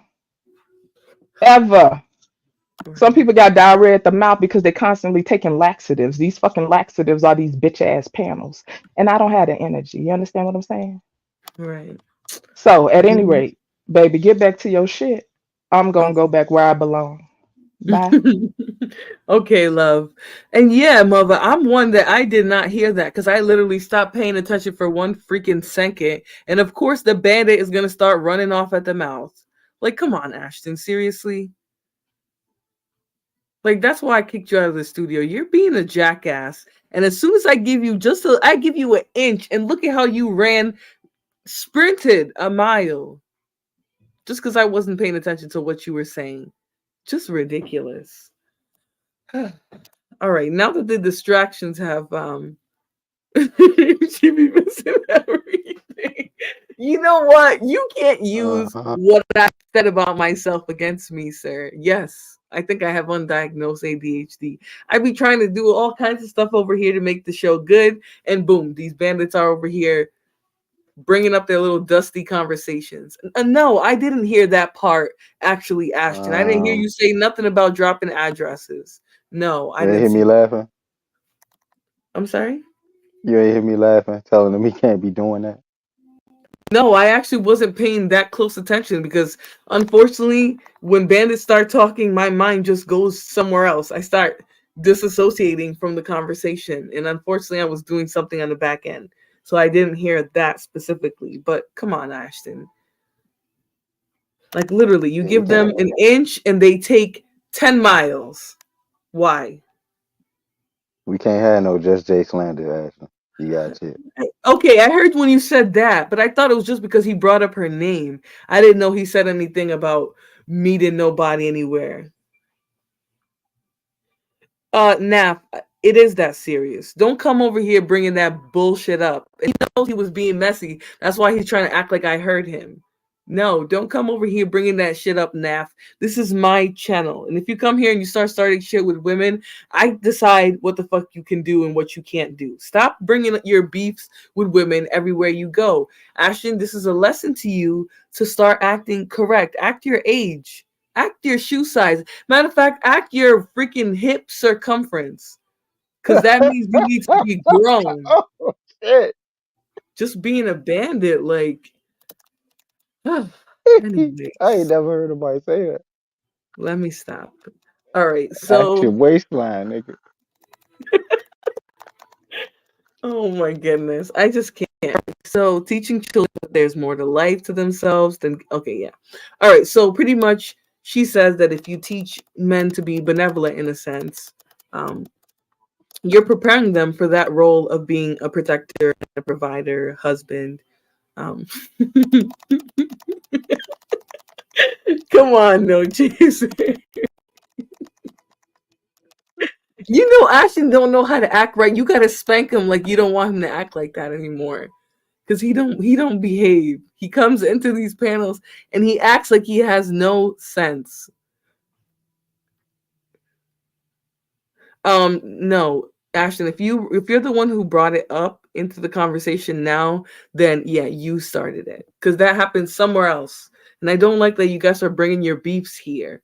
Only those who have no, not even those. Because I'm not encouraging that. That was a thing that happened in the spur of the moment. But what you did was just ridiculous, Ashton. Just stop it. And you're lucky I didn't hear you because I would have dragged you. Yeah, exactly. Exactly, sugar bum. He's ridiculous. A Memphis GED is almost a doctor. Oh, come on, Tim.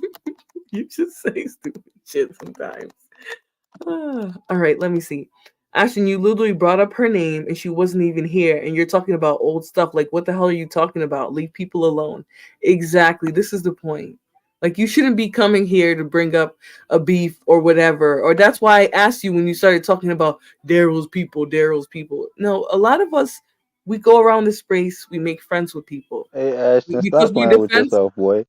but because you defend people or because you take up for certain people, now people want to say, oh, you're part of their camp. You're part of this or that. Just stop it. Just stop bringing people into beefs. Stop the beefing, period. It's ridiculous. Actually, Auntie, if you want me to address this, in the artichoke situation, she actually brought up Daryl and said that he was behind my issue with her and Thanos. So no, in this particular case, he didn't jump into that. And that was the last situation that happened.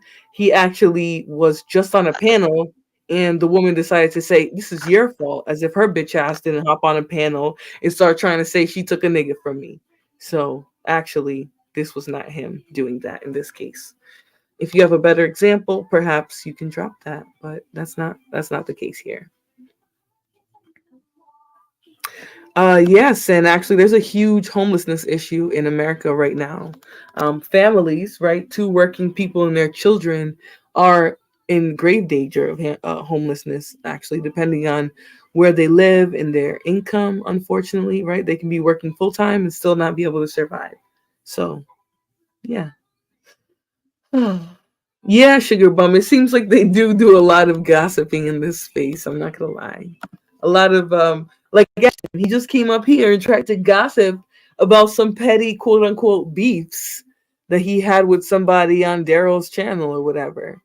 So yeah, he's gonna carry that gossip around and say, "Oh, you won't believe what Just Jay said to me," or "You won't believe what such and such said to me." It's like, gosh, come on, Ashton, stop being a little bandit.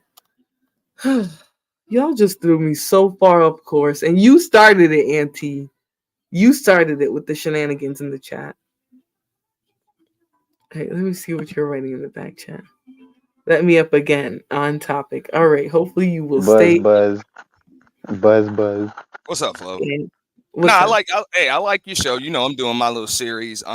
Look, a lot of people are confused because they see the title when I say sisterhood ain't shit. I like what you were saying, and look, I'm agreeing with you. Women are not the problem. All these dudes, even when I have a title like I have with sisterhood ain't shit, I got dudes saying I'm I'm protecting women with that shit because I'm saying, hey, they ain't the problem. Y'all stupid motherfuckers are the problem because you don't understand what the hell is going on. Okay? Women are trying to tell you that you ain't their opponent. You ain't even a player in their game. Wait, what do you mean by that? Bro, are you talking about people coming out as LGBTQ? Nah, that don't have nothing to do with that. I'm talking about usually y'all got enough stuff that y'all deal with between competition amongst each other, the feelings and emotions for the most part that dictate your day. And of course, you know what I'm saying, age, gravity, and every damn thing else. So for the most part, you know what I'm saying, men need to understand the role. Hold on. Are men not affected by gravity? I mean, men are affected by a lot of things, but that's of no concern to you because you're a woman. The same way that the things that women are going through, why would it not concern me? If I am a woman to say that I would like to, or let's say I'm a heterosexual woman who has every intention of being paired off with a man, right? Why wouldn't what happens to a man or things about men concern me? Oh, no. What happens with your man should definitely concern you. Absolutely. No, what happens with all men? Because if I have children, those children are going to be men one day too. So, okay. So your man and your sons, but what does that have to do with all men? Because they're going to be influenced by how all men are behaving. Not necessarily. I'm not influenced by what all men are doing, and no man should be because there are bad men out there. There are garbage men. There are stupid men. Yeah, but men. Okay, let's not run too far from what I'm saying. Right? Men still have a culture, though. Even though you're not going to take what every man from the group of men say, men still have a general culture for the most part, and it varies, right, based on age and things like ethnicity, nationality, whatever. But before you go further, you saying like patriarchy is the culture? Like that? Can we sum it up in that word? I don't think we can sum it up in patriarchy because it's more than that. Okay. So you're saying it's a lot of moving parts, though. It's not. Yeah. Okay. I'm with you. It's not just patriarchy though, because there are men who don't buy into it or participate in patriarchy at all. So no, it's not just. The reason why, like, I like the conversation because you were talking about gender roles and how they've been skewed. I totally agree. I believe men have started to take on I can't really say the feminine role because it's really impossible for men to do that, but they've taken on kind of like an effeminate role. You know what I'm saying? Where they're effeminate. Hold on, what's effeminate about what they're taking on? No, I mean pretty much the roles of men and women are supposed to be complementary, not combative. Say it all the time. So for the most part, you know what I'm saying, men have a role to play. You know what I'm saying, knowledge, wisdom, structure, order, you know what I'm saying, physical strength, all of those different things. You know what I'm saying, women are there for, you know what I'm saying, emotional support and all of the things that women provide. I really can't put a word on that because I'm not a woman, or a few words on that. I'm sure you can explain it because you're a woman. You know what you bring. You know what I'm saying, what you bring, and a man's got to complement that and balance it. Over time, that has kind of switched. You know what I'm saying? It kind of has switched. And I get it. You know what I'm saying? A lot of women have had to take on the pseudo masculine role, you know what I'm saying? Because a lot of men ain't holding their damn weight.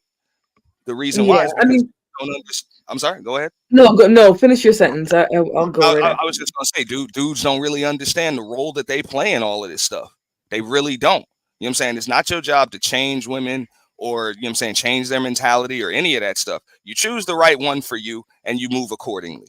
It's really that simple. Understand, adapt, and adjust. Sure. I mean, when you just want to make it simple, then sure, you can say that. Let me see what people are saying. There's more foolishness coming. No, I actually think what Auntie just said is on point. If we ever get through this presentation, and maybe I'll have to do a part 2 of the Mighty Man conversation, because if we get into the research, it's going to say that not necessarily that it's changed for the worst, right? But that the roles have evolved and the men of today are just not meeting that standard, right, of what was put on men, right? And also there's this idea of the role of men being stagnant, right? The protector provider trope has been a very long running trope for men, right? So it hasn't really evolved outside of that.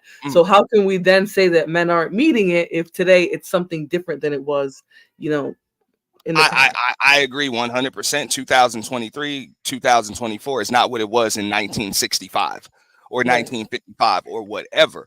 Not at all.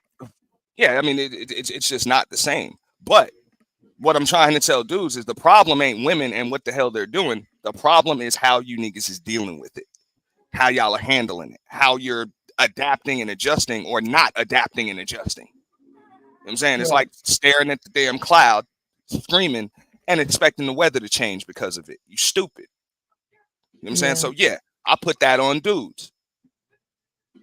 I don't put what y'all are doing on dudes, what women are doing on dudes, because dudes really don't have control over what y'all do. Y'all are independent. Y'all can do whatever y'all want. That ain't on dudes. But how they deal with it, how they respond, that's on them. Sure, exactly. And I think not just for men, but in general, how for on both sides, how we respond to what's available to us, right? And let's say the quote unquote market or the dating game, right? How we respond is more important. That's why I think, some of these conversations where we're understanding the bigger picture is important, right? Because then it doesn't become about, a battle in dating or going out there and having to look for a needle in a haystack type of person, right? It's more so being aware of the situation and moving based on that, moving based off of your understanding of, what is available, right? What exists today versus, what was more commonplace in men in the past. So, I mean, definitely adjustments on both sides need to happen. So good argument. Definitely not gender-based like I was expecting. That's what I'm saying. I know a lot of people can see the wording and the verbiage and you attacking. Nah, man. I love women. When you were in there talking about the sisterhood, you were only doing the man-woman thing, but it's fine. We'll leave it at that. I gotta put a term on it so y'all know. You know what I'm saying? But that's really what it is. You know what I'm saying? I don't believe there really is a sisterhood. I'm gonna stand on that. I don't think y'all really like each other. There's not a brotherhood either. Because all I gotta do is put a dude in between y'all, and we'll see. But there's not a brotherhood either. So saying that there's no sisterhood. I never said it was. I'll do that. Okay, but hold on. Let me land my plane on this one. So saying that there's no sisterhood is irrelevant, because if there's none on either side, then what's the point of it? Everyone has their village. That's what's more important than everything, right? And a lot of the time when people are speaking about a sisterhood, quote unquote, they're really just talking about their village. And for some women, their village is more women, right? So that's why you will hear some people use the sisterhood term, but trust and believe, I have a village, and my village includes men because I have a bunch of brothers, right? So, I mean, everyone has a village, though, or hopefully everyone has a village. That's not to say there isn't some people who are alone, who don't, have family or someone to rely on, right? Because sometimes that's outside of our circumstances. But I think when people say sisterhood, they're not necessarily talking about every woman coming together and doing a kumbaya, right? That's how you guys will try to play the conversation. Most of the time, women are just talking about the fact that their village is usually full of other women, right? Sometimes there'll be men in there, right? Because obviously if you have solid siblings, solid family members, even maybe solid male friends, right? Then you can say that you do have men in your village. But there's a lot of women, especially I'll say in the Black community, that their village is entirely made up of women. And and that village is on fire. No, not always. I will say some people definitely have a burning village that isn't doing anything for them. But a lot of the times we're supporting each other in life, in our goals, in our hopes for our futures. It's like a lot of the times the people that are supporting people, right, that people call their village, that sometimes they'll you misuse the word and call it a sisterhood. A lot of the times those people are the ones who've always been there for them. And just because somebody doesn't have a husband or kids or whatever, or isn't finding a man, but they have a village, that sometimes has nothing to do with it. Sometimes that person just isn't meant to find anybody. There is nobody, not to say that, that sounds kind of cold, right? That woman doesn't have anybody, but maybe they're not meant to find anybody, right? Or maybe there isn't anyone, alive for them. Choose. I don't know. That sounds bad. Well, like I said, I don't think any village, society, any of that's possible without both men and women. It's just people got to understand the roles that they play. You know what I'm saying? In everything. Unfortunately, some people have had to make up for a lack of men in their village.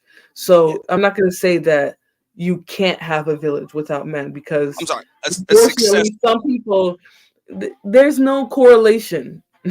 with who's supporting you, the gender of the people who's supporting you affecting whether or not you're successful. There's Well, I no mean, correlation. there's going to be something missing because men and women Not are supposed to really. balance each other. The energy is They supposed to can balance. try to So there's balance going to each be other some out. competition. They can try to balance each other out, but with the absence of the balance, there's nothing people can do. And Nah, that's the somebody's got to. issue, You got right? to compensate. Hold on. That's the issue, right? Some people are encouraged so much to go out there and get a man that they'll do anything. They'll get any type of man. They'll bring that man, quote unquote, into their village, and the damage they do, the damage that they can do to those people's life, whether it's man or woman, right? I'll leave it at this. I won't make it gender based, but sometimes people are made to think, oh, you got to go out there and find your person or whatever so that you can create your own village and your own family community support system. And so they'll go out there and get any old thing just to fill in that void. And I think that, you know, you're making it kind of a relationship based thing, but I do think that some people's village is just, it might just be full of women, and some men, their village might just be full of men, right? Like that could be the case. I think people I don't think misuse it's a the term village. sisterhood, unfortunately. So I I don't would think agree. one gender makes a village. yeah, we are kind of getting way off topic now, No, Ron. I think I'm gonna agree with her on that. I mean, look, as far as a brotherhood is concerned, for over the course of history, you know what I'm saying? Men will tear each other to shreds and each other's villages to shreds. You know what I'm saying? Just to get what it is that they want. That's how societies were built. You know what I'm saying? Was by tearing them down and war and all of that other stuff. So it's kind of what the hell we do. Understandable. I'm not gonna say that we don't. So maybe there's another thing with that. But I'm not gonna deny that women be BSing like they like you. Y'all don't like each other. And I'll prove it. Like I say. See, again, you can go and prove that, right, if you need to, but that is slanderous to women, so I'm not going to take that here, sir. Okay. So you can't say that. That's okay. I just put a dude in between y'all and see what happens. What? Or I'll just put a job dude in position. between y'all and see what happens. Everything gets destroyed. Guaranteed. Go sit in the back. You're misbehaving just like Ashton, like a badass little kid. Laura, do you believe what Sugar Bump I said in the hate chat? the gender politics. It's ridiculous. Do Women, you believe half what the time, Sugar Bump it's said? the man who creates a triangulation. It's not just women fighting just because. Like, what are we talking about? You guys, if you're around, let me say this: if you're the type of woman who feels like you just hate all other women, that's a problem with you. That don't have nothing to do with all women or a quote unquote sisterhood. Okay, don't blame all women for the fact that you can't get along with nobody. You're a little badass. You probably got a nasty attitude, and they don't have nothing to do with the gender of the people. No, because again, you're trying to throw a little shot there, right? But I wasn't friends with the little bandita, right? I didn't even know her ugly ass. Damn, what are you reading? I'm missing it. So what would be what would be the triangle? What would it be about each other that we don't like that would have caused us to fight otherwise? Y'all are so messy. Men are so messy. Men, why you keep specifying men? If Because you you ain't don't talking want about to gender roles. specify gender, I'm gonna go right now and say y'all men be messy as hell. Okay, so women not messy? We're all messy, but men have become Okay, messy. I take that. Ed, what are you doing? What's up? Give me a peace sign, sir. Oh, he ran. Okay. Or maybe he just wanted to hide in the back chat. I don't know. Do you I'm believe becoming what more Sugar Mom convinced said? that black people don't really like each other. Honestly, I definitely think there is a subset of black people who don't like each other. I definitely agree.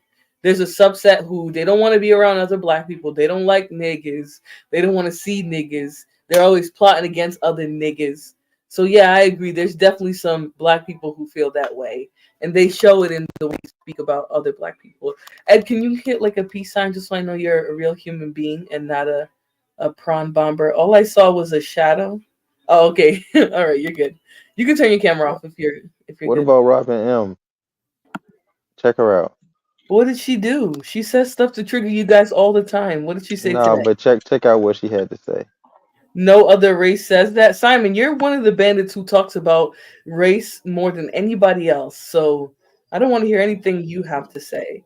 What did Robin say? What triggered you? Show me where on the doll she hurt. Nothing triggered me. I just Show want to me know what you think of where these on the things. doll she hurt you. Black Well, men have first the of all, highest she said, rates. I'm not gonna hold on, necessarily. and she said black men are the ones who hate on each other and can't get along. Yeah, Then she you said guys, black men have the you guys highest delete domestic each violence other at rate. very high rates, so she's not necessarily wrong. What else would cause that? So white people don't hurt each other too They do. at the same rate or even more because it's more of them than us. All she mentioned in that statement about black men was that you guys don't like each other and you delete and hurt each other.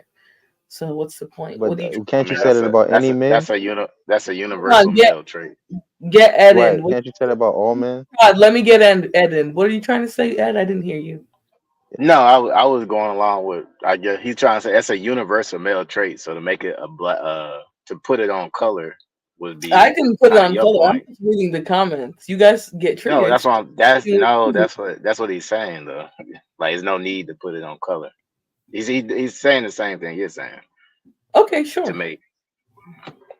Like sometimes there's no need to put a gender or there's no need to put a race on some of these aspects. They're universal things. But Yeah, but we're some black people come to women, the but we're black women, so some of us are gonna identify with our race and speak from a race perspective. So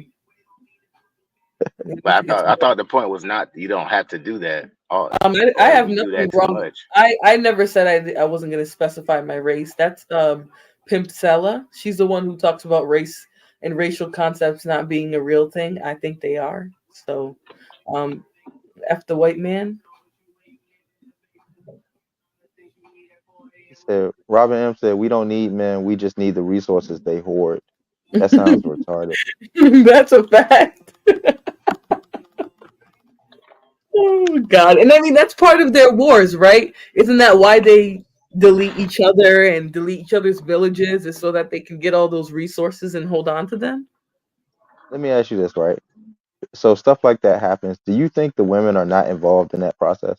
Do you think the mothers and the sisters don't say like, like go Pride, get that shut shit? up. We need that. Pride, shut up. No, that's not what's happening. Well, do you think they tell them to stop? No, don't go take over that village. Don't feed us. Those men are doing how they want to do. Nobody's Okay. encouraging them. Nobody's doing Okay. nothing. Men who start wars for resources are doing it because they want resources. It has Auntie is nothing buzzing to do with and their you are mothers. capping. What'd you say? Auntie is buzzing and you are capping. Okay, give me 1 second. I'm just looking at something in my settings because I want to do a poll. I forget how to do it. All right, let me go look in the back chat. Let me back up on that Robin M. Oh my God, Auntie. After this, I'm ending this because I'm gonna have to do a Nah, part 2 to this conversation.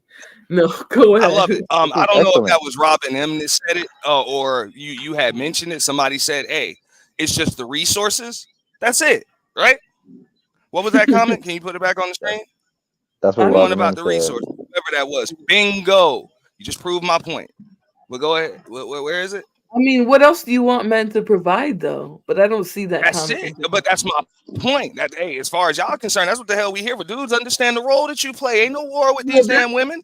They just want, you just a tool, a football, whatever. You know what I'm saying? Stick a dynamite in their destruction. Whatever the hell you are, but you damn sure ain't a player in this damn game. Just keep that in mind. It's all A on slave. wax. They gonna tell you. Just listen, read. They gonna tell you.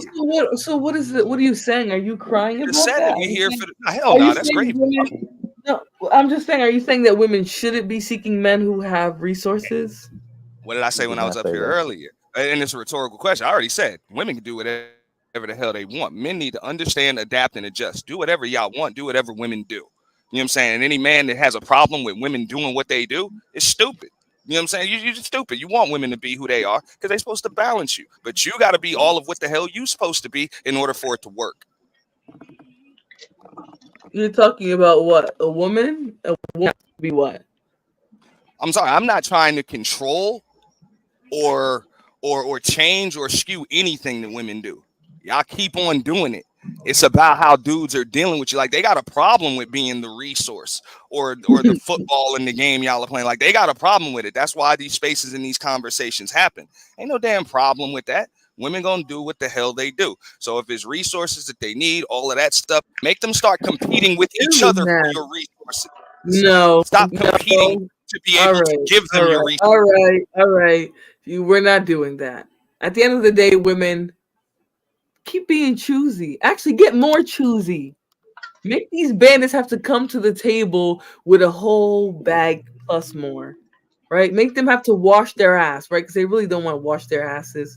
They don't want to get a haircut or line up their beard. They don't want to clean their room and wash their own drawers, right? This So is your make opinion, them right, Flora? shut up. Make them come sit at your table. Hold on, I got y'all because this is a public service announcement.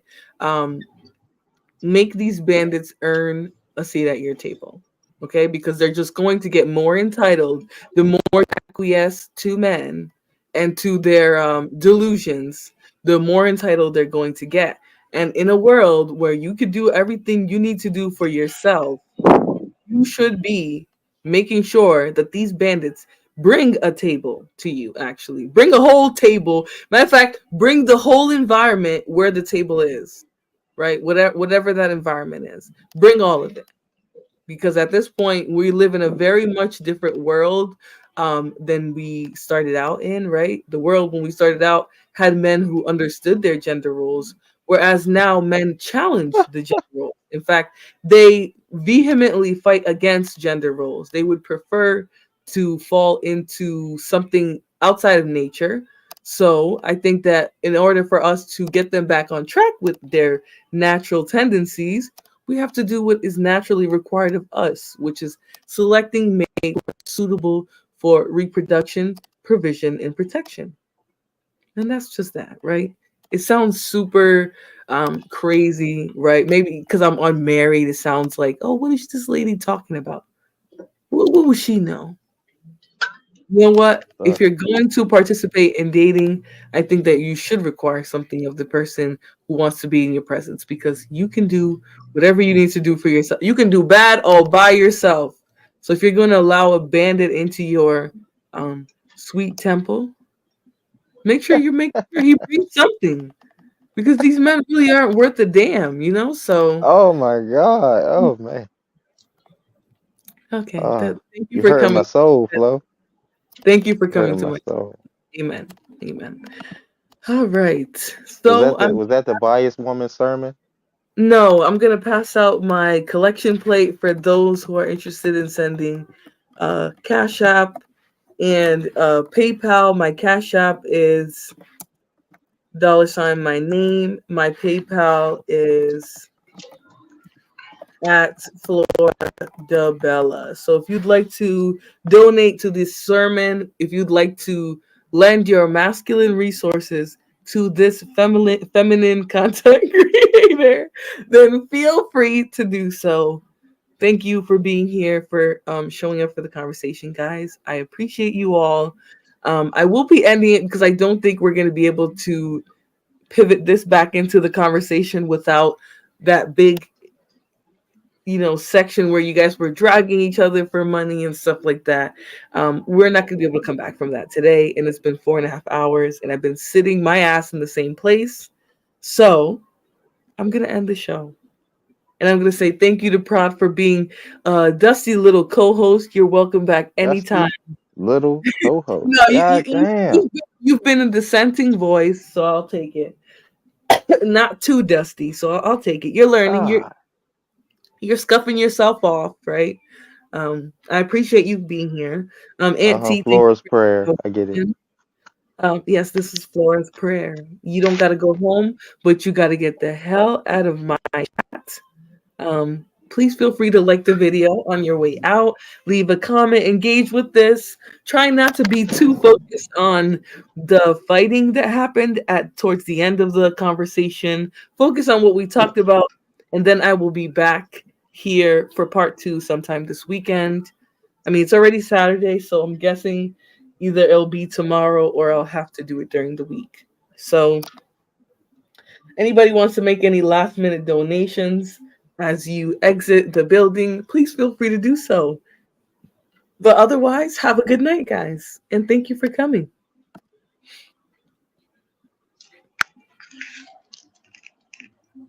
I'm still on air, so don't even start trying to say stuff because y'all think I'm off air yet. I'm trying to end this show with like a little bit of a theme. So, well, hurry up. Okay, relax. And keep the back open because I gotta cuss you out. Why? No, I gotta go do stuff. Why do you think I ended the show? Hold on, let me see.